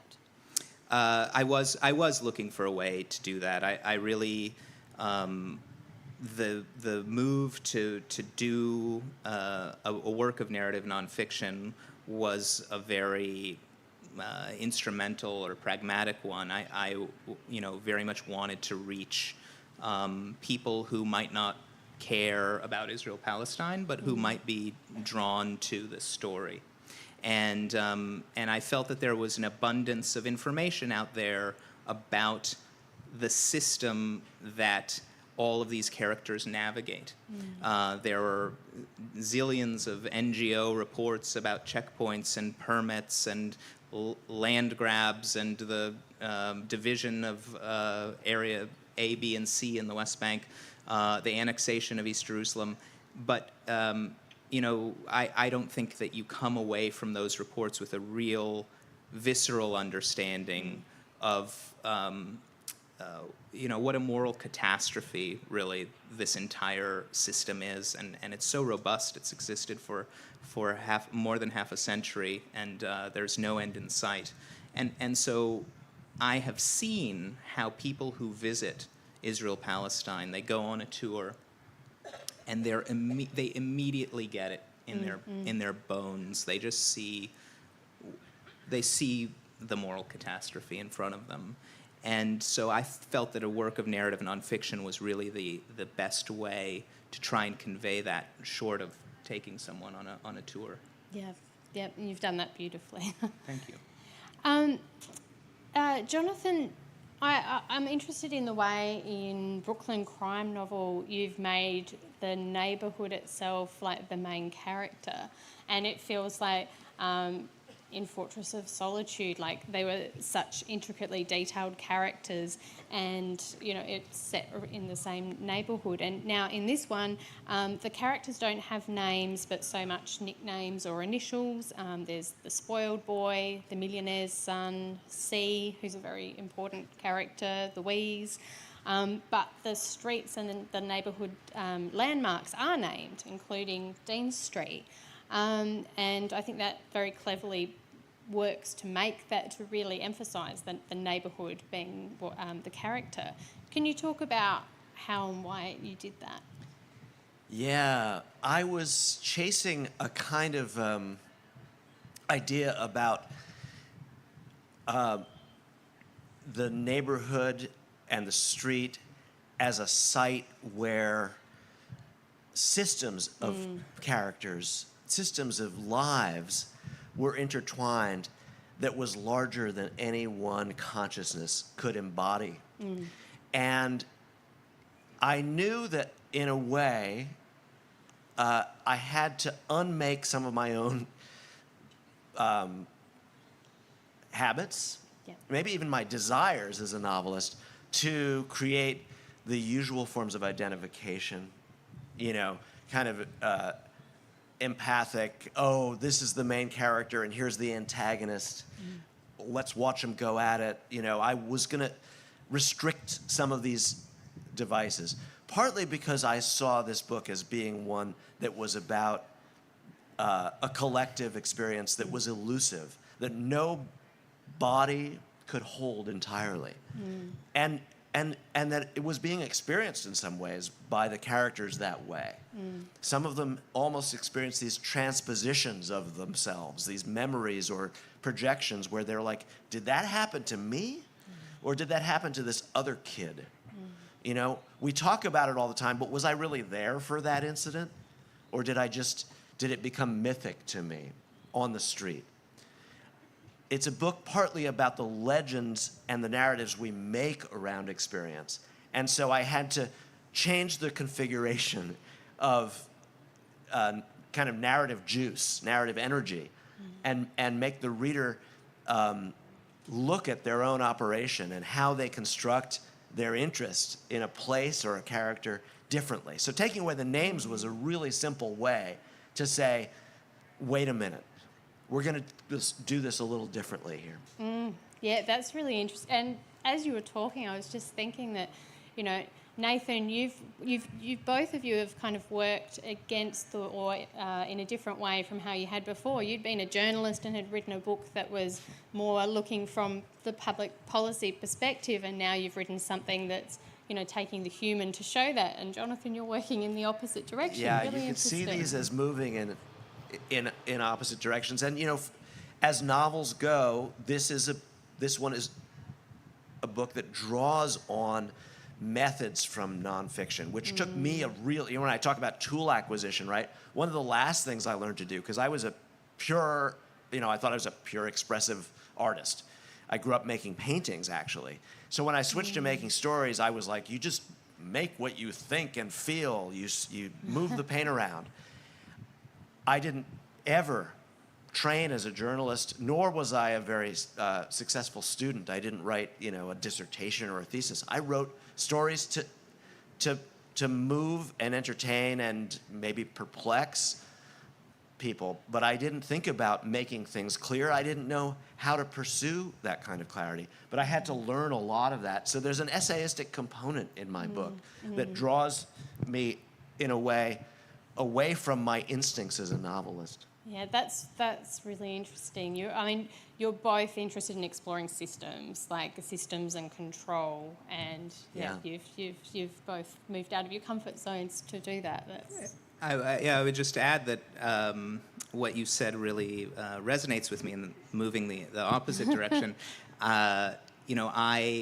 Several people have asked me, what did you have a model in mind for this book? And I really did not.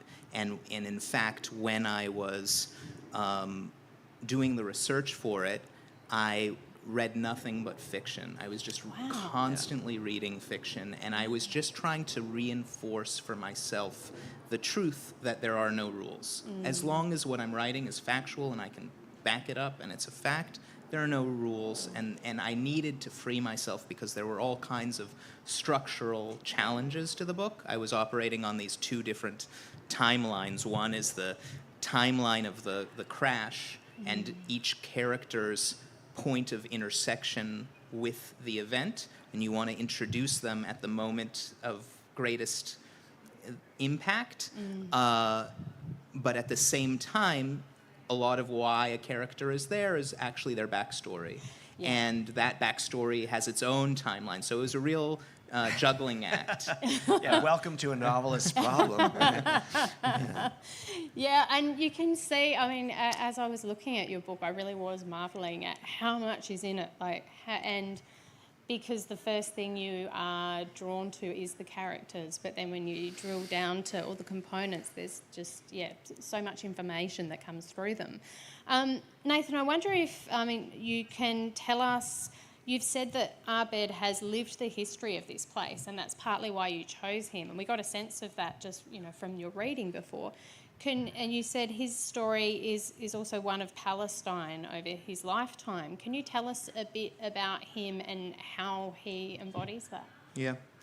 So when Abed first finished reading the book himself, he didn't read it until it was already a hardcover, which was a very hard thing for me to decide about when to show it to him. But when he first finished reading the book last August, he said to me, there's another character in the fifth part of the book, the final part of the book, whose story is much more tragic than mine. And he said, why didn't you center it around her? Or, why did you choose me, he said. And the answer, was really that the ambition of the book was to tell the whole story of Israel-Palestine, and through Abed's life story, I was much more able to do that. Yeah. He had just finished high school just before the first Intifada broke out. He was born just after the occupation began. He came from a very prominent family in this Jerusalem area town. He watched as these lands were transformed. And he became politically active. He was just, history sucked him in. Yeah. And he became, not by choice, but the leader of the local DFLP in his town of Anata. And he went through torture and imprisonment, and his entire life, even his marriage choices, were shaped by these historical and political developments around him. So it was... that was really at the basis of choosing Abed as the central character. Yeah, and that makes sense. You weren't choosing your central character for the one who would tell the most poignant story. It was the one who would help you to tell the story that you were looking for. Yeah. And was Huda the person who he was? No, he said that Nancy's story was the more, she really went through Job-like torture after the accident. Yeah, that makes... there you go. I would like to talk about the way that both of the places that you write about were created. Jonathan, you knew the woman who named the neighbourhood you grew up in, Borum Hill. Did I say that right? Borum Hill. Borum Hill, yes. Yeah. And she appears in both Fortress and Book and Crime novel, where she's the old lady. And you write, the neighbourhood is a fantasy. She made it up. How did she invent the neighbourhood, and how has it continued to be invented and reinvented? Yeah, that's a great question, and I circle it and circle it in the book. What is it to even have the idea of a neighborhood? And I don't know how Adelaide or other Australian cities are divided up, but the way people think about New York City now is that everyone will know very specifically what neighborhood they live in, and there's a boundary line usually that they can refer to, or maybe it'll be slightly disputed. They'll say, well, no, Clinton Hill ends here and this other one picks up over here. But this idea that it's a kind of a meaningful, tangible fact is never really disputed. They're seen as having some kind of meaning or provenance that defines people's choices in where they live and what kind of person they are. Yeah. But this is all like a kind of crazy set of fictions, and some of them are very fresh fictions.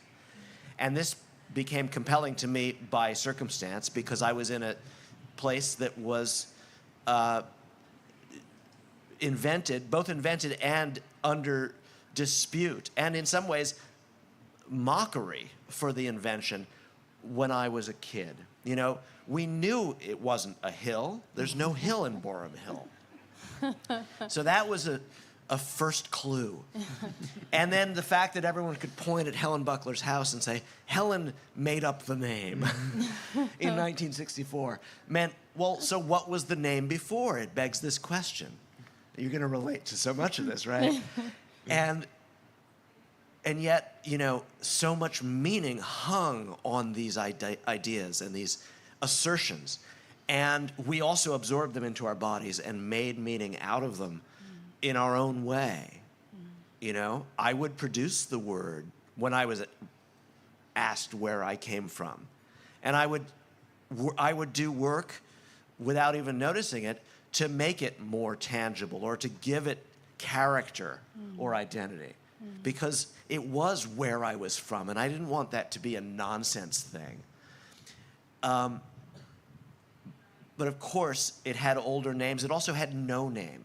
The line that she'd drawn, it wasn't that the box that became Borum Hill, this set of initially 8 city blocks, nothing really, was Borum Hill, and then it was something else before. It was just a passage. It was a terrain that had houses in it. It also had factories and rooming houses and a jail and housing projects and abandoned lots. And so defining what it was and who it was for was a lot more elaborate than just saying who'd been there once and who was there now. Although that itself was an enormous, enormous thing to think about or refuse to think about, which of course was being done all over the place. Yeah, absolutely.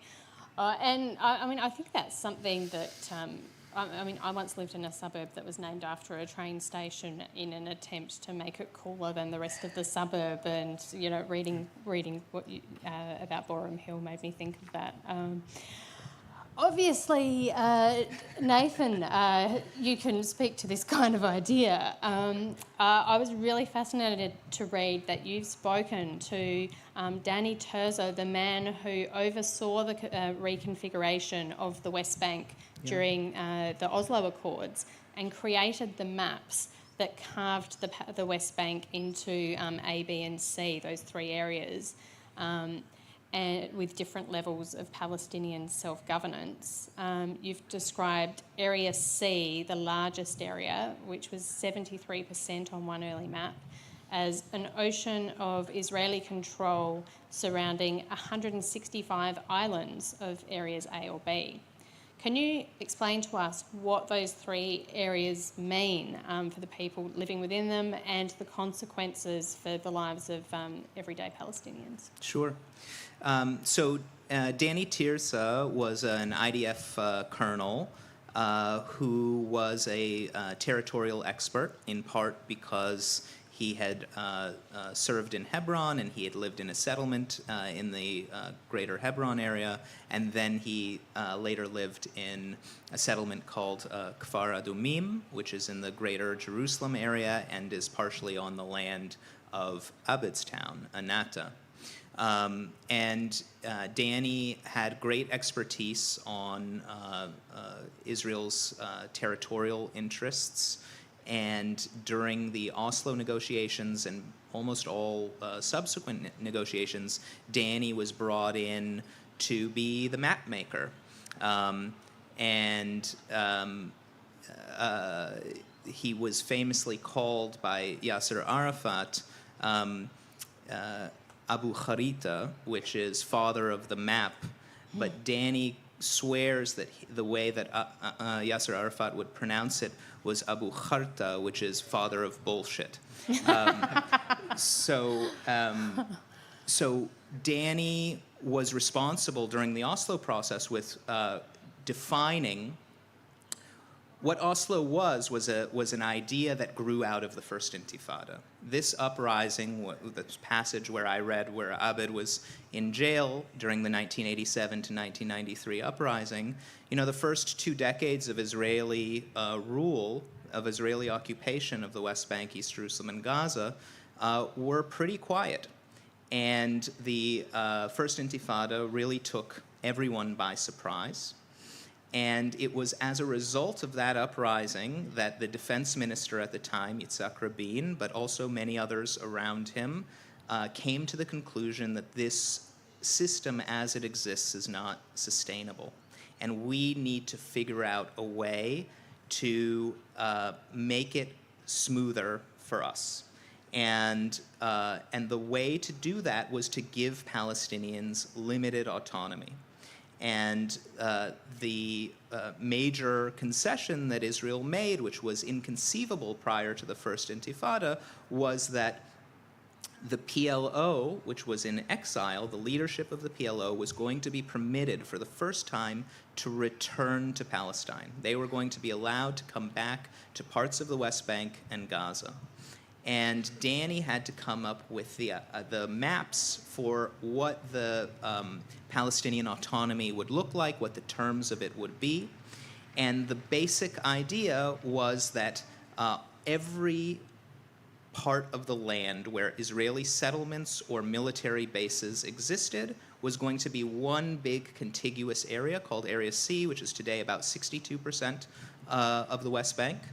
And then within that sea of Area C, there would be little islands of Palestinian autonomy, which were areas A and B. In Area A, Palestinians had more autonomy. In B, there was more of a division between Israeli administration and security control and Palestinian autonomy. And the basic idea was that densely populated Palestinian areas, the centers of Nablus and Jenin and Hebron and Ramallah, those were areas that Israel would rather not have its troops. They didn't want them to be patrolling the Kasbahs and to be stabbed by random youth. And so they wanted to have the Palestinians have this limited autonomy in those city centers. And that was the establishment of what is known today as the Palestinian Authority. So Area A and B together make up less than 40% of the West Bank.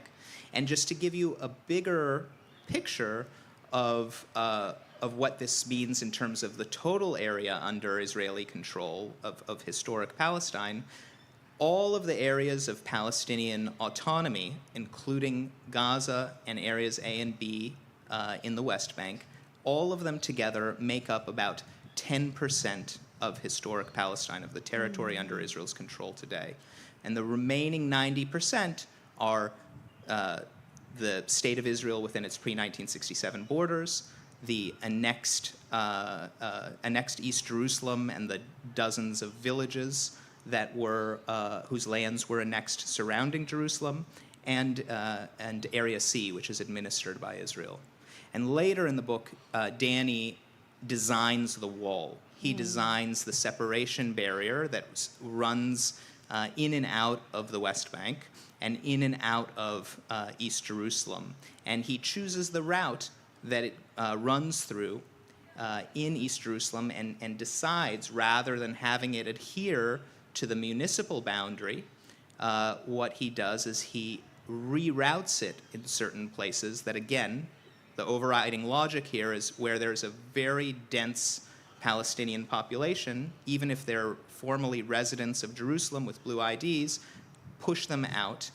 If you can do it without relinquishing too much land, push them to the West Bank side of the wall. And that was what was done in this enclave that the parents and teachers in the book come from. Thank you so much for explaining that to us. I mean, it was amazing to think that you got to speak to the person responsible for that. Was that hard to do? Like, to dig around and find him? Or? No, Danny is he gives tours. He's wow. he's very proud of his accomplishments, and he's not shy. Yeah. Okay, well, there you go. Glad I asked that. In a moment, I'm going to invite just a very limited questions. We probably will only have room for one or two. If you have a burning question, please come up to the mic in the middle here. I'm going to ask Jonathan one last question first. And I will say, can you please, Adelaide Writers' Week has a zero tolerance for racism and disrespectful language. If you're asking a question, please be civil, and do remember it's a question and not a statement, because we only have limited time. Jonathan, the title of your book is somewhat ironic. It's not a crime novel in the traditional sense, but you did set out to catalogue crimes committed in the Brooklyn neighbourhood you write about in a way that really complicates the idea of what a crime is. So they range from mugging and assaults to the cancer-causing solvent factory in the neighbourhood that was one of the top 10 polluters of the 1970s in the US, predatory real estate operators, stealing of land from the Canarsie Indians, and you really show how that official definition of crime is connected to systems of power. Can you talk about that? Yeah, right. So it's sort of a teasing title, and it's also a self-referential title because with the first of the three, which I described briefly, Motherless Brooklyn, I backed into being a successful crime writer who wrote a famous book about Brooklyn. Motherless Brooklyn sort of does that. Has a detective, has an antagonist, has a solution. The pieces come together, right? So it can be a crime story. Well, these pieces don't really come together. And so I'm kind of flirting with the reader saying, do you want a crime story? Do you want a real crime story? How big a crime story do you want? Maybe you can be the detective and you can read all these clues and you can decide which crime in this book is the crime in the title. It's really about making the question the book asks as large as possible. Yeah. So I hope it's not too irritating. No, I loved that. I love, books that ask you to enter the meaning making of the book with the writer. So yeah, thank you for that. Thank you. Do we have a question here? Yes, but there'll be a short commentary I'd like to make. Very, very short. We've only really got time for one. I understand. Yeah. When Nathan was talking about everything that happened in terms of which hospitals the kids might have gone to and all of that sort of stuff, I was reminded of when I had to visit a dear friend from a kibbutz in hospital in Israel. And the nurses, the doctors, the attendants were all Jewish and Arab Israeli. You went to the wards were Jewish and Arab Israeli. There was no separation whatsoever. And they got the same sort of treatment. Now, you have spoken a great deal. You were going to talk about Jerusalem, supposedly, but you didn't really talk about Jerusalem. You talked about the West Bank. Is there anything from all the years that you've been living in Jerusalem that you can say in a positive viewpoint about what goes on in Jerusalem, particularly with the Jewish Israeli and the Arab Israelis? Thank you. Some of the scenes in the book take place in a hospital in West Jerusalem, Hadassah Hospital at En Karam, and I have characters in the book who are a Palestinian nurse and a Palestinian social worker and an Israeli Jewish social worker who lives in a nearby settlement. And I try and depict what that relationship between those characters is in the hospital, and what it feels like for the Palestinian nurse who, he famously was actually permitted to attend Prime Minister Ariel Sharon when he had a stroke, was in this same hospital. And this Palestinian nurse, a male nurse, he was allowed to be among those caring for Sharon when he had a stroke. And this somehow the press got wind of it, and there were headlines in the Israeli press about the Arab nurse allowed to care for Sharon, which on one hand was a positive story, on the other hand felt entirely racist to him. And so, Jerusalem is one of the most segregated cities in the world. There are separate bus lines for Palestinians and Jews, and Jews really don't go into Palestinian neighborhoods. They couldn't even name them on the map. You have, in East Jerusalem, you have Jews are able to reclaim properties that they can point to that were in their family prior to the 1948 war. But, most of West Jerusalem, there are Palestinian claimants to those properties who can't do the same thing.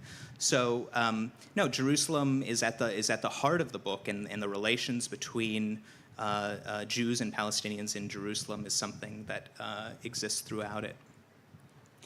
Thank you. I'm afraid that we only had time for that question in the end, but I'm sure that you can find Nathan and ask him.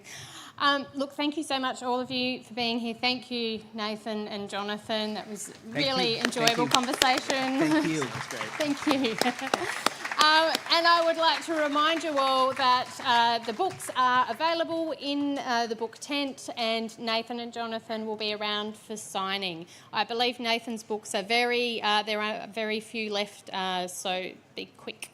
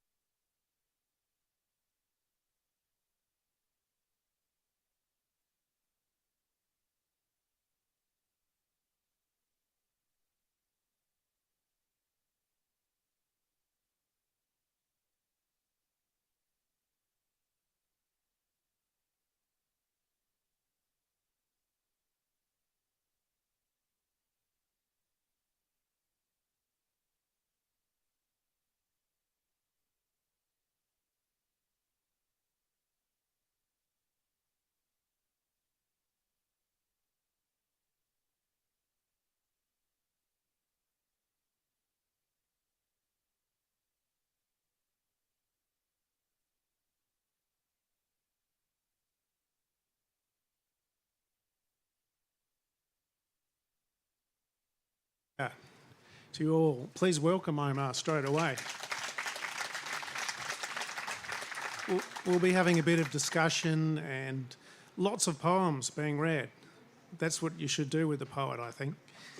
And Omar and I would, before we begin, would both like to acknowledge we're meeting on Kaurna land, and we pay our respects to elders past, present and emerging. So Omar was born the son of Lebanese and Turkish Muslim migrants in Western Sydney, where he still lives. And as he says in his fantastic poem, Dirt, I'm part of the colony on Durrag dirt, beneath Durrag sky, desperate to cling to what distances me from my history, not heritage, but what begins with birth at Liverpool Hospital. Here is where my Lebanese family fled for another life. As the saying goes, out of the frying pan and into the slow cooker. That's the style of poetry you're in for this afternoon. His first book was These Wild Houses, that came out from Cordite Publishing in 2017, and that was followed by the absolutely wonderful collection, The Lost Arabs, which won the Prime Minister's Award for Poetry. His first novel, The Son of Sin, was published in 2022, and today we're focusing on his most recent poetry collection called Non-Essential Work. And Omar, that's where I want to start with non-essential work. I mean, it's got echoes of the pandemic, but also maybe of Plato's pushing out of the poets from his ideal republic. Why did you choose that title, Non-Essential Work?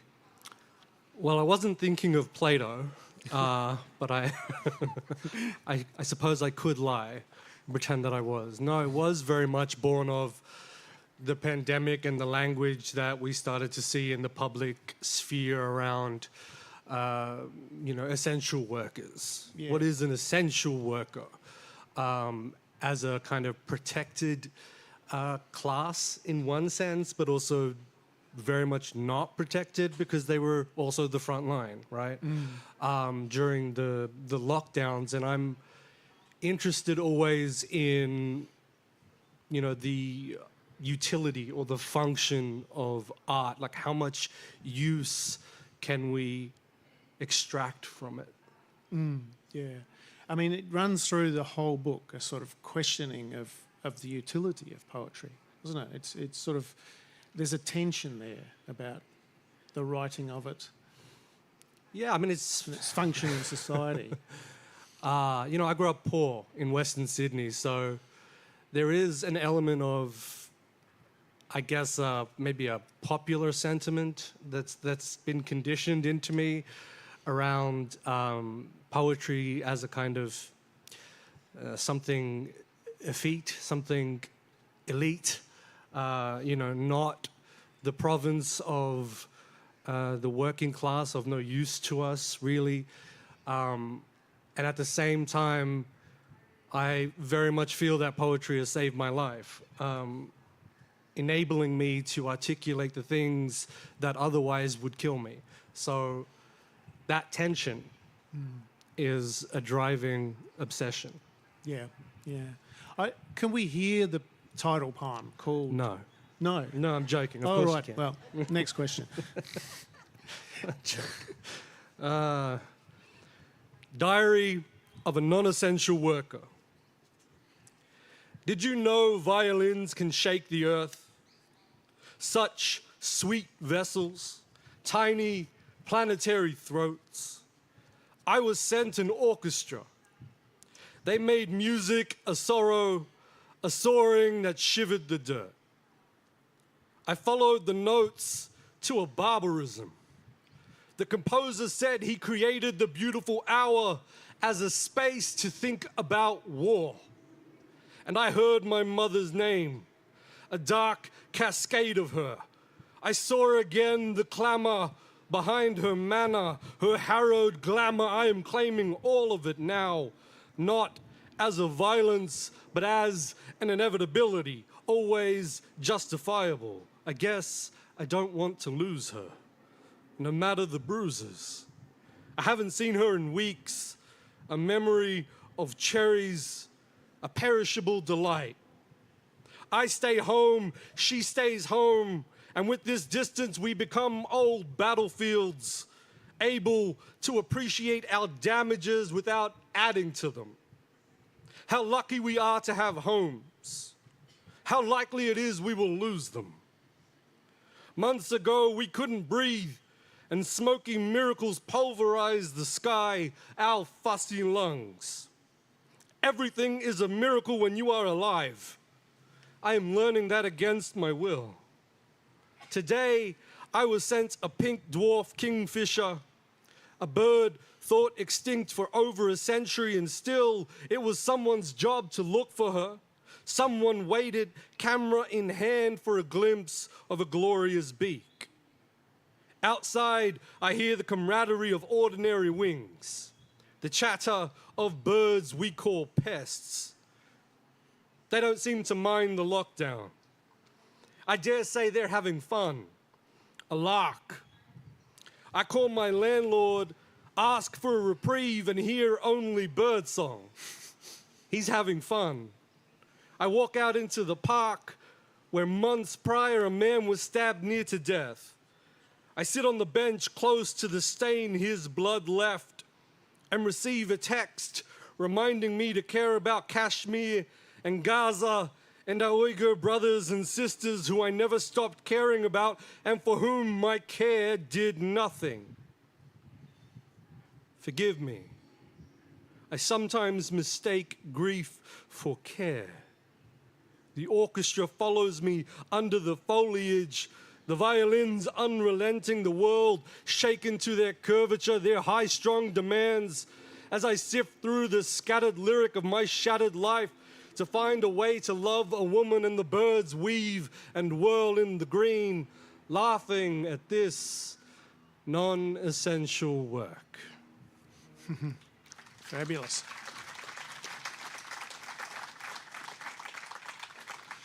That restless tension there is right through the book, but I'd like to follow up straight away with another poem that is maybe in a more lyrical mode. It's called "I Woke Up." Can we go straight to that one? Okay.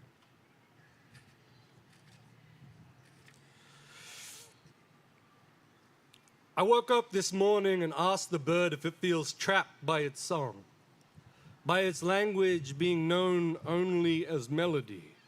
Its eloquent speech, my home is endless and dying, reduced to piping notes, a shrill ringtone. I am talking to myself. The birds are gone. This is the problem of poetry. We siren our warnings and the world drowns to the sound of our beautiful voices. I would not want it any other way. I love a good dirge, and I'm tired of being told to claim my joy. What am I to do with happiness? Where on earth can happiness reside? An astonishing number of my family are dead. An astonishing number of my family are alive. I woke up for this song. Wonderful.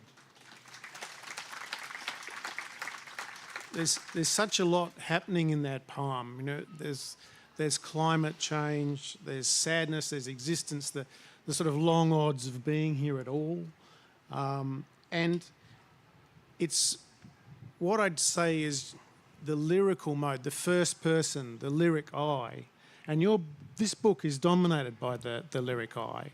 It's that first person I that says, come into my world and feel what I'm feeling and see what I'm seeing. And that was out for a while. You know, postmodernists sort of deconstructed the lyric I. What do you think about the lyric I? I mean, that's a good question. I think it's always a kind of impossibility. I don't think anybody can inhabit the I. And this is what I mean when I say it's impossible, but at the same time, it's considered universal. And so I don't really care what anyone else considers in or out. I know what is of value to me, what is urgent to me, and I'm trying to express that as much as I can, as best as I can, and I don't have to worry that anyone else is going to sound like me. Yeah, good point. I totally agree. Yeah. You speak Arabic, but you don't write it, or don't write in it, I should say. But I'm very interested to know what forms, like traditional forms, or if any traditional forms from the Arabic poetry world have influenced your work, and in which ways, if it has. Yes, I speak some Arabic, and my mum and my aunties. I was raised by migrant Arab women, single Arab women who were not educated, and as such, are not literate in their language, barely literate in English as well. And to this day, I'm still asked. My main role as a writer, still to this day in my family, is to read letters the council sends them, or even their doctors send them. And I say, I'm not a doctor. And they say, well, you're the closest thing we have to understanding what the hell they're trying to tell us. So, but there is, again, a tension between what I do understand of Arabic and what I heard growing up in the Quran, which was playing all the time. So I won't say that I'm influenced by Arabic literature, classical forms in the direct sense. But I was talking to a friend of mine, a Palestinian poet, Najwan Dawish, a few years ago, and he was born and raised in Al-Quds in Jerusalem, and he's a master of Arabic in all its forms. And he told me when he read my work, he said, you have the voice of an Arab. And asked me a similar question to you just now. And I said, well, I haven't read anybody. I don't know how that's possible. And he said, it's in your blood. So that's all I can tell you too. Yeah. But there are some forms in here, like the duplex. You use a form called the duplex. Could you explain what the duplex is? And that has links to Arabic traditional The poetry. duplex is a form created by Jericho Brown, an African-American poet, which melds the sonnet with the ghazal and the blues. That's his phrasing, his way of describing it. And I do use that form quite a bit. In the book, I really love it. There is a repetition and an erosion in the repetition of those lines that for me speaks, it just really resonates because it kind of illustrates the way memory deteriorates and the kind of frisson in just reality.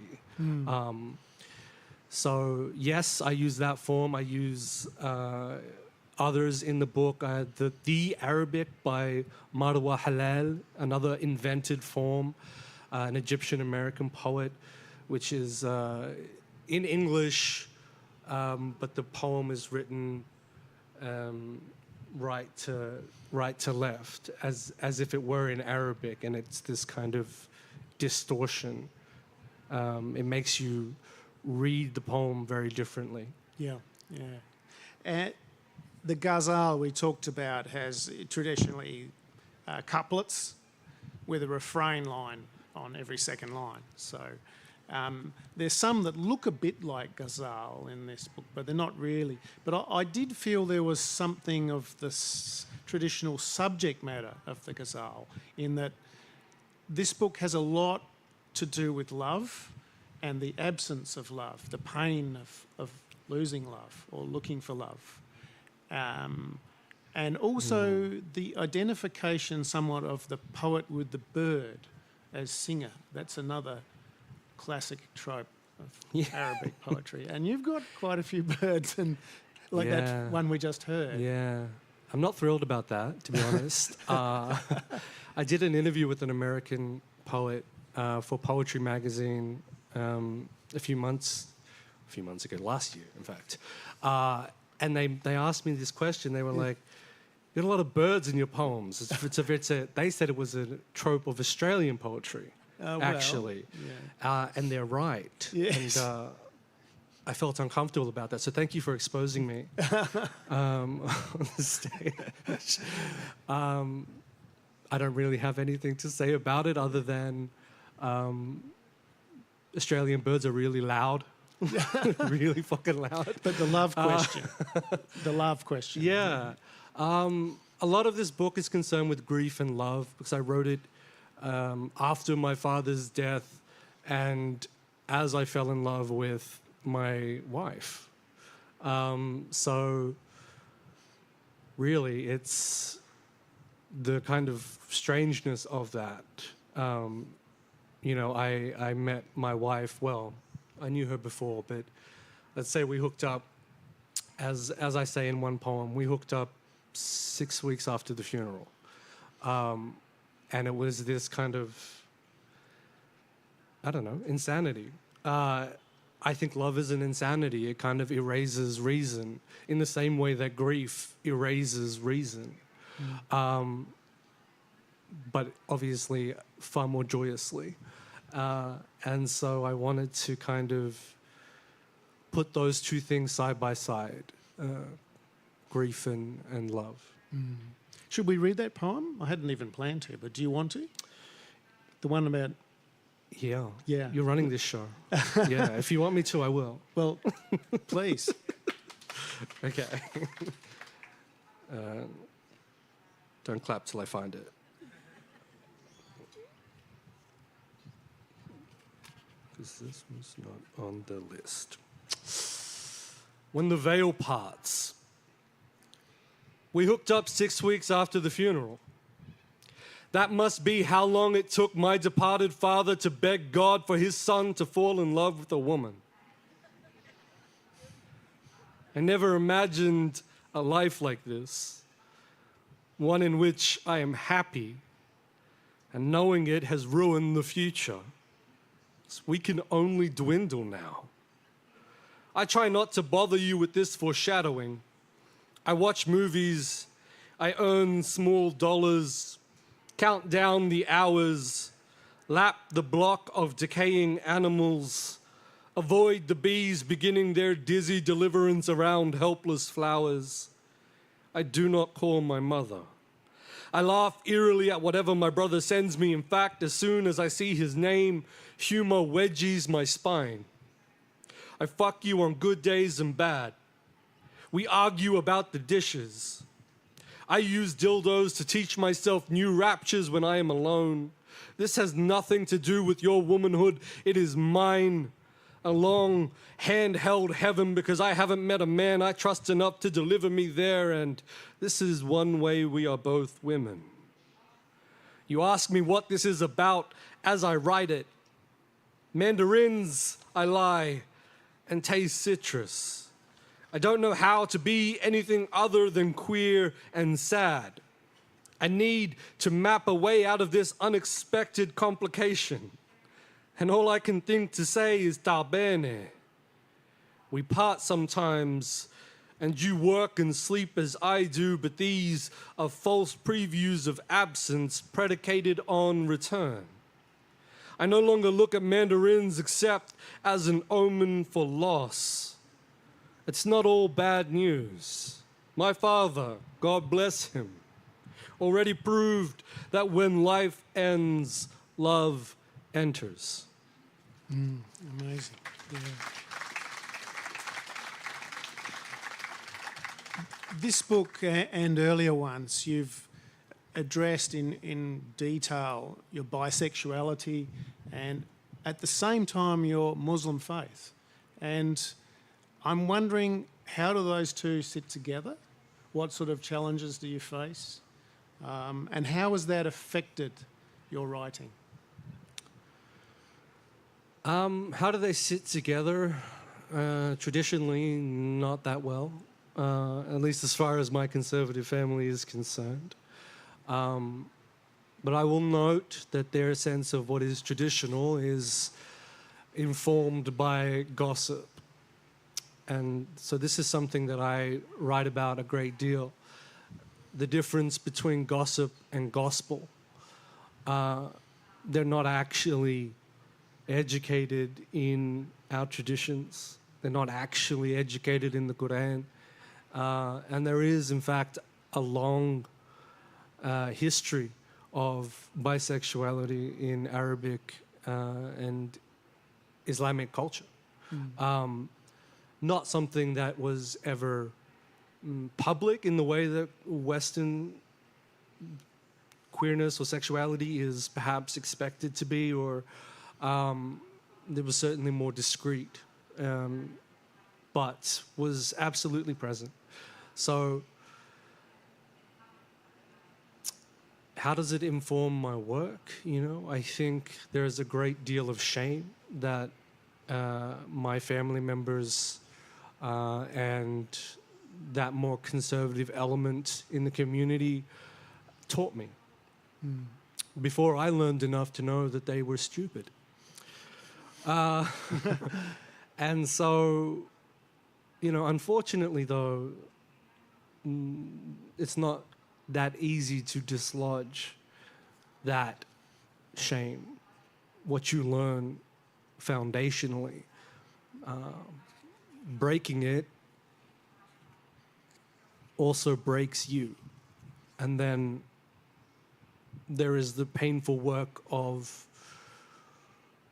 reforming yourself or your sense of identity. And in many ways, that's what I'm doing in poetry, is each poem is a kind of fragment of self, a way home. Yeah. We should really read the poem on page 26 after that. But it should explain that it's part of a sequence throughout the book on finding the Prophet Muhammad, peace be upon him, in Dante's Inferno. Maybe just before we read it, remind us, what is the connection between Muhammad and Dante? Yeah. So in Dante's Inferno, late in the book, Canto 28, I think it is, Muhammad, the Prophet Muhammad sallallahu alaihi wasallam, is depicted as burning on the 8th level of hell, just before the devil himself. And this is a canonical work, obviously. And I don't know, when I read it, I was struck by the fact that this depiction was never, it's not part of the kind of popular imaginary as far as this text is concerned. No. And I found it quite shocking. It's very gruesome, isn't it? Yeah. Everyone's being hacked and split apart. Yeah, he's being split in half. And, the actual description is like his guts and his guts spilling down to his anus or something like that.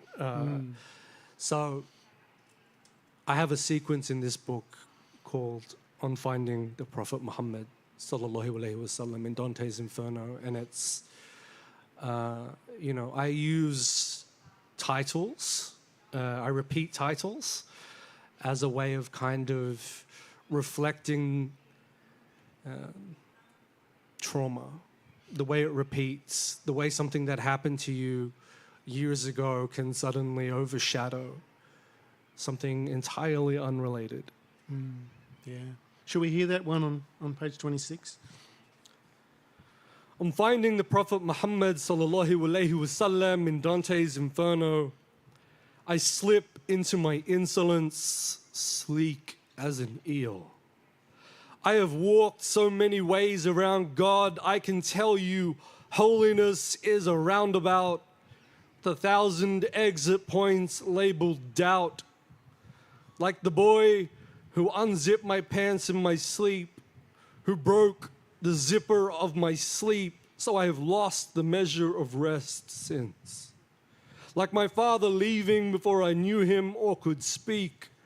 My body forever unkneeling to pray, unless there's a zipper in front of me, a boy in front of me, a ghost, a beckoning, a gate where, perhaps, if I open wide enough, I will be able to wake again. And still, soaked as I am in shame, still, I care about my prophet's name. Amazing.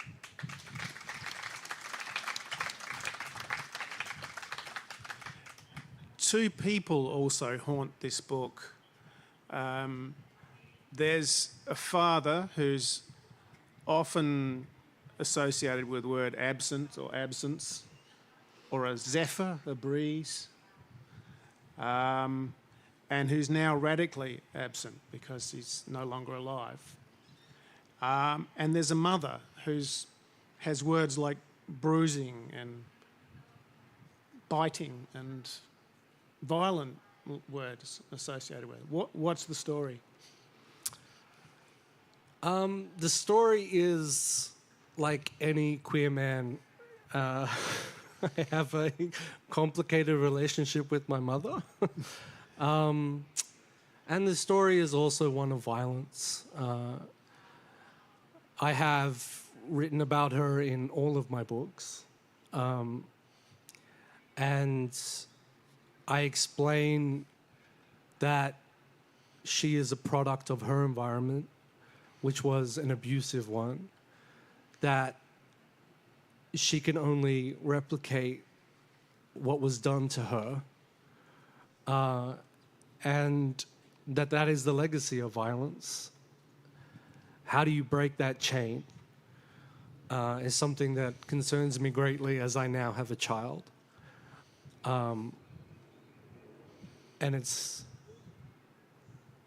something that terrifies me, you know, the thought that I could ever cause even a fraction of the distress that I experienced growing up.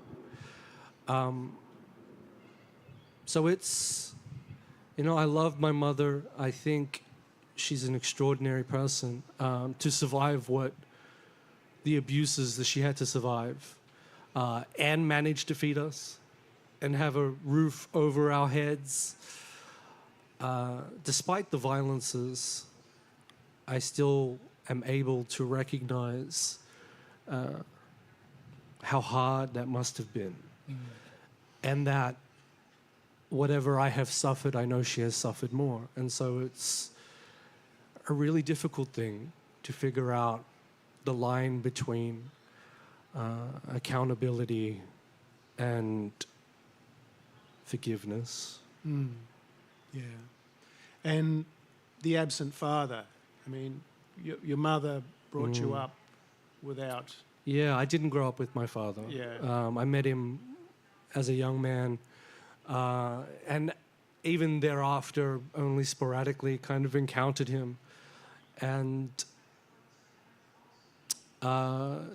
then as our relationship seemed to kind of finally cohere into a almost father-son relationship, I told him that I was bisexual, and we had a very long argument about it. He was not happy, and then he died. And I was not able to resolve that conversation with him. And so in some ways, yes, he haunts me, and I think always will. Yeah.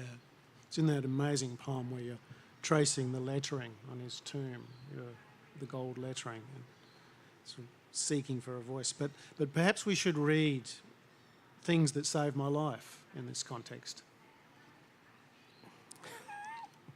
84. Okay. I like that. You're like, this is too grim. Read something positive. This is as positive as it gets, really. Things that saved my life lately. Dark rye toast with peanut butter. You know, the thick tang of the nut on the mouth's roof. The long lovely of close water. The deep green canal still, except where a shaggy German shepherd surges, only its head visible as it struggles toward the waiting leash. Further on, the bay, a blue feast full of leaping fish and darting birds, white boats and mirrored cloud. The water holding my worried weight. You, queer boy, you, queer joy, singing. My father submerged in the curve of my smile. The people searching for the possibility of a heartbeat beneath the buried rubble in Beirut day after day. This list, for what it's worth, contracts and expands like any heart, lately small, racked with tremors. There remain the working men in high-vis vests, hot and busy constructing detours for the walkers, the women, the riders around deadly ground. My mother, traumas unresolved, and for whom, as much as love, I continue to wade through the hungry hours, snout in the air, furious, in search of her hands and what together we might unknot.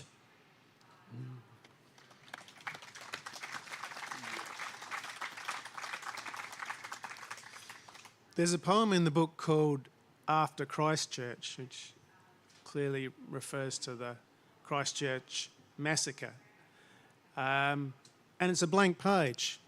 There's nothing on that page. And it's, I presume, it's a reference to Adorno. That's what I thought, that after Auschwitz, he said to write poetry would be barbaric.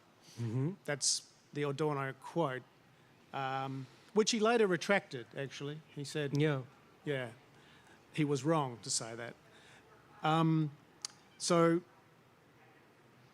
But you also do a postscript to that. Do you want to talk us through the postscript to Christchurch?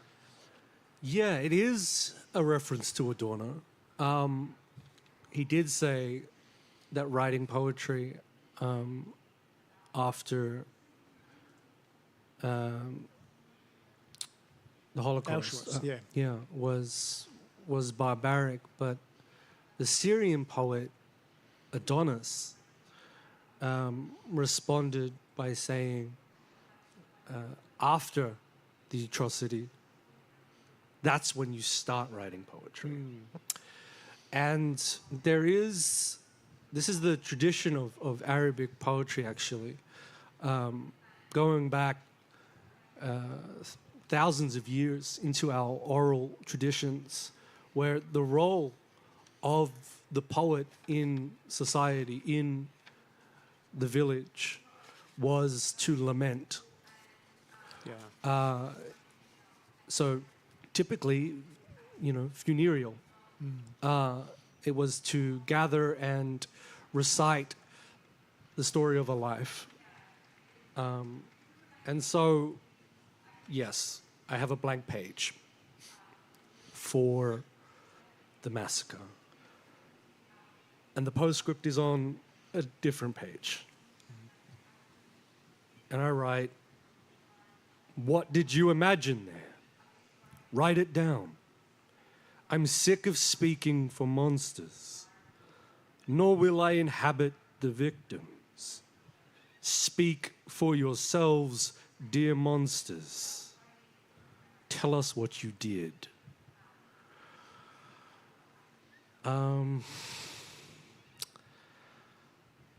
If I knew how to say it better than that, it would be in the poem, but I don't really. I guess I could add just that at a certain point, it's untenable to be considered always a spokesperson for the brutalities that are inflicted on your people. It's too much. And this poem is my way of reflecting it back onto you. Good answer. And it's often been said that if you could explain the poem better, it's just would be by writing another poem. Yeah. That's what poets do. So I'd actually like you to read another poem called Workshop, which it references a child whose name was Alan Kurdi. And I say his name because many of us didn't know that name, but many of us know the image. It's a horrible image of a drowned Syrian refugee boy, a 3-year-old, on a Turkish beach, which that image has lasted in many people's minds still. And his name was Alan Kurdi. And I'd like you to read the poem called Workshop, please. Workshop borders for Ayan Kurdi and the unknown multitudes. I tell the students to write using only images. For example, a mile of sand glistens, waves wash each grain blue. A small boy lies between the two. When I say a small boy, we all picture the same child, the one who died, the one closest to us. I fear the power of the image, how it changes nothing except myself, how it is never just an image, how the boy lives now under my bitten fingernails, how I live inside his grave, the great uncaring blue womb of the world. I have been told to be more specific. Is the blue A sea, B, a chlorinated pool, C, an eye? I tell the students language paves the way to every death. Be careful with your rhetoric, especially when it feels right. We cannot be picturing the same child. We lack the imagination. We never saw him, not his life or his headline. We looked away to practice self-care. The timeline is too dark. Netflix and erasure, a deluge of icons and canned laughter and bright graphics and that baboom sound that lets us forget there have been many more children dead in riverbanks or swallowed by the ocean, unphotographed in the desert, blown to pieces in war zones, or caged by we, the civilized West, land of the damned free. I tell the students to move me and hope they can't hear the desperation. Teleportation is all any of us truly desire, to move and be moved in complete stillness, collapsing distances with a word, a shriven glance, an image of a poet, in this case, a man, bearded, Arab, kind of dusky, a faded, beaten sky, surrounded by students pale and dark and bored and solemn and on their phones because this is important and so not. And their rickety, peeling tables forming a square around the man, his vain efforts at peeling back the ocean, the seething black and green, the froth and heave of it, to cradle the boys and girls that never got to be so alive as to be bored by a poem, the gravid magic of rhythm given form, like La ilaha illallah wa Muhammad Rasulullah, and doing his best, I swear his best, to be professional, to not put his head on the damp, shifting sands and beg the waves to sunder.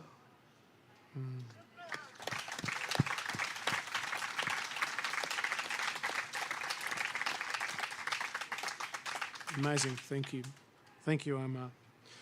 Well, you were teaching the workshop there, but I'd be interested to know who taught you poetry? How did you come across poetry, and what are some of the poets that you love and have influenced you? I was taught poetry by Judith Beveridge. Good start. Someone knows Judy. Cool. At Sydney Uni. And she was an extraordinary teacher. I was not a poet at the time. I didn't care for poetry. I thought it was crap. I thought it was useless. And I took it only because I needed to fulfill, that was the last unit of my degree, and I was like, all right, whatever. So this is to give you a sense of how extraordinary she is, that she took a disinterested student and was able to guide me. Just an amazing person, so generous with her time, not just in the classroom, but out of it as well. And is the kind of person who, long after the course ended, would still gather with us, the students, her former students, I should say, at Sydney Uni in an empty classroom. I don't know if that's illegal. I don't know, just off the record, off the books. And we would still just talk about poems. So I always talk about her.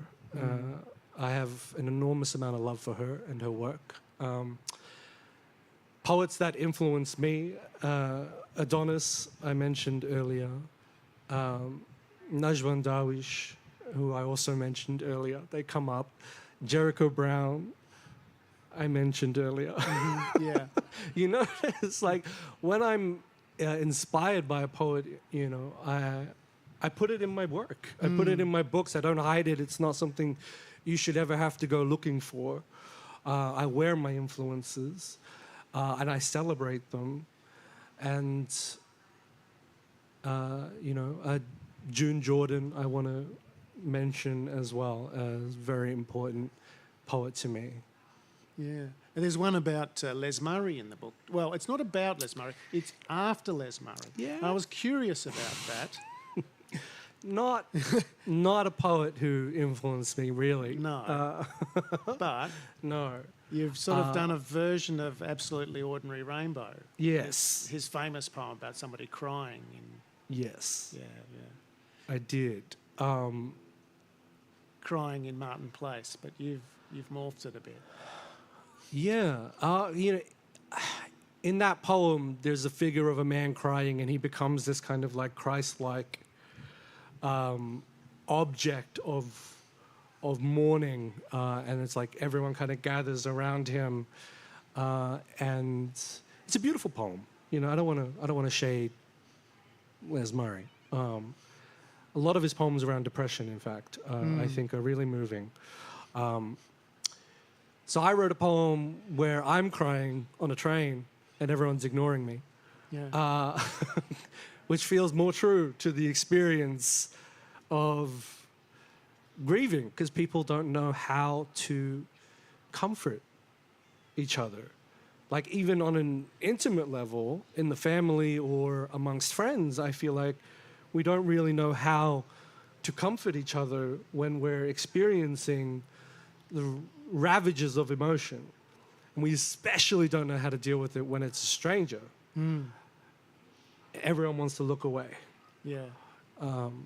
So I wanted to invert the meaning of that poem in mine. And yeah. And I think we should hear it. I knew you were going to say that. Do you know what page it's on? That was slightly unplanned, so I haven't written that one down. I think it's...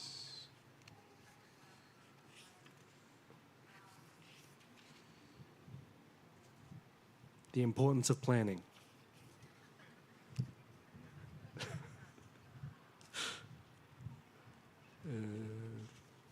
Here it is.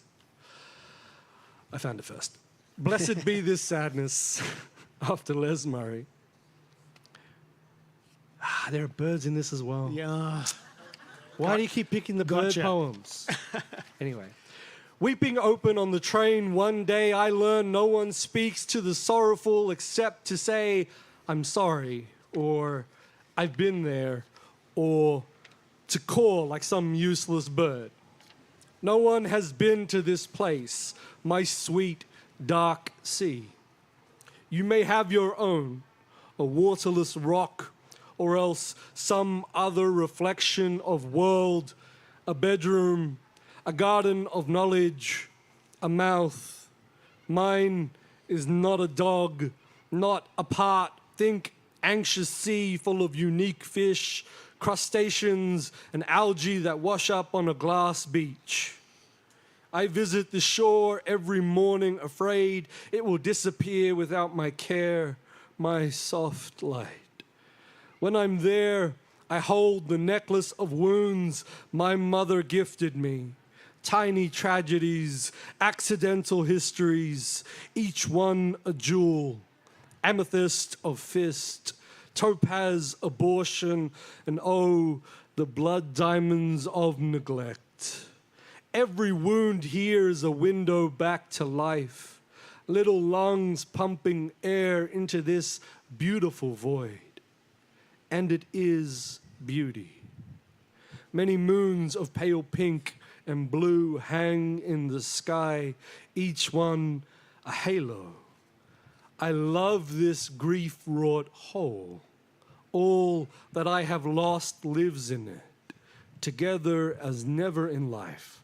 We swim, we school, we sink in moon and diamante sand.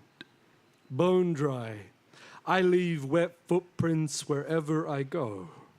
Back in the carriage, the necklace is heavy as a solar system and absolutely ordinary.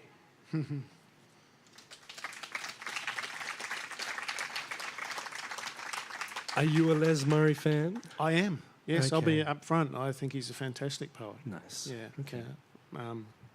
I have questions about his politics, but I think he did too in the end. He thought he got sucked into a lot of silly stuff and, he regretted a lot of some of the stands he took. But as a poet, as a writer, I think he's one of our best. Yeah. There's a poem in here called Believe, which I'm going to read the way I read it first. It goes like this. Beliefs, sorry, lies my all put I and language in. My those are these, a lone left dog. For living worth is love, for dying worth is love. Us is world, the dying always is world. The blame to all are we. You forgive I. And I thought, well, Omar's getting pretty experimental here. And what's he up to? What are you up to? Yeah, that's an example of the Arabic form created by Marwa Halal. And if you read it in the Western way from left to right, you get that. And if you read it from right to left as you would read Arabic, it goes like this. I put all my beliefs in language, and these are those my dog left alone. Love is worth living for. Love is worth dying for. The world is us. The world is always dying.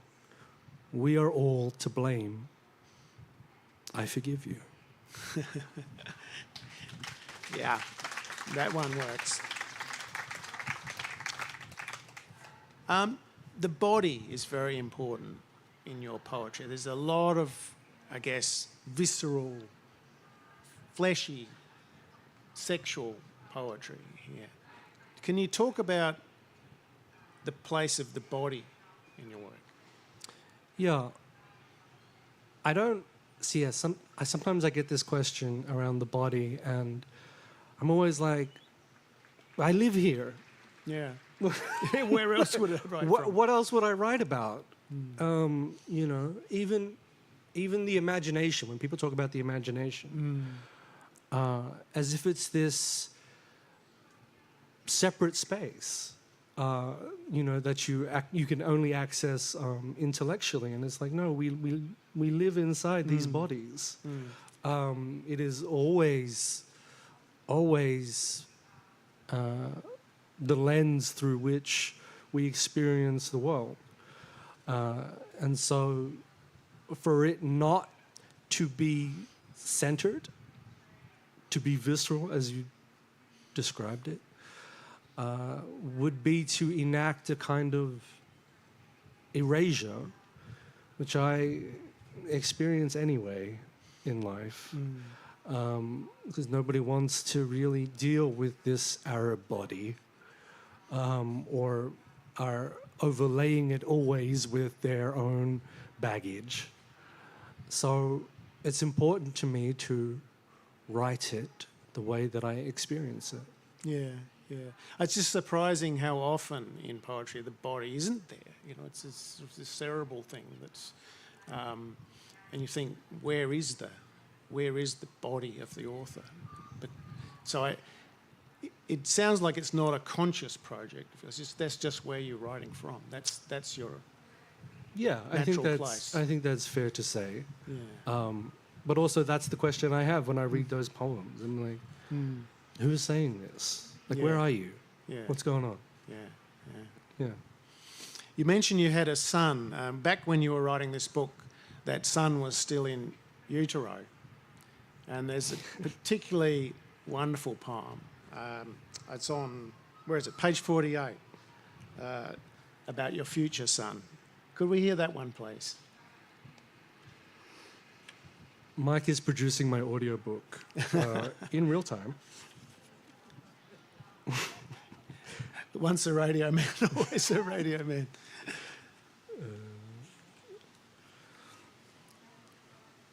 Ode to my future son. The bed is mussed, the sheets distressed snakes. My wife hisses within her nest, "Stop kicking the blankets off," as if I control the dream.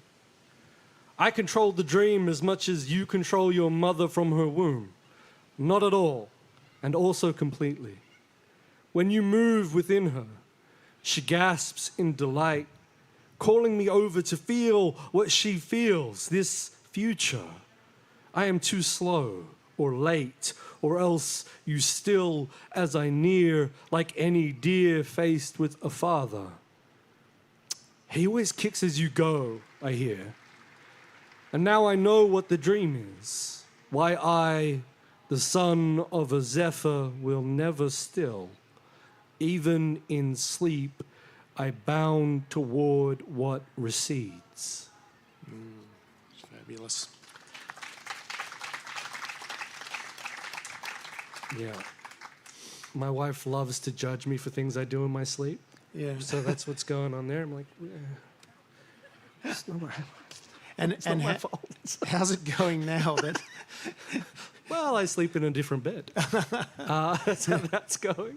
No, it's I've got sleep apnea, and so I now have a sleep machine, which the baby, when he wakes up at night, loves to just reach over and kind of yank that off my face. And now I'm in the spare room.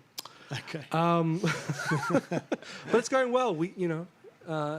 It's exhausting having a child, but it's also extraordinary and beautiful and wonderful and all those things that you hear. And I'm sure I will write more about it in time. Has he appeared in any new poetry?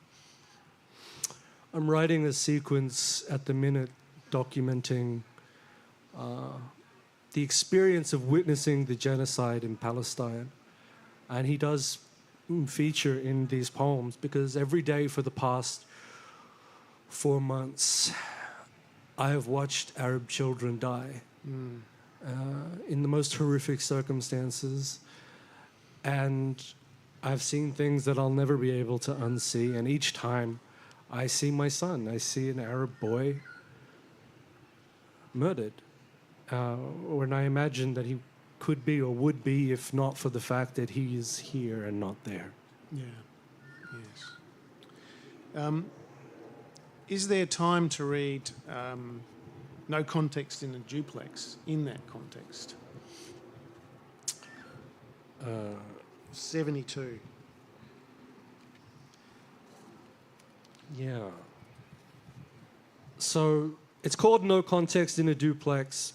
I will give you the context, though, which you can find in the notes at the back of the book. The phrase tensions are escalating, which we hear all the time, out of context. And the phrase mowing the grass down, which is a phrase Israeli military has used for decades to refer to their bombardment of Gaza. It's just mowing the grass. Tensions are escalating. Mow the grass down. Stretch past pain to find poetry, the way home. Pen the past to bind home. Write even the rain. Israel, ghost nation, stains the orchards. Is rage enough to sustain a whole nation? I dream of Palestine, free, alive. Pull the line toward life. Ask the dreamer, who gave the order? Who profits from slaughter? To make a border, make a slaughter. O history, O language, burst without love, with love only. Gauge the story. I said with love.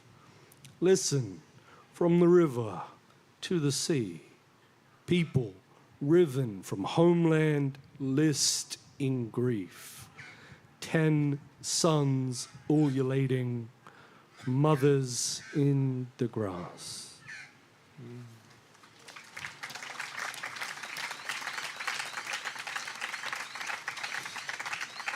Amazing. I think we're going to have to finish up quite soon, but you still live in Western Sydney, but not in Auburn anymore, where I think... No, I do live in Auburn. Oh, you do live in Auburn. Okay, fine. Well, there's a great poem that I'd like to finish with about visiting your favourite barber in Auburn. Yeah, okay. I love this poem. You didn't give me the number, did you? It is 88. 88. Oh, man. If any of you follow me on Twitter, you will see that I was mentioning this poem because I saw this barber yesterday. I hadn't seen him in a couple of years. I bought a ring off of him, a turquoise ring, a couple of years ago, and I lost it at Adelaide Airport yesterday. Oh, no. So I'm very upset about that. But I hadn't seen him in years, and I just think it's nuts that because his shop shut down in the lockdown, and I went to a different barber, different place in Auburn yesterday, and there he was. And then I lost his fucking ring. Returning to Auburn, I remember, I am happiest with the blade at my throat, a man in my ear. The barber was born in Iraq, and around him are thousands of evil eyes, blue to ward off evil eyes. Hundreds of prayer beads dangle down from brown to black, jade to jewel, waiting for a hand to wield them, to utter God's names and keep worry at bay. Hassan heaps my hairs, and from the back room the chirp of birds, the hymn of wings suffuses the shop. He would never keep a cat or a dog, he said. His birds need to be fed and watered and loved at least 3 to 6 times a day. Providing these ingredients keeps him occupied. A tap, seeds, conversation. The birds thrash at their cages, hooting and trilling and arguing about the definition of a sky. One says above, the others say a lie, say view, say inside. Nearby, the mosque that briefly held my father in a metal casket, the masjid in which I mourn him, readies itself again for my regrets. I do not live here, but I return to Hassan's hands, his trapped birds, to be shorn of my beard, to feel the boy inside, the night-gazing, star-slumming cloud shaper thrash in the back room for a drop, a seed. Love. Beautiful. Yeah. Thank you so much, Omar. And please, give an extra round of applause for Omar. That's a fabulous poetry reading. If you want to ask him questions, he'll be at the book tent signing books. Please get yourself a copy of this. It's a fabulous book. I totally recommend it. He'll be over there in a minute and you can speak to him personally if you'd like to ask him something. Thank you very much, everybody. Thank you.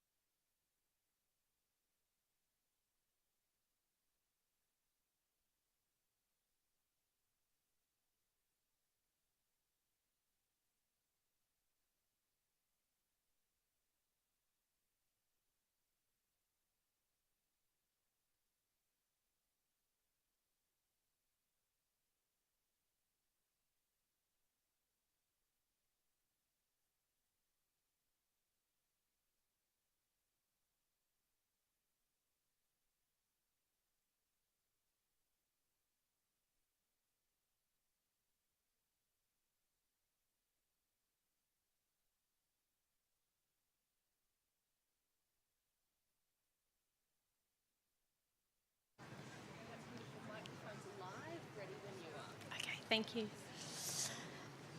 Good afternoon and welcome to Adelaide Writers' Week. I'm Jo Case, Deputy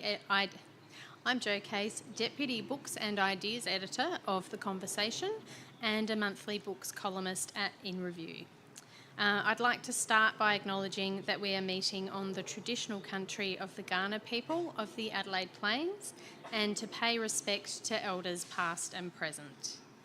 We recognise and respect their cultural heritage, beliefs and continuing relationship with the land. And we acknowledge that they are of continuing importance to the Kaurna people living today. I'm here with Catherine Lumby, who is a producer. Thank you. I'll let that applause happen. Who is a professor of media at the University of Sydney, where she was founding chair of the Media and Communications Department. Before Catherine entered academia, she worked for 2 decades as a print and TV journalist for the Sydney Morning Herald, the ABC, and the Bulletin magazine. She has written and co-authored 10 books, including Bad Girls and Gotcha, and has numerous book chapters and journal articles. Frank Morehouse, A Life, is, in Catherine's words, an attempt to connect the life and work of an important Australian writer and to show how the two were inextricably linked. Frank was perhaps best known for his extraordinary Edith trilogy, set in the League of Nations, an ultimately doomed precursor to the United Nations, and in its final volume in the early days of Canberra. Frank asked Catherine to be his biographer a decade before his death. She got him and his work, he said, in a way few others did. Indeed, the form of this biography, which moves forward through time in themed loops and feels more like a biography of ideas and changing times through Frank's life and his work than a traditional go-to-woe biography, feels really fitting, I thought, for a writer whose work was so intricately tied to his life and times. Catherine traces Frank's involvement in crusades against censorship and for creative copyright payments, and his support for gay liberation, feminism and Aboriginal rights. It shows how he was shaped by his times and how he shaped them in return. And it puts the specificities of his character and obsessions, including his complicated sexuality and his love of both formal rituals and unconventional ways of living, centre stage. And of course, the book is a thorough engagement with Frank's work, from his debut collection Futility and Other Animals in 1966 to the last volume of the Edith trilogy, Cold Light, his book about ASIO, and his unpublished erotic novella. And it's all explored thematically rather than in linear order. As a fan of Frank's work, I really loved this book, and I'm delighted to be talking to Catherine about it with all of you today. Please welcome Catherine. Thanks, Jo. I'm delighted to be in conversation with you. I'm a big fan of your work, so there. Well, this has made my day. Catherine, I'd like to start by asking you how you came to write Frank's biography and what it was that attracted you to the project. You write about your first affection for Frank's fiction as a working-class Newcastle teenager, and that it gave you a glimpse of a bohemian, cosmopolitan world out there. What did his work mean to you, and how did you come to write it? So I grew up in Newcastle. I'm 62 years old, so I was a teenager in the 70s, and I was sitting on the hockey field, as we all were in those days, with baby oil on my legs, sunning them, actually probably getting skin cancer. And I was a sort of skinny, nerdy brunette who wrote bad derivative poetry, which didn't endear me to the surfy boys. It was a working-class surfing culture. And I have great affection for Newcastle, but I didn't really fit in. Yeah. And my parents, who I come from a largely working-class background, but they were avid readers, and I sort of monkey-climbed their bookcase to find some volumes at the top of great interest to me at the age of 13. One of them was The Joy of Sex. All that hair, my God. And The other one was a collection of short fiction called Beautiful Lies, which was some of the earliest published work of some of our most now famous authors like Peter Carey, Murray Bow, Frank Morehouse among them. And it was a glimpse of a bohemian world and a political and cultural and social milieu that I wanted to be part of. And I mean, the other influence for me was, I remember seeing on television, black and white TV in Newcastle in those days, and seeing Germaine Greer on television and thinking, oh my God, there's the exit sign. So, and I told Frank all of that when I met him in the 90s, the mid-90s. I was living in New York, writing my first book, and we met at, we were on a panel together at the improbably titled Festival of Australian Ideas in Washington.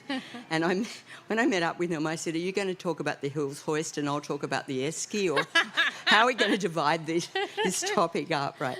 And then I told him how much I loved his work. And so I think the fact that he said I got him is probably a sign that he knew I was a deep fan. Yeah, yeah. And I had been, you know, since I was a teenage girl. Well, didn't you also write a profile? I think you're being a little bit too modest. Didn't you also write a profile of him, which he loved, and it was also through that he felt like you really got him? Yeah, I wrote a profile for the Bulletin. When I was at the Bulletin magazine as a columnist and a feature writer, I wrote a profile of him, and he said, yes, I think you really understand the nuances of my work. And I think his work is extremely nuanced. And I'm sure that there are... hands up if you're a fan of Frank Morehouse's writing.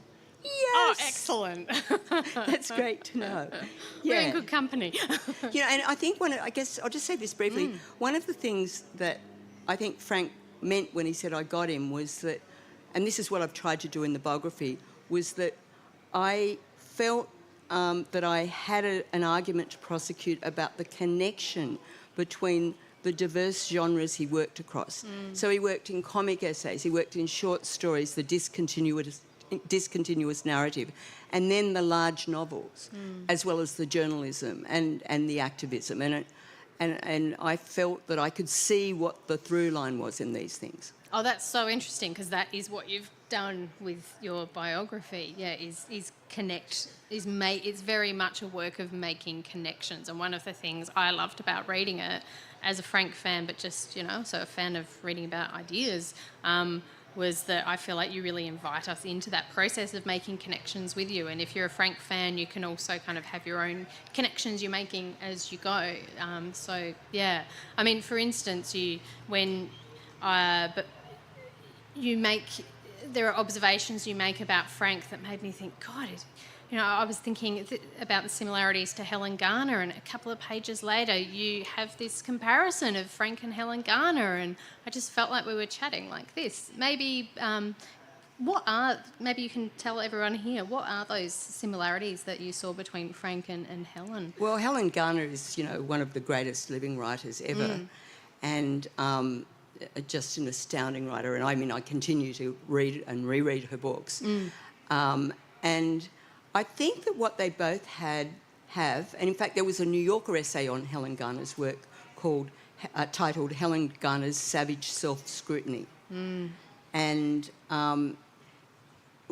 Frank brought, as Helen has, brought with thin disguise people in his milieu into his work. Fun fact, this is weird, I got married for the first time in my life 3 years ago to a man who's actually a character in Monkey Grip. No. He lived in the Monkey Grip household. I think that's why I married him. But and I've, because through my husband, because he knows Helen well, I've had the opportunity to ask her about this, because she and Frank both did this. They brought with thin disguise people around them in their cultural and political milieu, and they had to ponder the ethics of doing that. Yeah.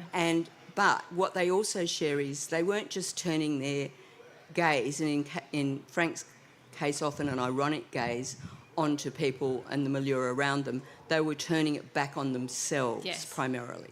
And that they both, like you say, they were both in this kind of libertarian, world of the 60s, writing about the the tension between politics, politics as ideas and politics as, lived in houses and in relationships. And you say that Frank is, one of the most, among Australian male writers, one of the ones who can write about women the best and most perceptively. So was that... Yeah, I mean, I think that this is one of the things that I find deeply interesting about Frank, and we can talk a bit about the sexuality element and why that, I think, is relevant. But he always wrote with, I think, genuine empathy about women. He was observing, as people were in the 70s, observant and ethical people were, the grand experiments that were occurring. Not in the hockey fields of Newcastle High, I can tell you, but but in Carlton and Fitzroy, in Balmain in Sydney, and in other, bohemian areas of cities around Australia. And, and people were engaging in open relationships. They were experimenting with that. But, of course, one of the harsh realities of that is women in the 70s, even after the pill became available, and it wasn't a particularly pleasant drug to be taking in those days, were often left literally holding the baby or managing the aftermath of the abortion. So there was sexual liberation was a very dominant narrative at the time, but women's liberation was a rumble or a distant storm on the horizon that gathered strength as that decade progressed. But I have to say this, because Frank always had a way of making me laugh about complex issues. I remember having lunch with him once, and I said to him, Frank, after the 70s and all the open relationships and everything, do you think monogamy can work? And he said, no. And then he summoned a waiter, and he got napkins and a pen brought over, and we spent the rest of the lunch designing the monogamy house. Now, apparently to make monogamy work, you need a 30-storey house, which includes separate his and hers flossing rooms. I haven't tried it. But Fantastic. And I love that story too, because it really shows how Frank would... like his joy in then diving into, well, how would that work? What would the rules be?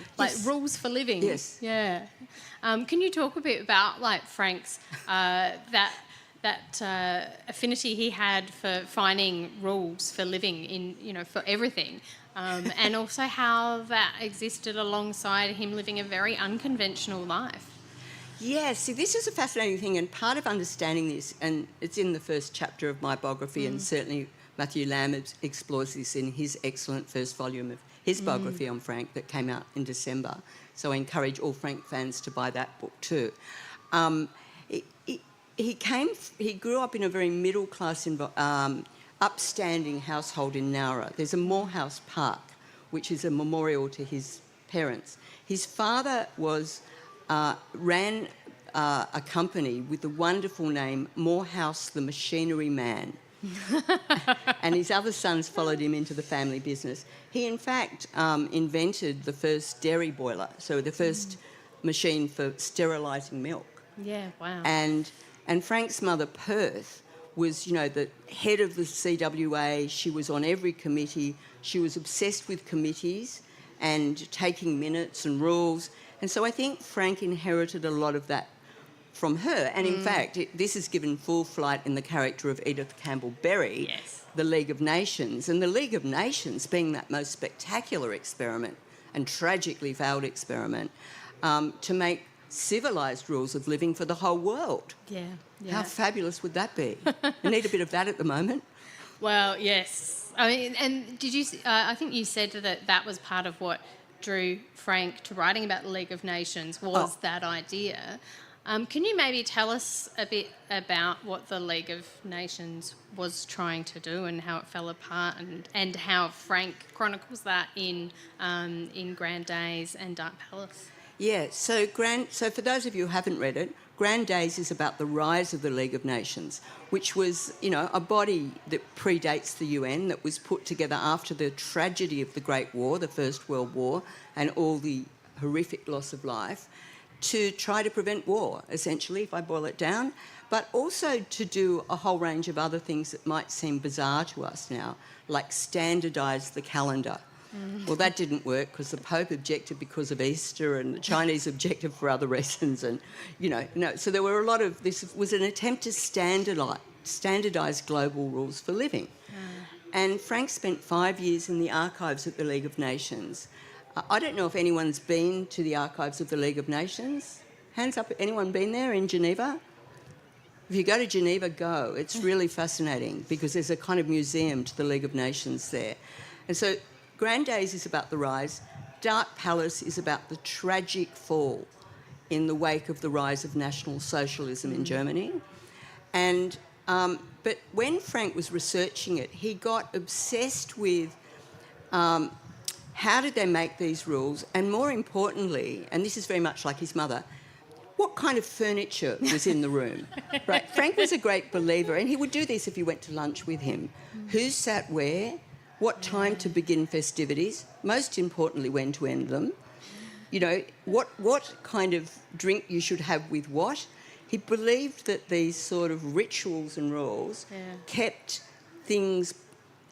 he liked a bit of chaos, but he wanted to contain it. So I always described him as our man at the edge of the cultural cliff, staring with some alarmed fascination at the rocks that lie below. That's a great description, yeah. And yes, Edith Campbell-Berry does... There's a lot of that in the Edith trilogy, isn't it, of those minute kind of considerations about furniture or, protocols. But, in Cold Light, which is about the early days of Canberra, Edith, she's a great admirer of the Burley Griffins, isn't she? She loved the Burley... Frank, of course, loved the Burley Griffins, and particularly Marion, who was an architect, and she, of course, didn't get the spotlight that Walter did. But... and what Frank loved... So Cold Light is set in Canberra, and again, Canberra is a highly designed city, and Frank became fascinated by the history of Canberra and how it's a city that is designed to represent democracy to us, and that the way it is laid out is a reminder when you go to Canberra about a certain kind of order and a sense of civility, of civics, a lesson in civics, if you like. So Edith Campbell-Berry, who leaves the League of Nations after its fall, goes to Canberra with her lover Ambrose, and becomes obsessed with things like sanitation and garbage collection, and how these could be reflective of national values and being Australian. Yeah. Hilarious, really. And, it really is... Frank always managed to make those details fascinating, I guess maybe because he was fascinated by them, but because he always shows what they represent, tells a story through them. It might sound like, reading about furniture or sanitation is not that interesting, but it is. Frank has also said that he drew on both of his parents in his work with his very slim 1974 novel, The Electrical Experience, about an inventor representing his father, and then the Edith trilogy, 3 very fat novels, represented his mother, and he joked that was proportional to their influence on him.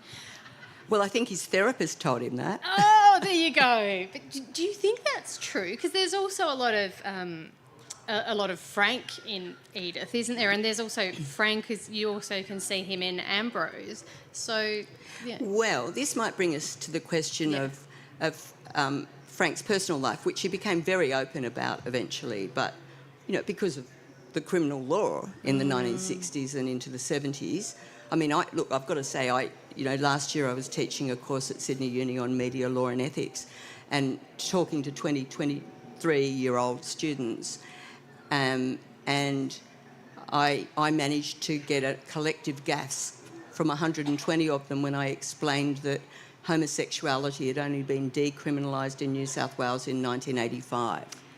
Like, that was unimaginable, thank God, to this group of people. Yeah. So Frank was writing about gay sex in his earliest work. He was a bisexual man. He was also a cross-dresser. Yeah. Now, Ambrose is, I mean, that's the term Frank uses. So I'm treading carefully here because, you know, there are different ways of describing that practice now. But he described himself as, to me once, as bi-gendered and a cross-dresser is how he described it, that practice. That was something he did at home. I mean, he would be, as he put it, en femme in the evenings. That was how he relaxed. And so he tapped into a deeply feminine side. And I without, you know, trying to be an amateur psychoanalyst, I do think that he had a deep relationship to the feminine, and that is probably part of how he was able to create a character as fully realised as Edith. Mind you, I have this joke with a number of Frank's female friends. We would occasionally get an email from Frank asking us details about lingerie so he could get it right, Oh, really? which I thought was gorgeous. That's fantastic. He did his research. He did his homework, yeah. Yeah. I thought it was so interesting reading the section in your book where you do write about Frank's journey in terms of his sexuality, that it's like he wrote about it in his fiction long before he talked about it, even though, because, you know, homosexuality was illegal. And you quote him saying, "I think when I was writing fiction, I had numbed myself to the risks I was taking." And I wonder, what do you think it was that made him explore his sexuality in his work before he felt, and also like exploring what he called his cross-dressing in his work long before he felt ready to talk about either of those things publicly? Because his commitment to being a writer was so deep. Yeah. I mean, I went back into I spent a lot of time in the archives, which are held at the Fryer Library. This is Frank Morehouse's archives. His archivist is the wonderful Nicholas Pounder. Some of you may know of Nicholas. He had a bookstore in Sydney for many decades, and he's an archivist. So the juvenilia in the archive, you know, you can see from his early teens, Frank is writing about his mission to be a writer and the duty of being a writer. He took that very seriously, and he felt a bit like Helen Garner, I think, is a very good comparison here, that there was a rigorous and ruthless honesty and self-scrutiny that was required in that work. Yeah, and with both of them, I feel like when I'm when you read about them and then read their work, and sometimes also then when you read the reaction, you know, the ripples effect that the work has on real life, it feels like they have a compulsion to tell the truth and mind themselves in the writing that overrides any concerns about effect. And yeah, Frank, for instance, in his memoir of sorts, Martini, I think that's an interesting example. He blurs it. Martini is the closest he got to, saying he'd written a memoir. Yes, that's right. It was a sort of semi-fictionalised memoir. Yeah.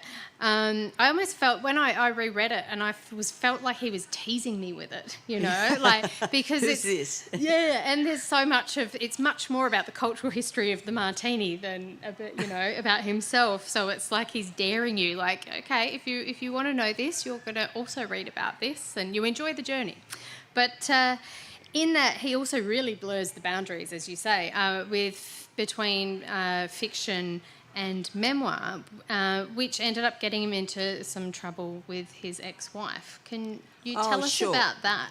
So this is the one. So Frank, when he was, in his last 2 years of high school, he met a young woman called Wendy Halloway, who was very bright and is now a journalist editor who lives in London, and I've interviewed her and been in contact with her. And they got married very young, and she went off to Sydney to do nursing, which was the kind of career path for a young woman like her, even though she herself wanted to be a writer. And they married very young. But at this stage, Frank had already begun his first very serious homosexual relationship, which actually lasted most of his life, along with many other relationships. I mean, it's hard to... You've got to go into the Frank Morehouse archives to understand the extent of Frank's amorous adventures, because they are many and fascinating. And I think Wendy and he understandably divorced, like many young couples did in those days. But they remained good friends. And then in Martini, he, I should say, kept a copy of every significant letter he ever sent, and he kept every significant letter he ever received. So, you know, hats off to Matthew Lamb, who's got much more of an appetite for detail than I do. You know, and good for him, because Matthew's really gone through with a tooth comb. But she wrote him love letters as a teenage girl and as a nurse, and he kept them and he cited them, quoted them in Martini. And that was the first time she told me that she ever felt betrayed by Frank, because she felt that he'd really intruded into her personal space. And that brings up this interesting question of those boundaries. So when I was... Are you happy for me to talk about being in the archives? Okay. Yes. So the afterword of the book, for people who are interested if they read the book, is about the ethics of biography and how writing this biography really challenged me ethically. The best example I can give of this is one day I was in the archives and Nicholas Pounder, the archivist, had accompanied me, and he put a folder this thick in front of me on my desk, and he said, "I think you'll find this of some interest." That's how Nicholas talks, a little archly, he said. And I said, okay, and I opened it and I started reading these letters from a 17-year-old Perth schoolgirl to Frank. And then as I read them, I realised it was, and I can say it because she's agreed this is fine, it was one of my closest friends, Fiona Giles, who is now an accomplished author and academic. And she met him when she was 17 and he was 38, and they commenced a love affair, which resulted in him eventually writing a book called 4017, which is about their relationship. And this was a relationship, a very passionate sexual and intellectual relationship that lasted for 13 years. And the last letter in the file is an unsent suicide letter to Fiona from Frank when she broke it off, finally. So I'm reading this, and this is one of my closest friends, and they're both writers, so the letters are by turns literary, pornographic, emotional, and I found myself in the sandstone quadrangle of the University of Queensland where the archives are, and I called Fiona crying and sobbing, and I said, "I don't feel I should be reading this. This is a trespass." And she said, "Oh, darling, you're the biographer. You have to read everything. Better you than some horny old Marxist." Oh, that's fabulous. I thought you were going to take us to that story with going into the archives. Thank you.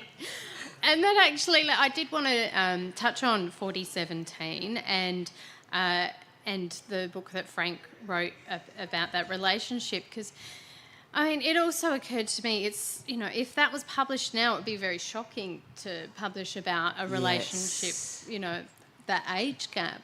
But it was a different time, it was a long relationship, and the fact that she remained a dear friend throughout his life, and it raises the question, which you also explore at one point in the book, of, you know, is it ever appropriate to critique a work of literature on the basis that it somehow fails an ideological test, particularly of a different time, like to apply our values to something that... So, yeah, I just wanted to ask you about that. Yeah, well, this is something that I write about at some length in the book, and I struggled with. And I'm actually surprised no reviewer picked up on it, because I thought if anyone's going to pick up on anything in this book, it'll be exactly what you've just asked me about. So Frank in a number of his fictional works, has written about intergenerational sex, if I can, that's a very neutral term for it. We live in a time, thankfully, where we are far more aware of power abuses and of the horrific extent of child sexual abuse, both within the family and in institutions. The libertarian, so if we go back to the push, the Sydney push, which, in Melbourne it was the Melbourne Drift, there was a writer, a psychoanalyst and philosopher, Wilhelm Reich, whose theory, some of you will know, was that if we can release all our sexual repression, we'll end capitalism. That's putting it in a nutshell. Okay. I don't know about that.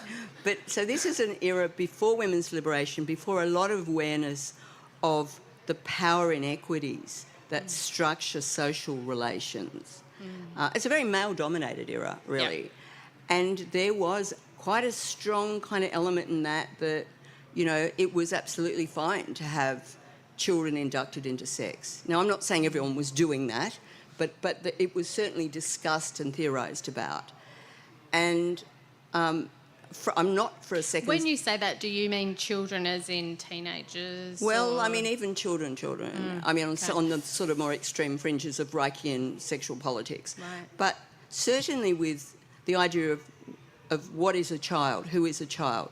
I mean, I would say this, as a 14-year-old in Newcastle, we used to hang outside the stage door of the Civic Theatre in our fully denimed wear, and roadies would come out the back door and point at girls with blonde hair and go, come backstage for the sound check. Yeah. Now, I mean, I and everyone here is rightly horrified by that. But it was a period, I think what we've done is we've extended what we understand to be childhood.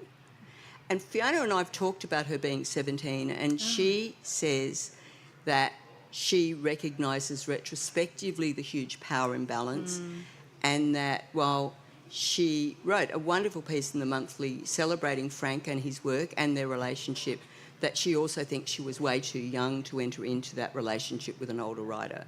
So I think we're living at a time when, quite rightly, our mores and our understanding of power relationships have changed. And do you think there's a difference between perhaps criticising or reassessing these things, like as, you know, Fiona obviously was reassessing in her piece, and condemning it when it was something in a different age? And I don't mean this as a blanket thing, but, you know, there's, as you and I have talked about, the idea of that things are, you know, black and white is a difficult thing, you know. Well, I'm not in favour of revisionism. Yeah. I mean, I'm a strong believer that the work stands, and we can also say it's of its time, and you know, the values or the sort of aesthetics or whatever, the ethos that's expressed is something that we know more about now. Yes, I mean, for one that's thing, right. child sexual abuse was not on the radar. It wasn't that it wasn't happening. It just wasn't, there wasn't a public consciousness about the extent of it. Yeah, that's right. And, I mean, you did say, you know, Frank had a great, you know, he liked to push taboos, but that he identified sex with prepubescent as a line. Oh, absolutely, yeah. And I'm not suggesting he encouraged that in any way. But, yeah, I mean, I think, you know, he was... the fingerprints of libertarianism remain on his work in the same way they do on Germaine Greer's earlier work in The Female Eunuch. Yeah. She was very much of the push at that point. I wonder... I'd like to ask you about... I'm just going to push this one further here. Okay. Which is, you write about Frank's unpublished erotic novella, Sunny, which was about a post-pubescent high school student who arrives at boarding school, having been inducted into sex by his mother, and on arriving gets a lesson in anal sex from a head counsellor. And both scenarios, as you say, breach major taboos and ethics. And you say particularly, now we see that with the now that we know so much about the sexual abuse of children in families and institutions that have come to life. Was it difficult to write about? Did you consider whether or not to include that unpublished novella in the book, and was that hard?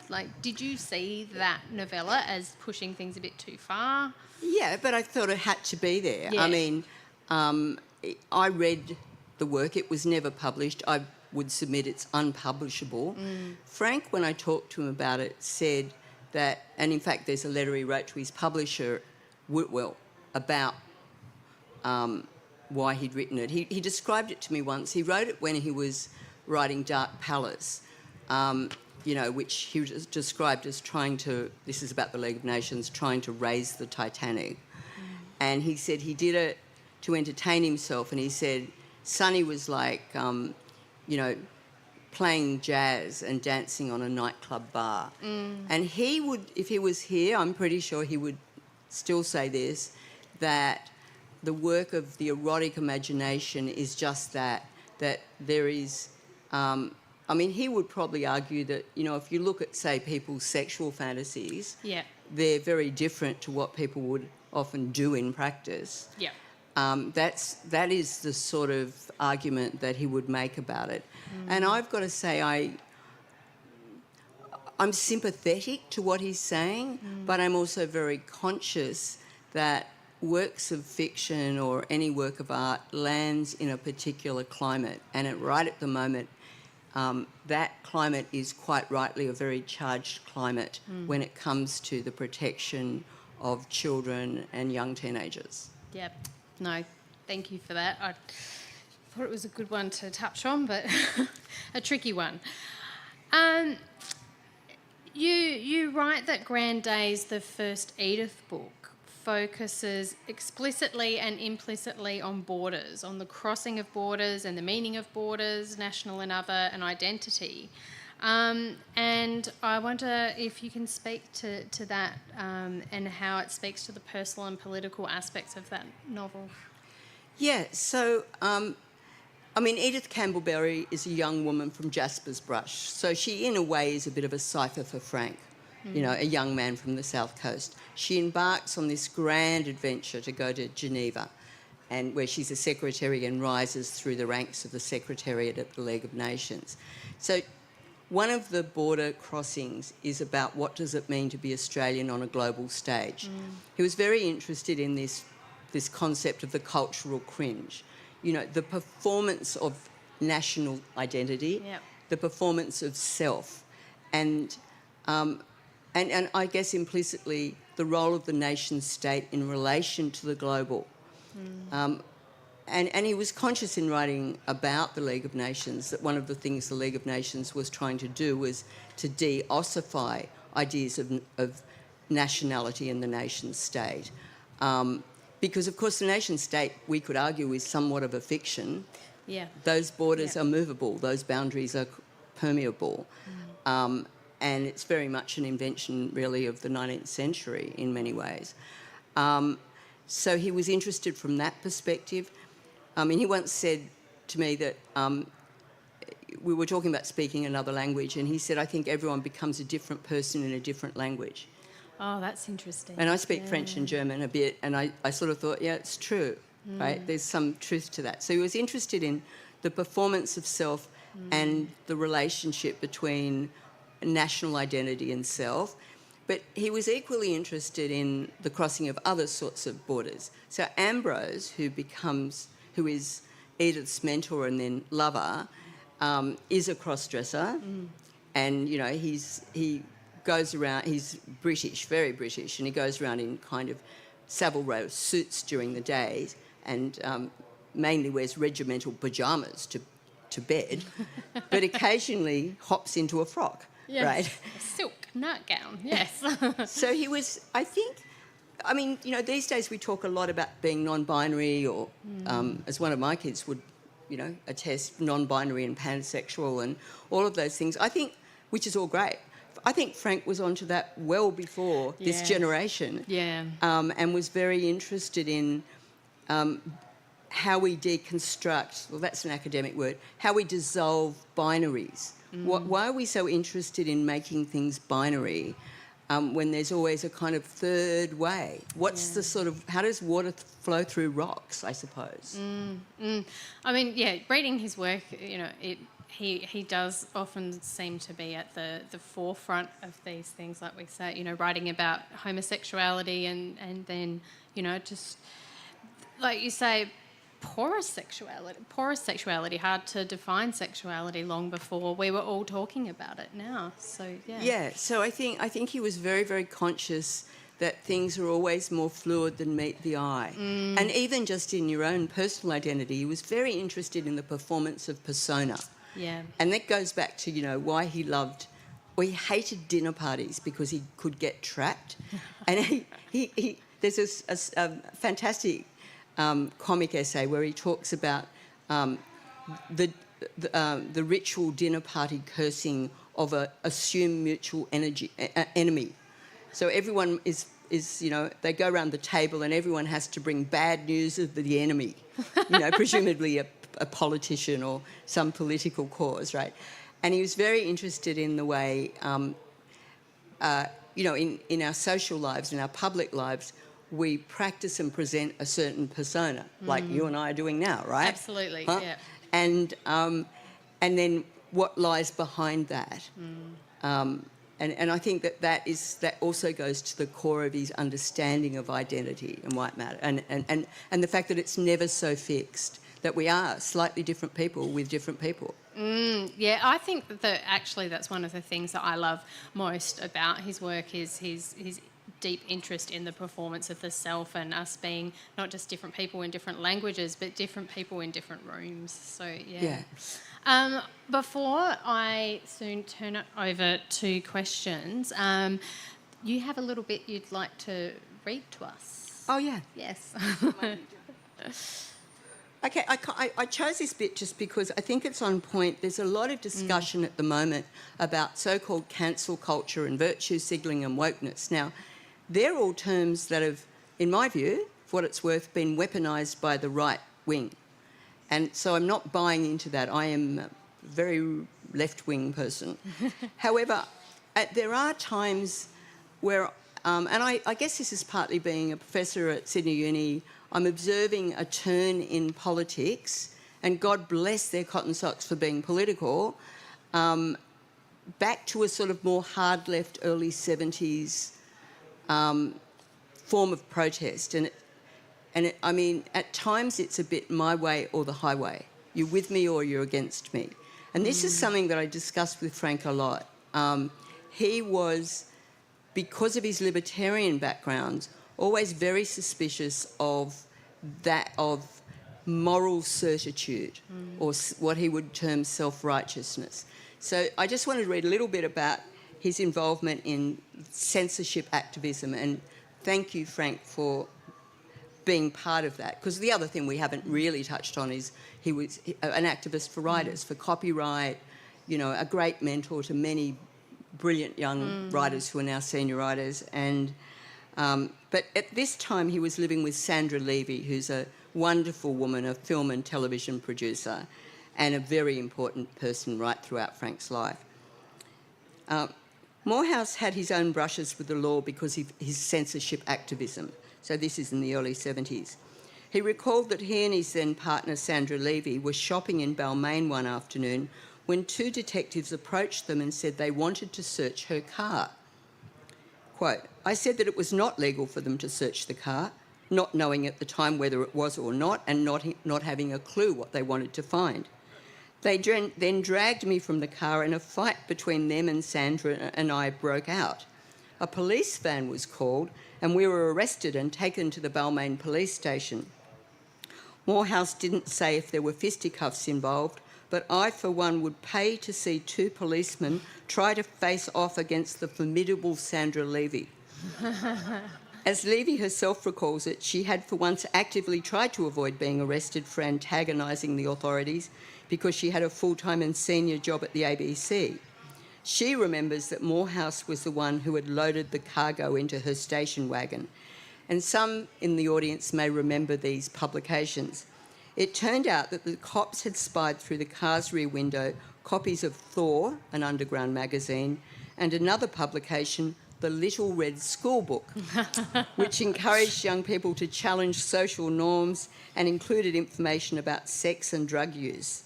So they were charged, but eventually they countersued and they were fined $5.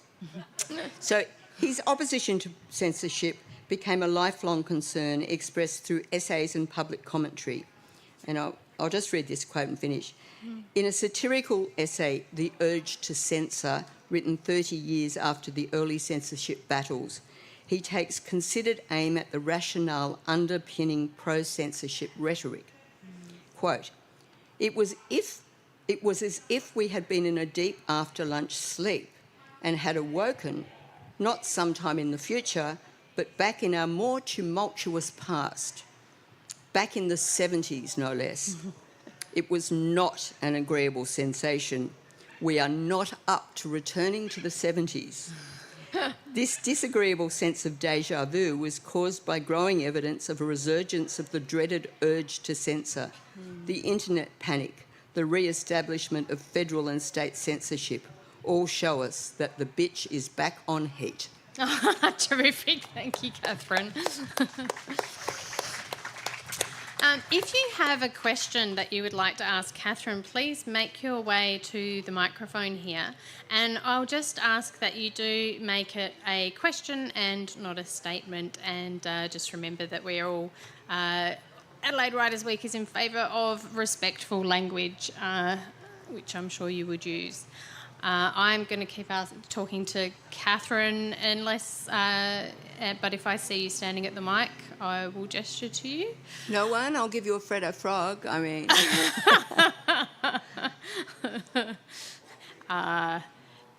well, I've got plenty more I would like to talk to you about if they... But... so...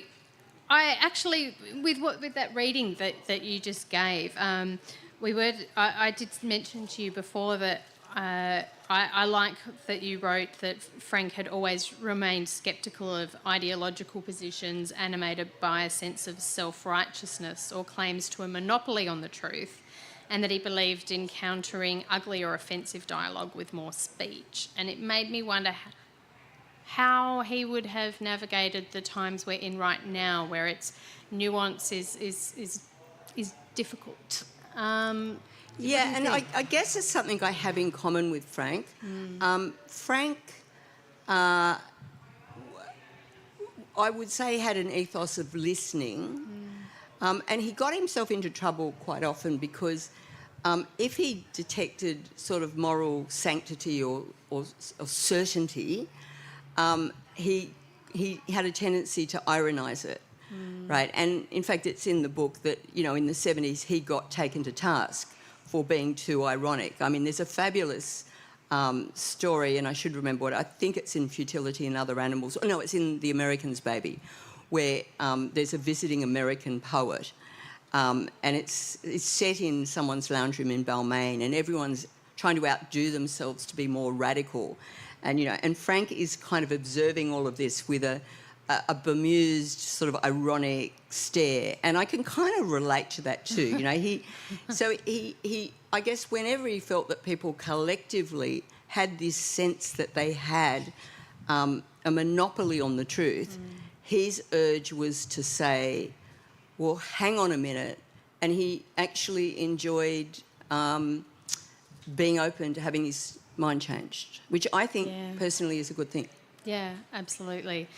And you did say that one thing you liked about both Frank and Helen Garner was that idea that you read their work and you finish it with more questions than answers, perhaps, which is great and speaks to that.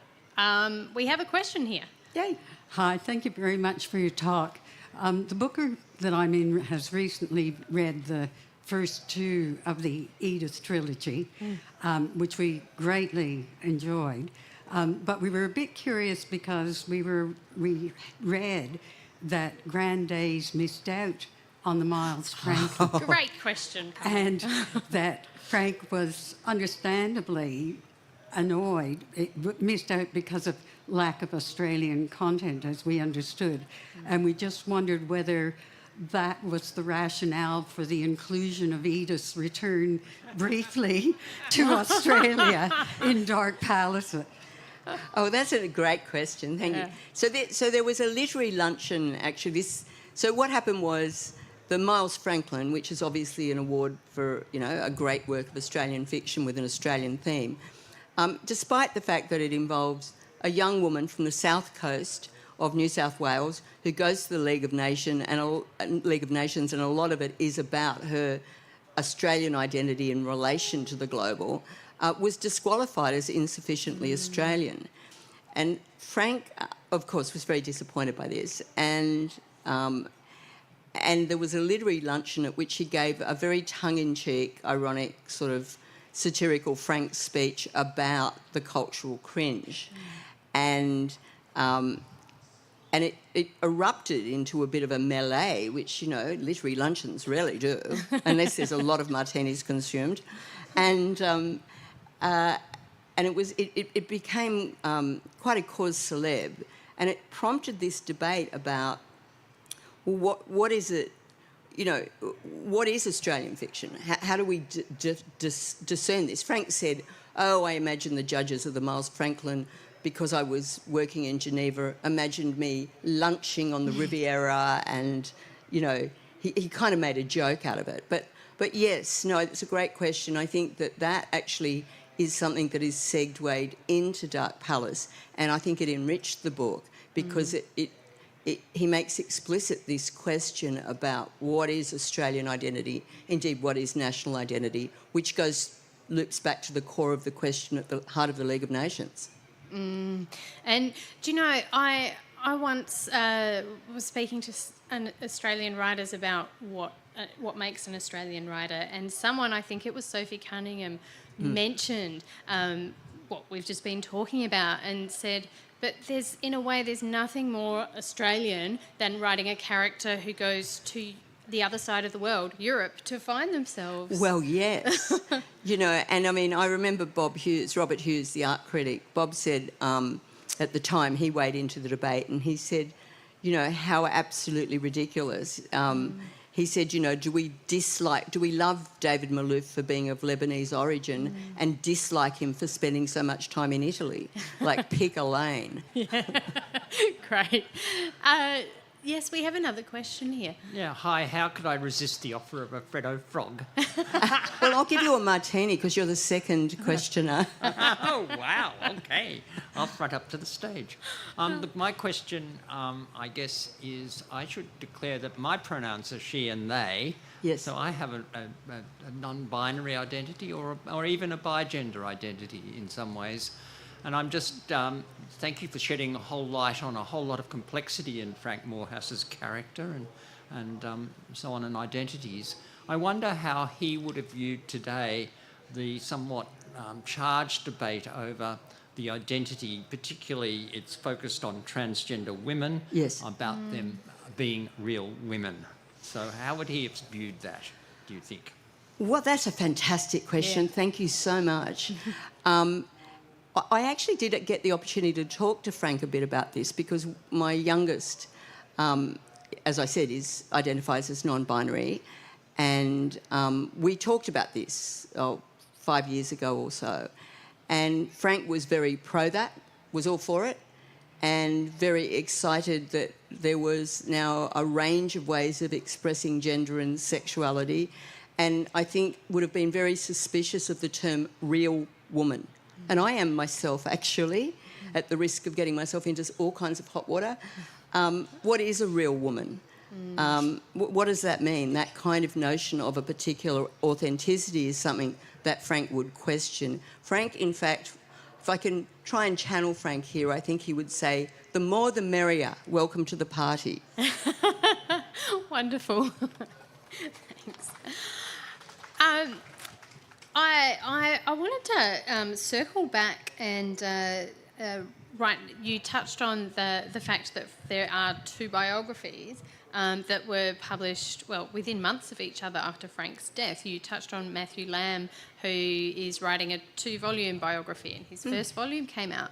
I thought it was so interesting to, I mean, it's very unusual for that to happen, especially with both biographers having cooperated with the subject. And I actually think they complement each other very nicely because they're doing very different things. Why do you think Frank was working with 2 biographers, and what's it like to have the 2 books coexisting? Well, I mean, so it was different for me because I had a friendship with Frank and the friendship then grew into the biographical relationship, which I wouldn't say it didn't ruin our friendship or something, but it tempered the relationship. You know, naturally it does, you know, because he was, I think, more guarded at times with me than he would have been prior to that. Now, Matthew embarked on it. He got a biographical award. I've forgotten the name of it. I should remember. Anyway, he got, you know, an award, a prize to write the biography. And he and I were often in the archives at the same time. And when I knew that he was working on this, I went over and said, "Oh, Matthew, hi, I'm Catherine. I'll take you out to dinner tonight. You know, anything I've got, I'm happy to share with you," right? Great. Because my view is, like, the more books on Frank, the better. It's about Frank. And I think we very quickly learnt that we were writing really different books. Yeah. Matthew is a person of high detail, right? I don't have a lot of appetite for detail. Maybe I'm lazy, but I was very clear I wanted to write a thematic book, and for Matthew it's very woe to go. I think he starts with Frank's great-grandfather. And so if you want the detail, I mean, his 2 volumes will be the classic important works for literary scholars and for people with a deep interest in Frank's life and work. And all I can do is applaud Matthew for the immense amount of work and his appetite for detail that he's put into these books. Yeah. I think that's great that you were able to, like, it's so unusual but good that the answer to that is not that it was a contentious thing but a very collegiate thing. And actually I've spoken to Matthew when his book came out and he also felt the same way, that there's room he's a for lovely both. guy. Yeah. And we're just very different cats. Yeah. Yeah. But you know, we got on and he shared things with me and I shared things with him. Yeah. Yeah. And I would say that it's not that you don't work with detail, because you've pulled out some fantastic detail. It's just, you know, you're selective about the detail. That's what I would. You're using the detail to tell a story rather than the accumulation of detail being the aim, was how I felt. Well, I mean, you know, I suppose biography is a genre that creeps up on every biographer, and every biographer slightly recasts the genre. So you write the book that's in you. Yep. I wonder if I can ask you about Mary McGeechee, who was a Canadian woman who'd worked at the League and was one of the models for Edith. And I love the story about how Frank, she was 90. Frank had been researching her for ages and then was shocked to be able to actually meet her. Yeah, it's amazing. So he's in the archives, you can imagine. He's been there, you know, it's a 5-year period. And he comes across these letters from a woman who's a secretary, a Canadian woman. And he goes, "Oh, my God, this is Edith." Right, he'd already had the character of Edith, but this woman then becomes Edith for him. And through happenstance, some friends in France happen to know her family in New York. And so he gets on a plane, and she's in her late 90s, I think, at this stage. And he gets led into a room where she's sitting in a rocking chair, you know, and she's got quite serious memory loss at this point, but she can remember in vivid detail the cobblestone streets in Geneva. And he said, I mean, I almost feel like crying saying this, the way he put it to me was so effective. He said he touched her hand and it was like reaching back through the annals of history and connecting with this woman who'd been part of such an important, you know, organisation. And she told him, this is gorgeous, he asked her what she'd like to drink, and she mentioned a drink which he knew in the 1920s was really popular. It was a version of a martini. And she said, I'll end on this, she said it was a drink that naughty girls drank, and naughty girls make the best companions. Fantastic. Thank you, Catherine. Yeah. That's a great way to end.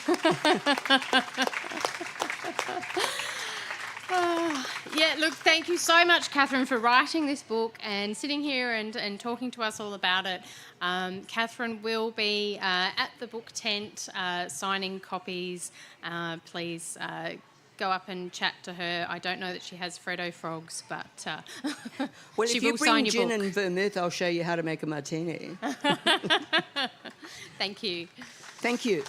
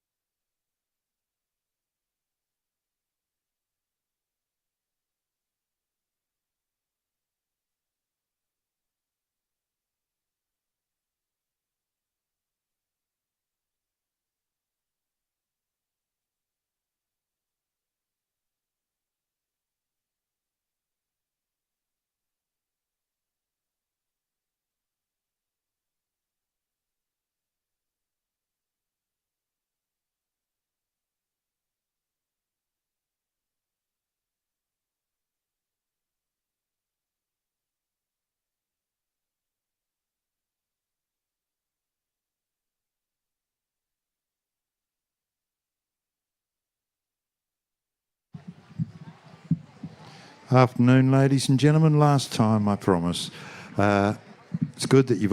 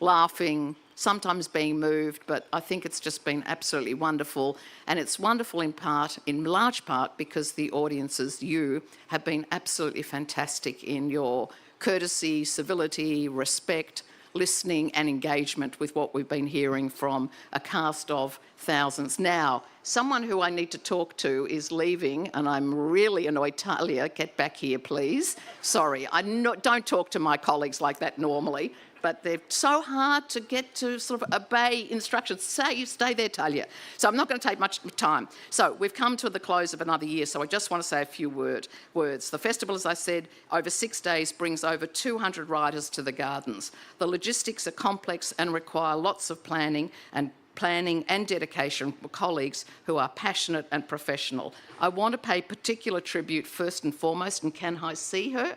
Is she there? She's over there. See, that's exactly what I'm talking about. So professional. We have had a secret pact here to try and get Suzanne Critchley, who's our program manager, to be here for 2 minutes. And have we got her? No, we have not yet got her. Circle back. Can't circle back. I've got to go forward, fast forwarding. Anyway, so Suzanne Critchley, who's my co-conspirator, hand in glove we work to make this festival work. There she is, finally. Finally. So, finally. So, I'm sorry. So, I cannot describe the list of tasks that Suzanne takes on, all the while ensuring that the experience for our writers and our audience is seamless. Suzanne has been wonderfully supported by Katya and Tony, and I just want to get you to give them a round of applause, and Kitty, because it would not be possible without Suzanne Critchley and her team. No. Everyone in the audience will have met our wonderful team of volunteers who, despite heat or rain, remain friendly and helpful. I couldn't be more touched by the dedication they have to the work we do and their engagement. Our production team, headed up by Taryn, are tech wonders. All the people you see here in that bank of computers and desks and things like that, and the wonderful Alira, have provided, I think they have the best bedside manner in the business, and they keep us calm. They are superbly supportive and encouraging of the writers and moderators on stage. It's, I think, an immaculate experience from my humble opinion, and it is due to the wonderful tech supporters we have in stage managers. So please, a thank you to them. And finally, to my colleagues, the CEO, Kath Mainland, and Artistic Director, Ruth McKenzie. They are also my co-conspirators, my allies, my friends, and my sisters, and my heartfelt thanks to them too. So we're closing Writers' Week for 24 with this session. My thoughts are already, my worries are already turning to 25, and I'm looking forward to seeing you all in March of 2025. But thank you so much for all your support. Thank you.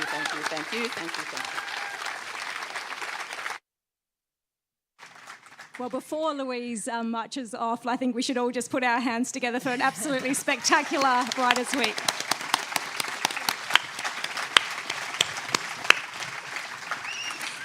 So everyone, thank you so much for being here this evening and braving the heat for what is not a particularly hospitable Adelaide afternoon, but it's a credit to this festival that you're all here this afternoon. My name's Sarah Martin. I'm a journalist with Guardian Australia, and I'm here with Kate Morton, one of Australia's most loved authors, a New York Times bestselling author, and we're here to talk about her 7th novel, Homecoming.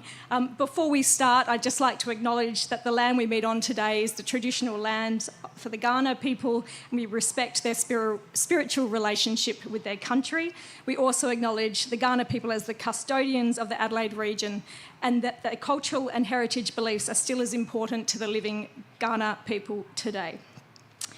So let's dive on in, because, Kate, this was not the 7th novel that you initially planned to write, is it?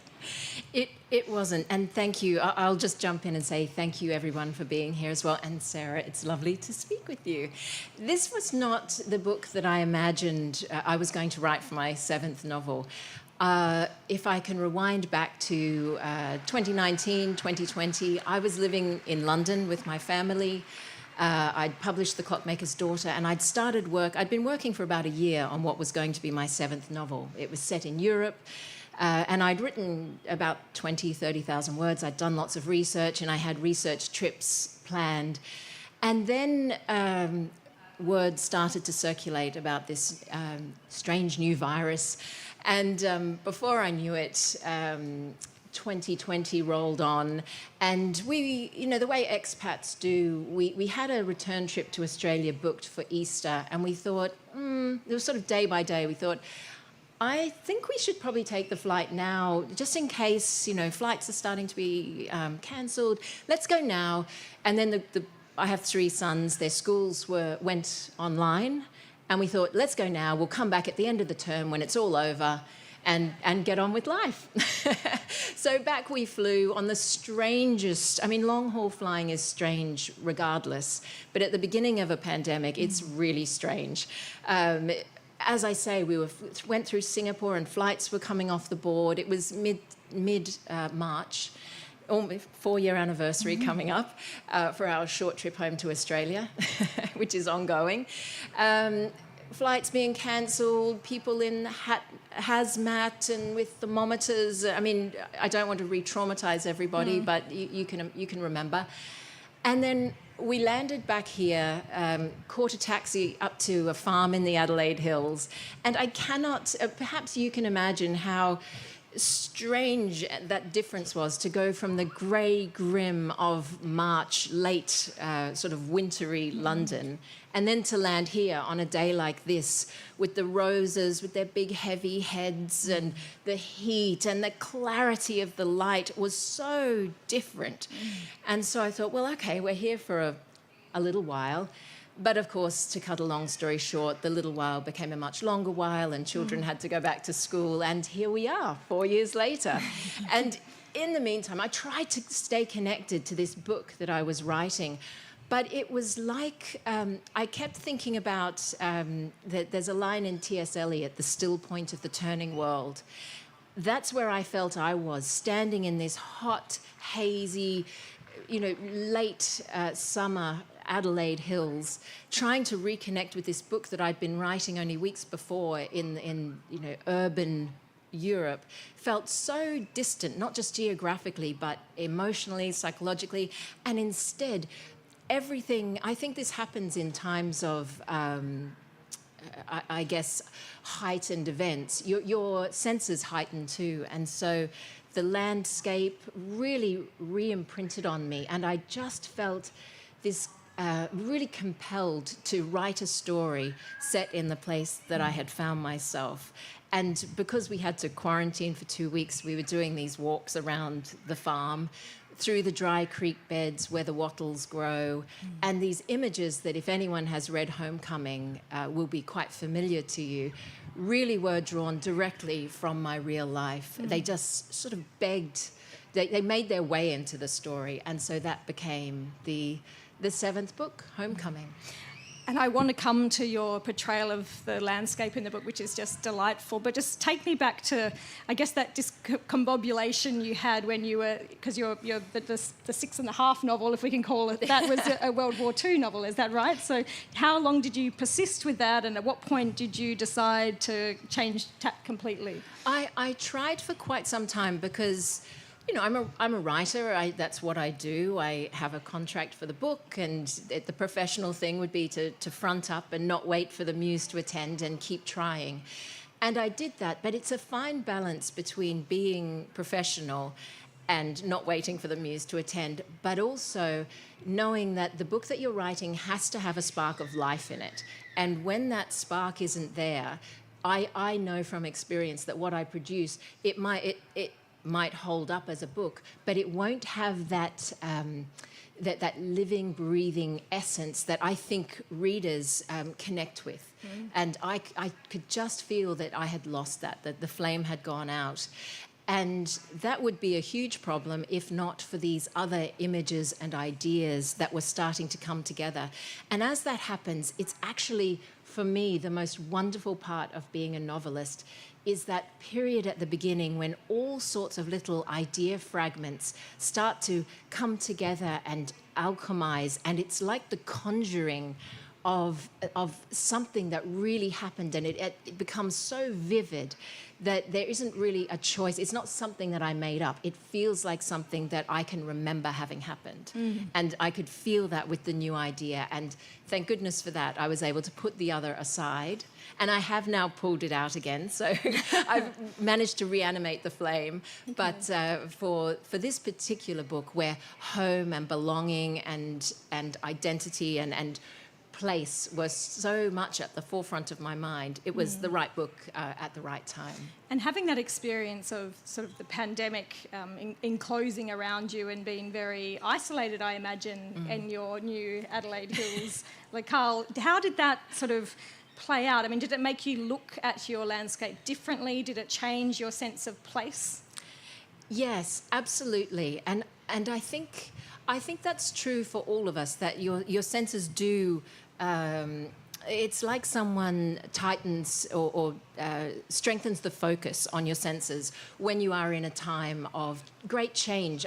It's hard to think back now, but if you can recall the beginning of 2020, things were changing on the daily. You know, we all switch the news on and there would be new information, and you have to stay alert when that sort of thing is happening in your world. And the old rhythms and routines fall away, and instead you become hyper-focused on the here and now. And I felt, what we do as humans, but certainly as writers of any kind of artist whose job it is to take the real world and turn it into another story form, you rely upon your senses. I mean, that's the palette with which we have to work.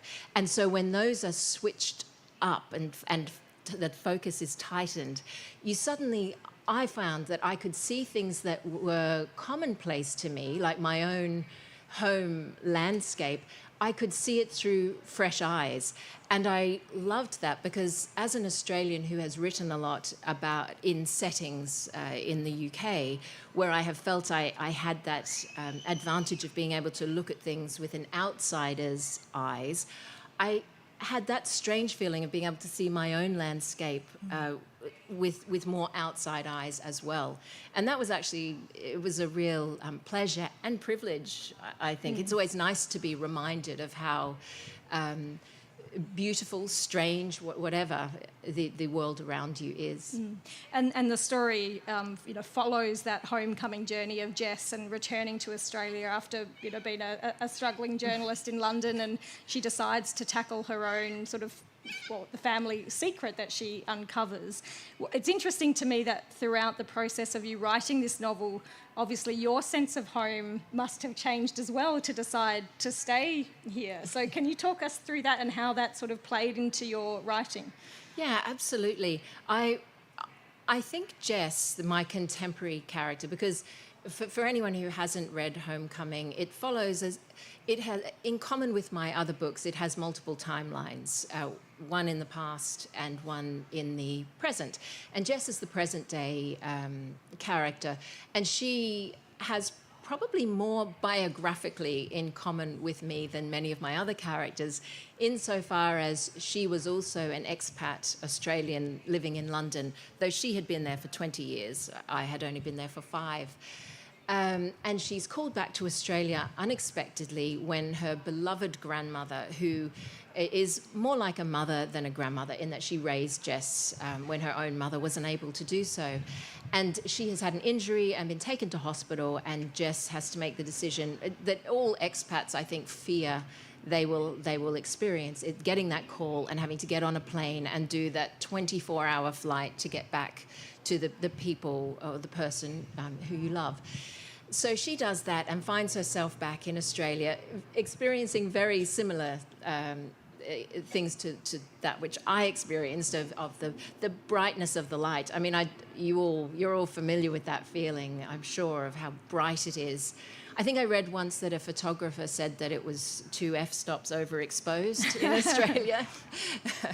But so Jess experiences that and sees her place in you, and experiences that that thing that I think most expats or anyone who's lived in more than one country or loved more than one country, perhaps even more than one city. It's a gift to get to have that experience, but it's also signing yourself up for a sense of permanent dislocation, in that whenever you're in one, you yearn in some way for the life that you have in the other.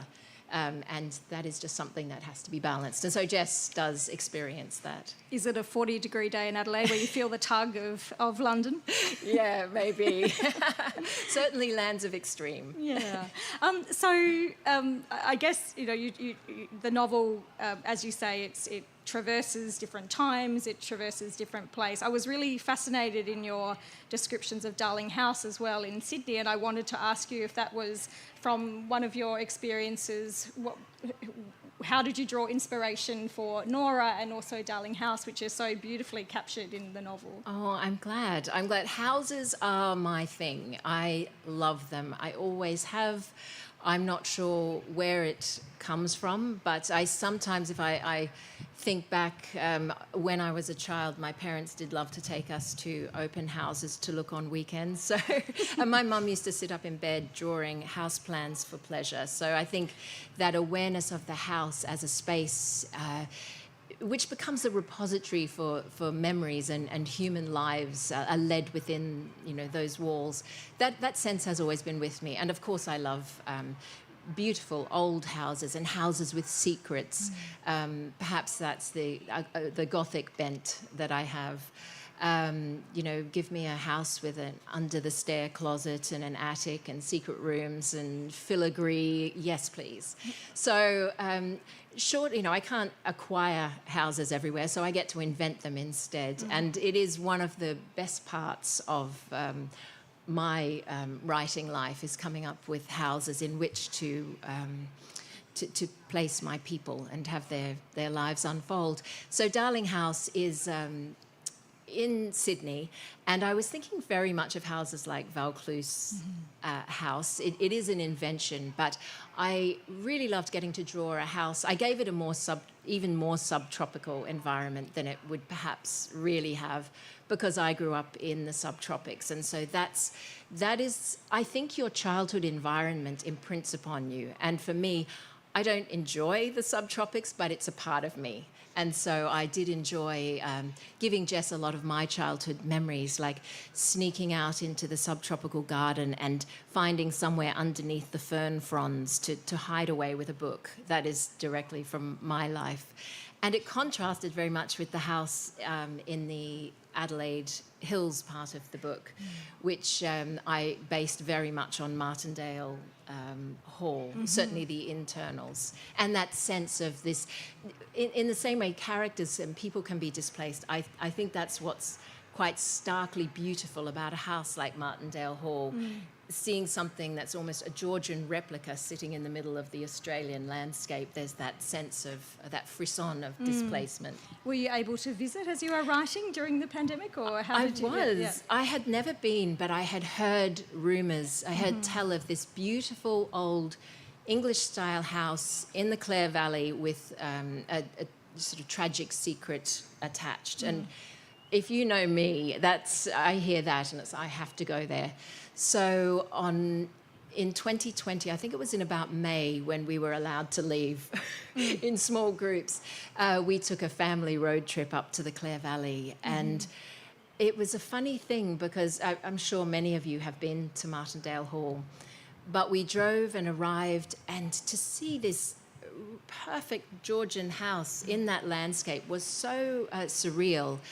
And we went inside, and I felt this real sense of familiarity. And it wasn't until I was in the nursery and saw the little plaque saying that Picnic at Hanging Rock had been filmed inside the room that I thought, I wonder whether it's that or that sort of story is familiar. But it did have that familiarity. I mean, as I'm sure anyone in the audience who's read the book will appreciate, there is... You have this town Tambilla in the novel, and I found myself trying to work out, is that Uradler, is that Harndorf? Can you tell us about Tambilla and whether or not that is based on an actual place, or if it's sort of an amalgamation of all these places in the hills? It is an amalgamation, but it's it's between Verdun, Balhanna, and Harndorf. If you Okay. triangulated, Yeah. that's where the setting of the book takes place. And I mean, Harndorf features obviously, and I did quite a lot of research on Harndorf and the original layout in the along very traditional German lines, and gave that to my village of Tambela as well. And had you looked at the landscape here in that way before? Was that a first for you? In terms of writing, putting it in a book. I've always loved it. I love that fusion of the beautiful, stark Australian gum trees of the sort familiar from like a Hans Huyssen painting. But then the very, very European gardens, and that fusion is always of interest to me. But perhaps because when I was in Australia, I would set books in England, and I hadn't got up to I always had one book ahead to write, so I hadn't reached the point of putting it in a book. But I was so glad to get to do it. And it's wonderful to hear from readers who've never been to Australia, who are able to experience it in that way. And I love the way you sort of captured the sort of subtle differences between that natural environment in Sydney and in Adelaide, and the sort of, I guess you could kind of feel the landscape that you portrayed. I hope so. I mean, that's good to hear, because that's hard to explain to people who aren't familiar with Australia too, just how vast it is and how varied our different areas are. The subtropics are vastly different from here. So your novels often sort of based around the theme of a secret. It's kind of a bit of a whodunit feel to the books of yours that I have read. Where does this fascination with secrets come from? I mean, surely everybody loves secrets. I mean, what's not to like? It's the thing people won't tell you. I mean, doesn't that immediately make it something you need to know? Of course. Also, I grew up reading mysteries. I collected my own set of Enid Blyton books, Trixie Belden books, Famous Five. I loved mystery. And so that was my first love as a reader. And I think, secrets are inherent to mystery books. You're discovering the unknown. But perhaps it's an extension of my love of houses, and a type of house is a family, the family line. Families, secrets are inherent within families. Whenever you get a group of people who are closely bonded and related, you're going to find secrets. And, I used to... I always say that every family has secrets, and every so often someone will say, "No, mine doesn't." And I always think, well, you just don't know. Very well Yeah. kept secrets, yeah, indeed. Exactly. And I mean, people, thankfully, are always eager to tell me their family's secrets, which I never discourage, by the way, or never discourage.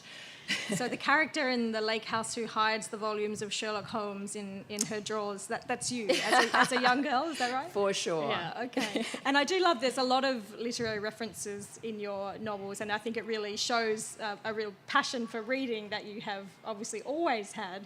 Yeah. We'll come back to the novel in a minute. I'm just curious to know which authors inspire you now. Do you still go back to those old favourites, or...?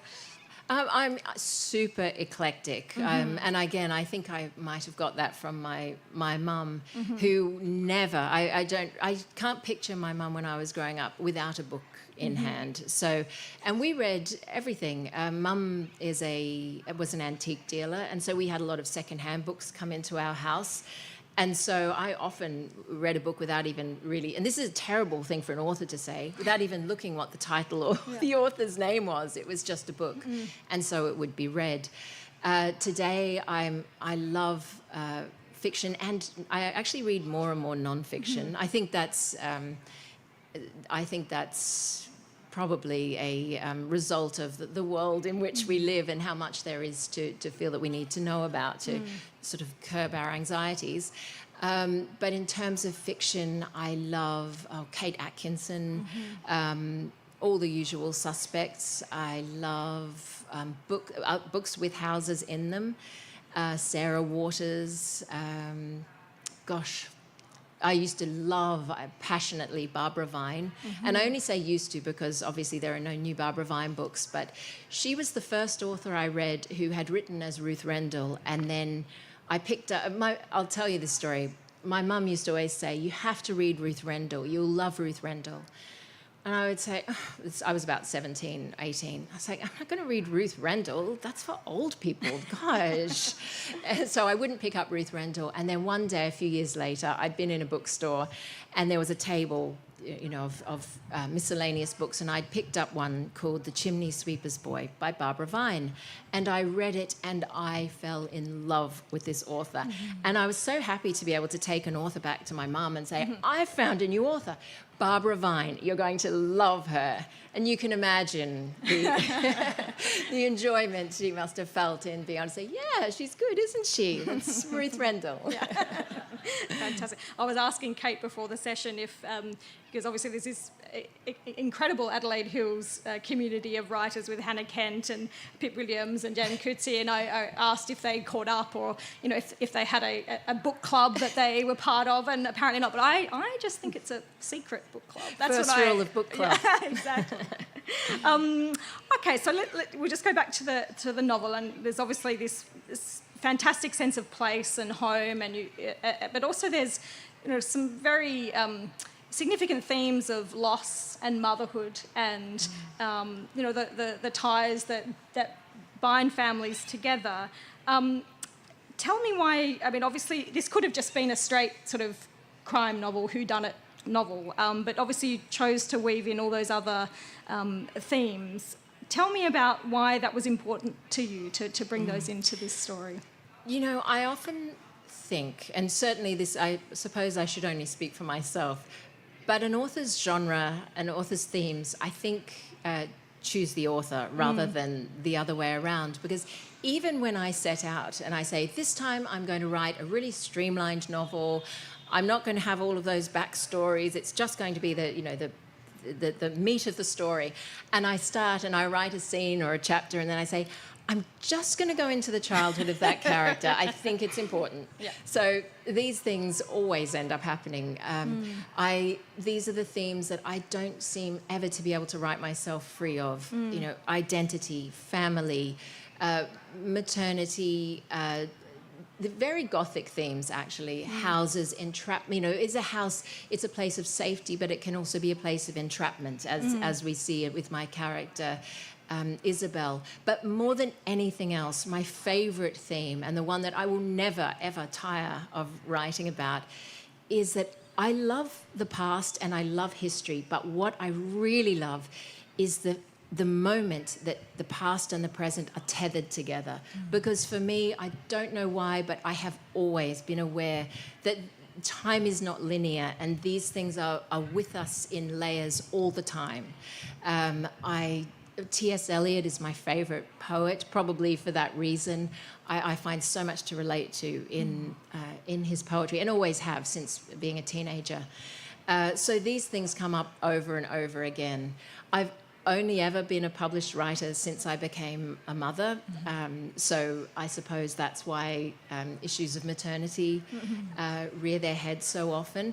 And with Homecoming, I was conscious from the beginning that I wanted to write some characters who we meet in, chapter 1, and we form a view, and then halfway through the book, for various reasons, we come to see them from a different perspective, because that's something else that interests me, is storytelling and the way we have to rely on the stories we're told in order to form our impression of the world and what's happening in it.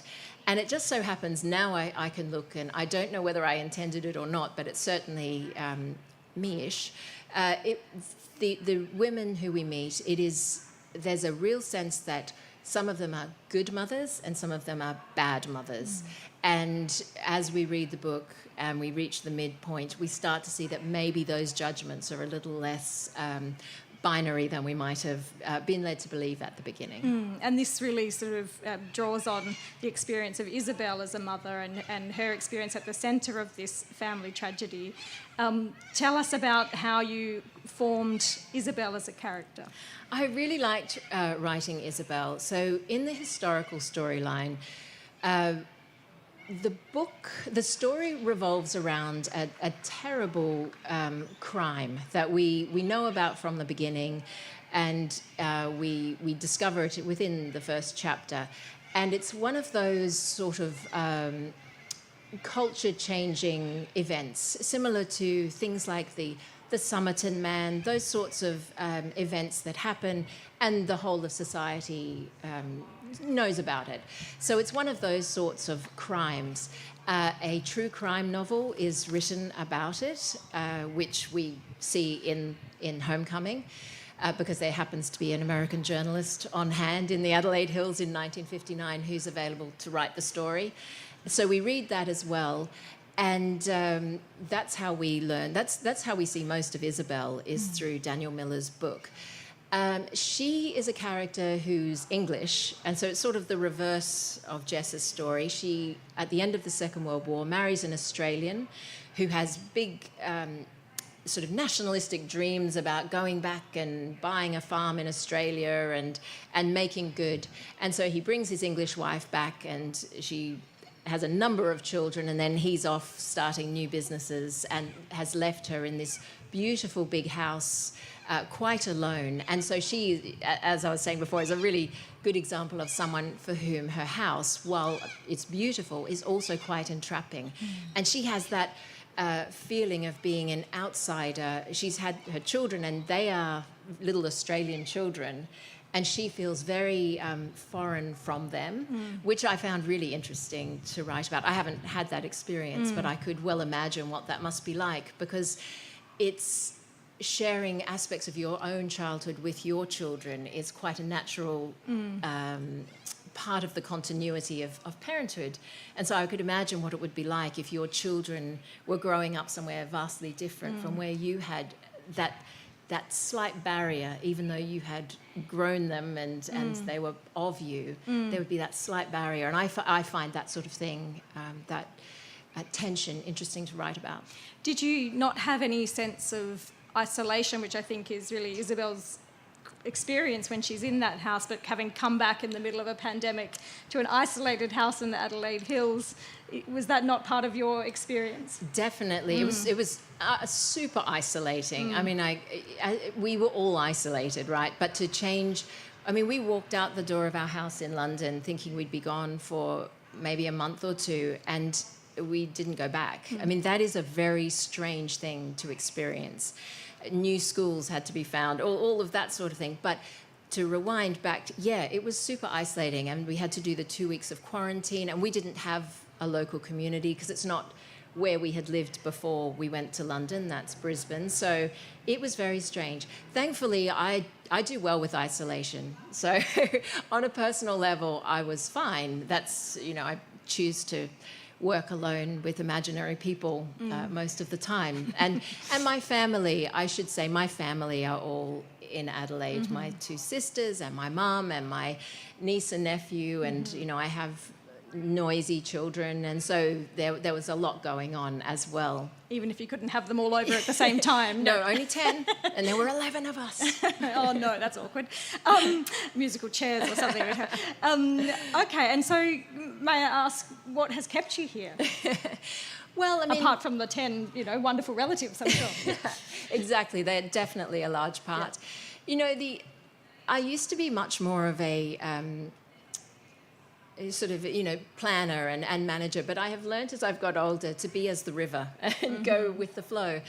And there was so much that you couldn't control in the pandemic. I mean, for one thing, it's hard to remember now, but you weren't actually allowed to leave with any certainty that you'd be able to come back again. So, I mean, that's problematic when you have family in Australia. And so we stayed, and I think it must have been the ages of my children as well, because my eldest was in year 11.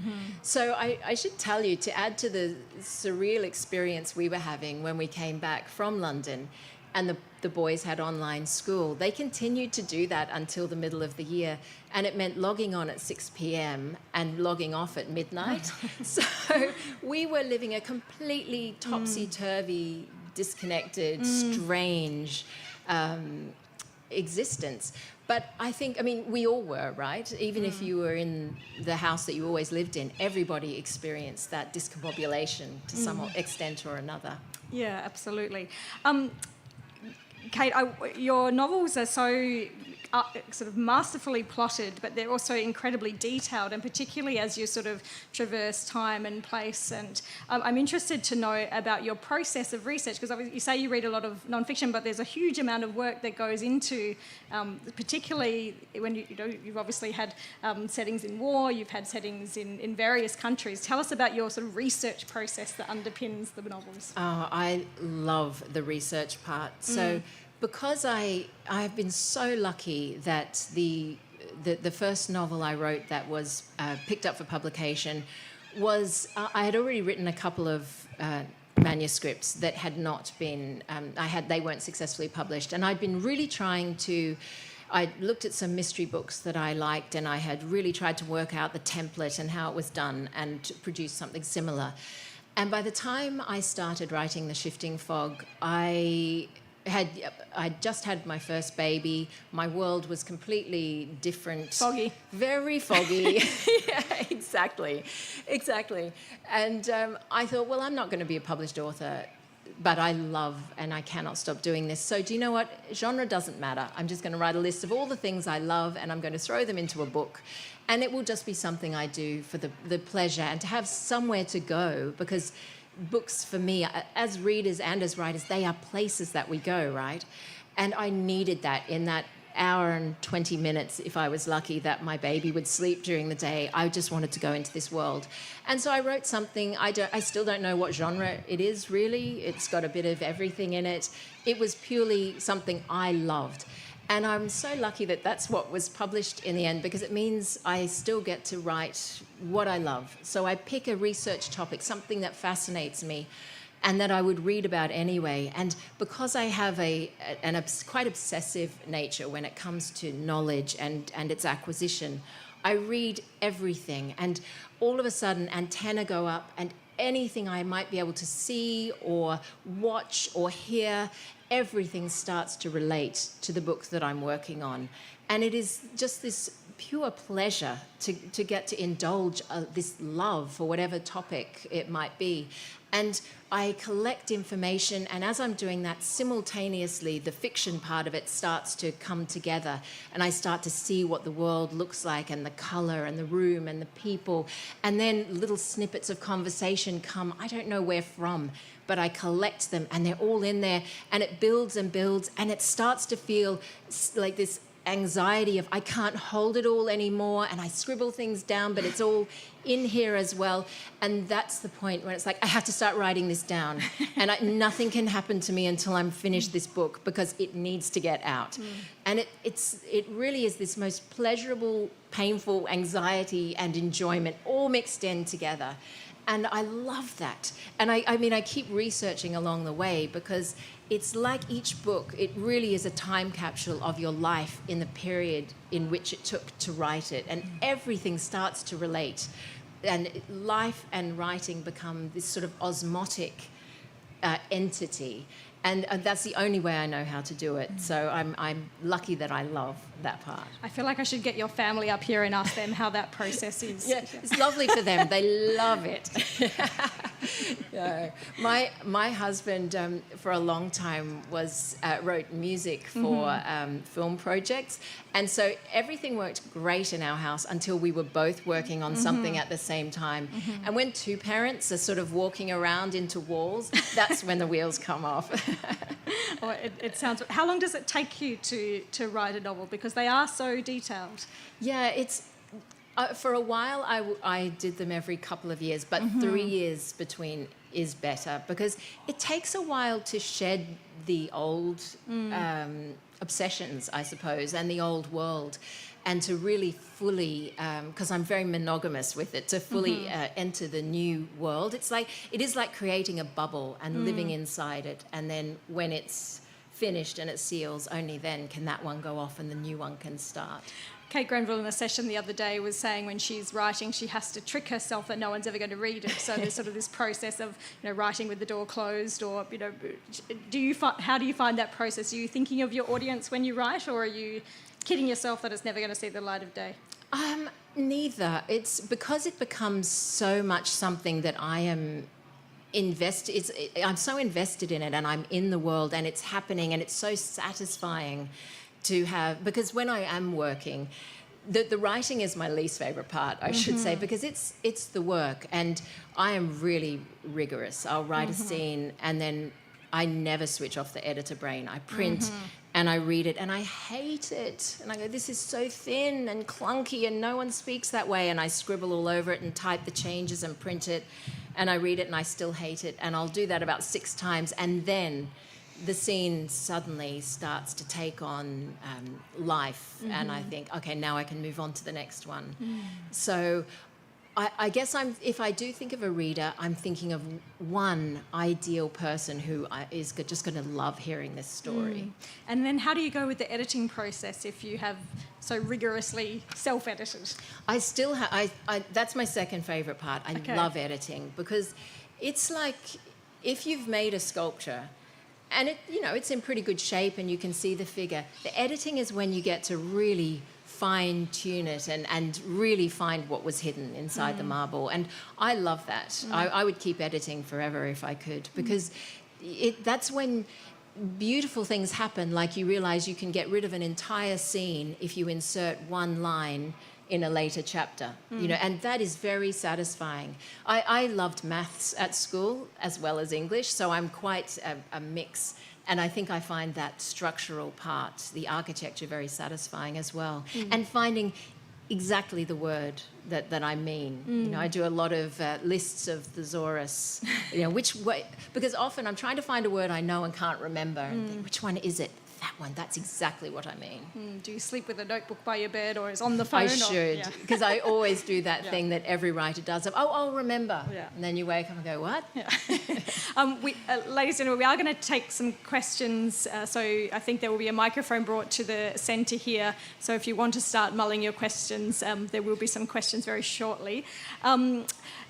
In terms of the portrayal of all these different characters, and I mean, it's quite a complex thing to be jumping from time and place all the time.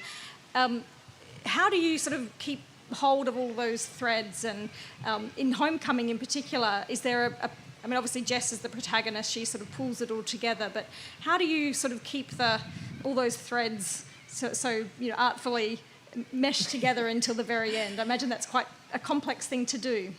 Yeah, for me, that is... I suppose I was alluding to that earlier when I said about the genre choosing the writer. That just is the way it's intuitive for me. That's the way I think. And except for The Forgotten Garden, where I very consciously wanted a tripartite plaited structure, and I was so rigorous with that in the beginning, where it had to be these 3 timelines, one after the other, that only in the editing stage did I loosen it up a little in order to help with the flow of story.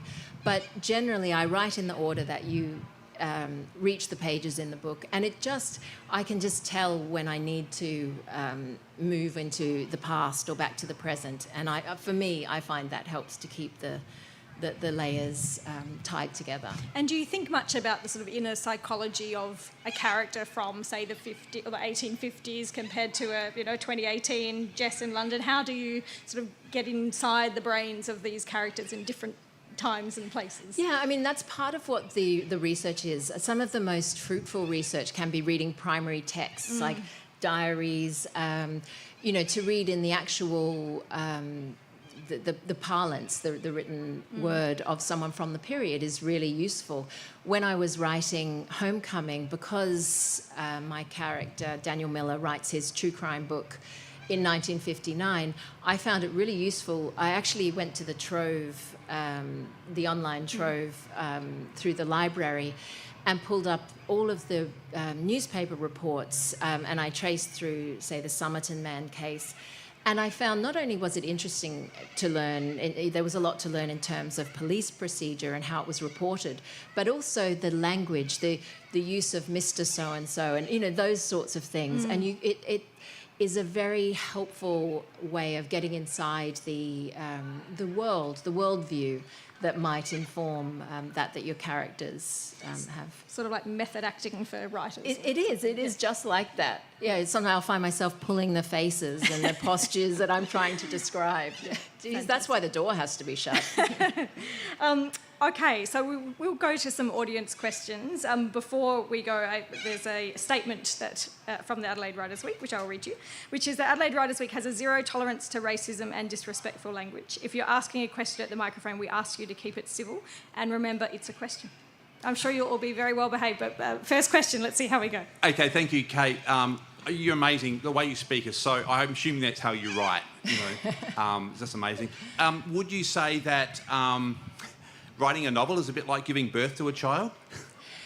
In many ways. And, you know, whenever someone asks me how long does it take to write a book, the answer is about 9 months. And I always balk to say it because it just invites such an obvious comparison. But it is, particularly because it's something that is all yours, and then you have to send it out there into the world and hope that it meets people who are kind to it and who understand it, and all of those things that you also wish for your children. What's that moment like when you send the book out into the world? How do you... It's great because, I mean, I love writing, and I would write whether I were published or not, but the public part of publication means that someone else is involved. And for me, it is one of the most joyous parts of it. It doesn't matter how many readers there are. It's this incredible fact that I write a version of the book and I know the characters and the setting and the story. And then one other person picks it up and reads it and filters it through their own palette of experiences, and it turns into a unique version of itself. And I love that two minds have met through time and space in order to create this whole new, unique version of this story. That is such a privilege to get to do this for a living. So thank you for reading. Next question, thank you. Hi, I have a question as someone who's also in the middle of too many things, and my brain is split between. So I've never actually finished a novel. I've finished a lot of plays and had them staged, but every time I've tried to finish a novel, I just fail. How do you sustain, given that you have that tendency to branch off? How do you sustain long enough to get to the end of something? It takes a time. Long-form projects are so difficult, and I commend you that you have finished plays and had them put on. That is still ahead of me. And I started in the world of drama, so I love that. It really is just fronting up every day and keeping on going. The middle is tricky. You know, it's the messy middle, because you've had the excitement of the first 20 to 30,000 words where you're bringing everyone on stage and you're setting up the drama. And then there's this middle section where they have to do things, and they have to do them for so long before you reach, the denouement. And that is the hardest part. So push through. If a scene idea for something that happens later on comes to you, write that. Keep doing that. I started using Scrivener, which allows you to write out of order.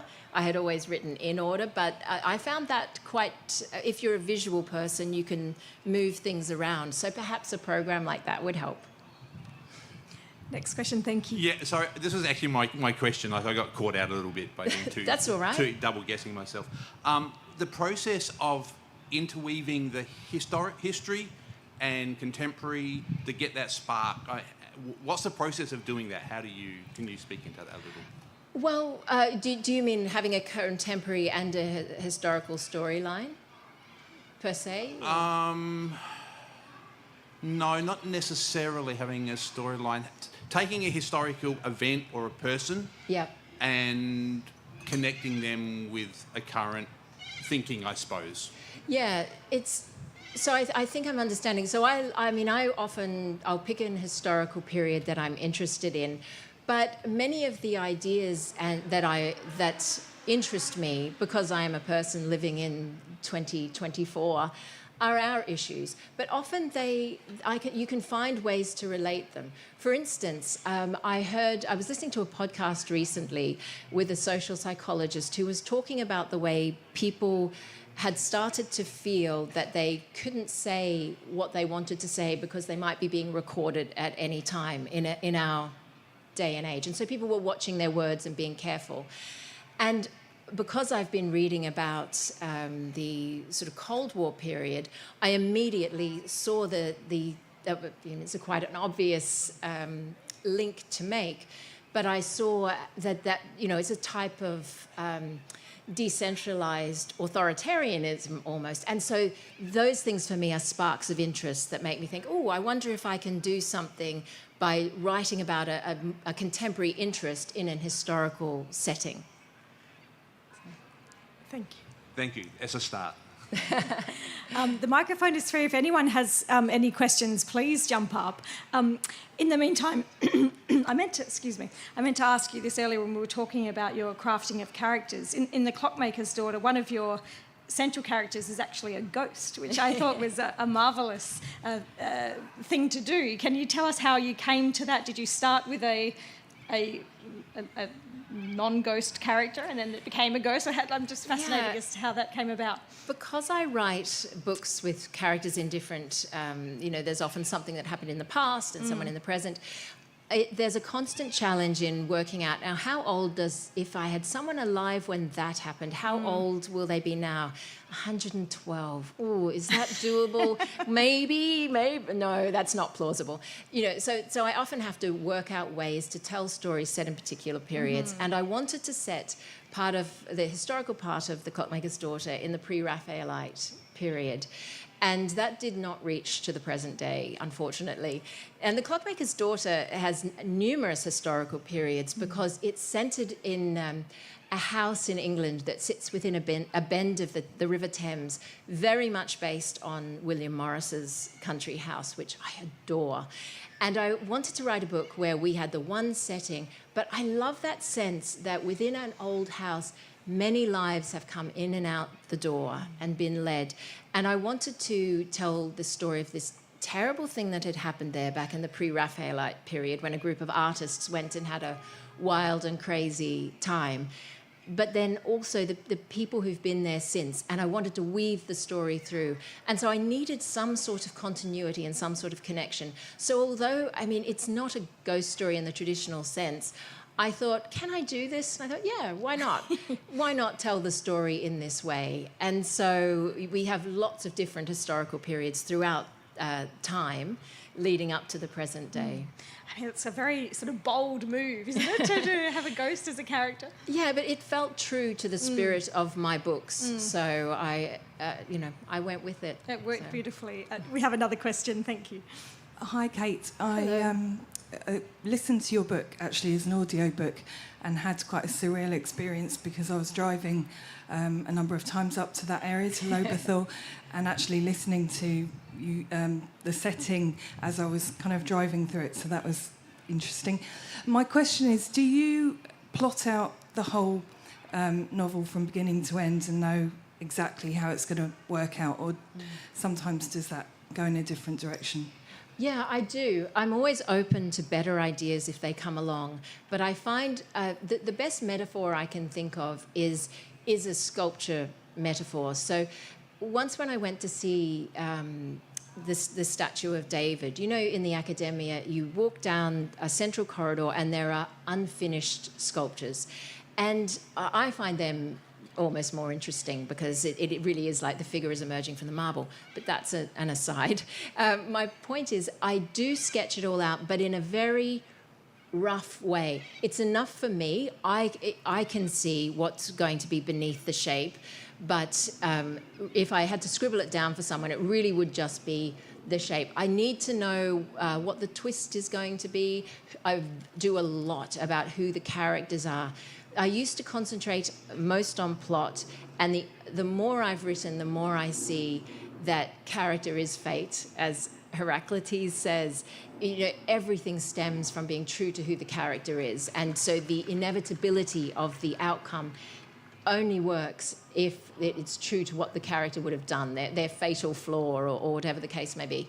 So I do lots of work at the beginning on the setting, the place. I need to know what the house is called, the family, what their names are, why their names are that, what happened, if the mother ran off with why and in what year and who are their extended friends and family. And some of this may never make it into the book, but it's so real for me. And I know what the ending will be and what the settings will be and what I want the twists to be along the way. And I have snippets of scenes, but as I said, if something better comes up, and it always does, and it colours and brightens along the way, of course, I go with that. But you get good at having faith that you've got enough to build a story. And have you drawn on your own family history and your own background for some of your plots? Yeah, I have. In The Forgotten Garden, my husband's family actually came to Australia from Sweden, and my husband's mum is a very good storyteller, and she tells stories many times, and so they become almost folkloric. Mm-hmm. And one of the stories she would tell is about this family of Swedes who travelled to Australia, and the mother was pregnant and ill on the boat, and she had lots of children. I think there were 6 or 7 children all running about the decks, and I start to see this in a very visual way with their white dresses and their sun hats. And one of the little girls' sun hat flew off. I can't tell now how much of this is her story or my invention of it. Her sun hat flew off into the water and she died from sunstroke on the way. And this imprinted on me, this picture of this little girl and the dresses and the hair and the hat and the water and the sparkle and the arrival in Australia. So that found its way. If you've read The Forgotten Garden, opens with a little girl who's been put on a boat by a stranger who she knows only as the authoress, and finds herself in Maryborough in Queensland with nothing but a little white suitcase with a book of fairy tales inside. And that was very much drawn from this family story. Okay, how wonderful. Kate, you've been very generous with your time. If there's no more questions, I was going to ask if you might finish with a small reading for us. I can certainly do that if there's no more questions. I'm never quite sure what to read because I haven't done a lot of readings, and I did a podcast recently and she asked for a reading and I read it. And as I was reading it, I had chosen a very dramatic scene at the beginning, which is where my character Percy, it's 1959, it's Christmas Eve in the Adelaide Hills, it's hot, it's a day like today. He's riding his horse back. He's been riding all day long, trying to reach his family, and he stops to let his horse have a drink and a swim in the creek. And he comes upon a terrible scene. This is the crime scene that opens the whole book. And I was reading this on the podcast, and as I was reading it and being recorded, I was starting to really psych myself out because I was going, this is very grim. And I did not set this up for the people at all. So these lovely listeners are here expecting, a description of a house or something, and instead they're getting this terrible, terrible, grim scene. So I'm not sure whether to inflict that on you or not. Well, oh, they what does say, the crowd? The crowd says, yes, like we want this. Australian Gothic. Give it to us to end Writers' Week on a dark note. All right. Well, having set it up, I feel a little bit better about it. And I will tell you that the chapter's quite long, and Percy is the character's name. And it does, the first line, which I'll then skip to the end, is later, when he was asked about it, as he would be many times over the course of his long, long life, Percy Somers would say truthfully that he thought they were asleep.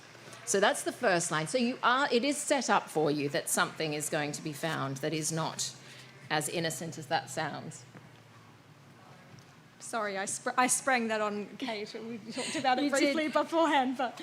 And I'm just going to put reading glasses on just so I don't have to hold it at 2 arms length. Okay.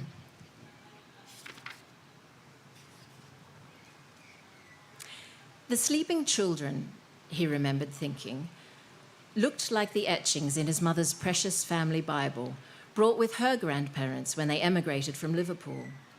Beautiful children they were, even the boy, John, blonde curls. I should set the scene up. I was going to keep going, but I see that I have to. He's been riding, he is on his horse, the horse is having a swim, and he's come upon the grounds of this beautiful old house. The house is up hidden behind a copse of trees, and down on the edge of where the fence runs is the creek, and willows along it. And as he's there, and he's sort of come, it's not his land, but he's let the horse in, and he looks up, and under one of the trees, he sees someone has strung some flags, and there's what he thinks is the scene of a family picnicking, fast asleep. So the way you know, a day like today, hot, drowsy. Beautiful children they were, even the boy, John. Blonde curls like their father must have had when he was a child, and striking sea blue eyes, all except the eldest girl, Matilda, whose dark hair and green eyes made her the spitting image of her mother. He knew Matilda a little. She'd been in Kurt's class at school since they were small, and lately the two had become sweet on one another. She was lying in the shade nearest the tree trunk, her straw hat on the ground beside her. The warm wind ruffled the hem of her skirt. Her feet were bare. The other two children were on the blanket with their mother, wearing trunks with towels wrapped around their middles as if to dry off. John was on his back, while the girl, Evie, was curled up on her side, her right arm outstretched.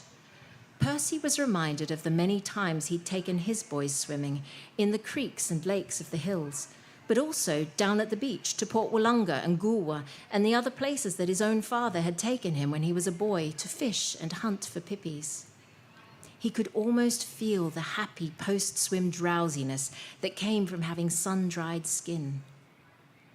An old-fashioned wicker crib hung from the straightest bough of the willow. It was Meg who'd told him that Mrs. Turner had finally been delivered. They'd just come in from church a month or two before, and she'd stopped at the hall mirror to unpin her hat and straighten her hair. "Did you hear that Mrs. Turner's had her baby?" she'd called after Percy, who was by then in the kitchen filling the kettle. Tiny little thing with a serious face. "That right," Percy had answered. "That's 4 now, and better her than me," Meg had said with a laugh. "Never let yourself get outnumbered, that's my motto." He'd since seen Mrs. Turner in town. A couple of weeks ago, she'd been carrying the babe in her arms, and he'd nearly knocked them over on his way out of the shop. He'd coloured with embarrassment, but she'd smiled at him as if it were no inconvenience at all to be trampled. To see Mrs. Turner lying there on the blanket now made Percy's cheeks burn, as if he'd crept up on purpose. There was an intimacy to the setup beneath the willow, a vulnerability. Here was a family asleep together, evidence of their lunch still laid out haphazardly on the blanket between them, plates and cups, sandwich crusts and crumbs of cake. The stillness of the scene struck him then. It was almost unnatural. He took his hat from his head. Afterwards, he would wonder what it was precisely that made him do so. He was aware of the sound of his own breath, in and out, in and out. Something was moving on the younger girl's wrist, he noticed. He took a careful step closer, and that's when he saw the line of ants crawling straight across her body, over her arm, and on towards what was left of the picnic food. Everything else was static, silent. No one's features twitched in sleep. No one yawned and readjusted as the breeze grazed their skin. Not a single chest lifted or lowered. He went to Mrs. Turner and knelt beside her head. Dampening his finger, he held it near her nose, willing it to cool with an exhalation. He realized that his finger was shaking. He looked away into the middle distance, as if that might somehow help him, as if by concentrating his senses he could force her to breathe. Nothing. There was nothing. Percy backed away. He stumbled over the lunch basket, flinching at the jarring noise of cutlery and crockery clanking together. Still no one stirred, not one of them so much as moved a muscle. With trembling hands, Percy jammed his hat back on his head. He tried to stop his thoughts from racing, tumbling, colliding with one another. Realization, shock, fear. He tried to clear his head of the lot of them so he could work out what should happen next. Blaise was nearby, and without another moment's hesitation, Percy grabbed her reins and found his way into the saddle, urging her onwards in search of help.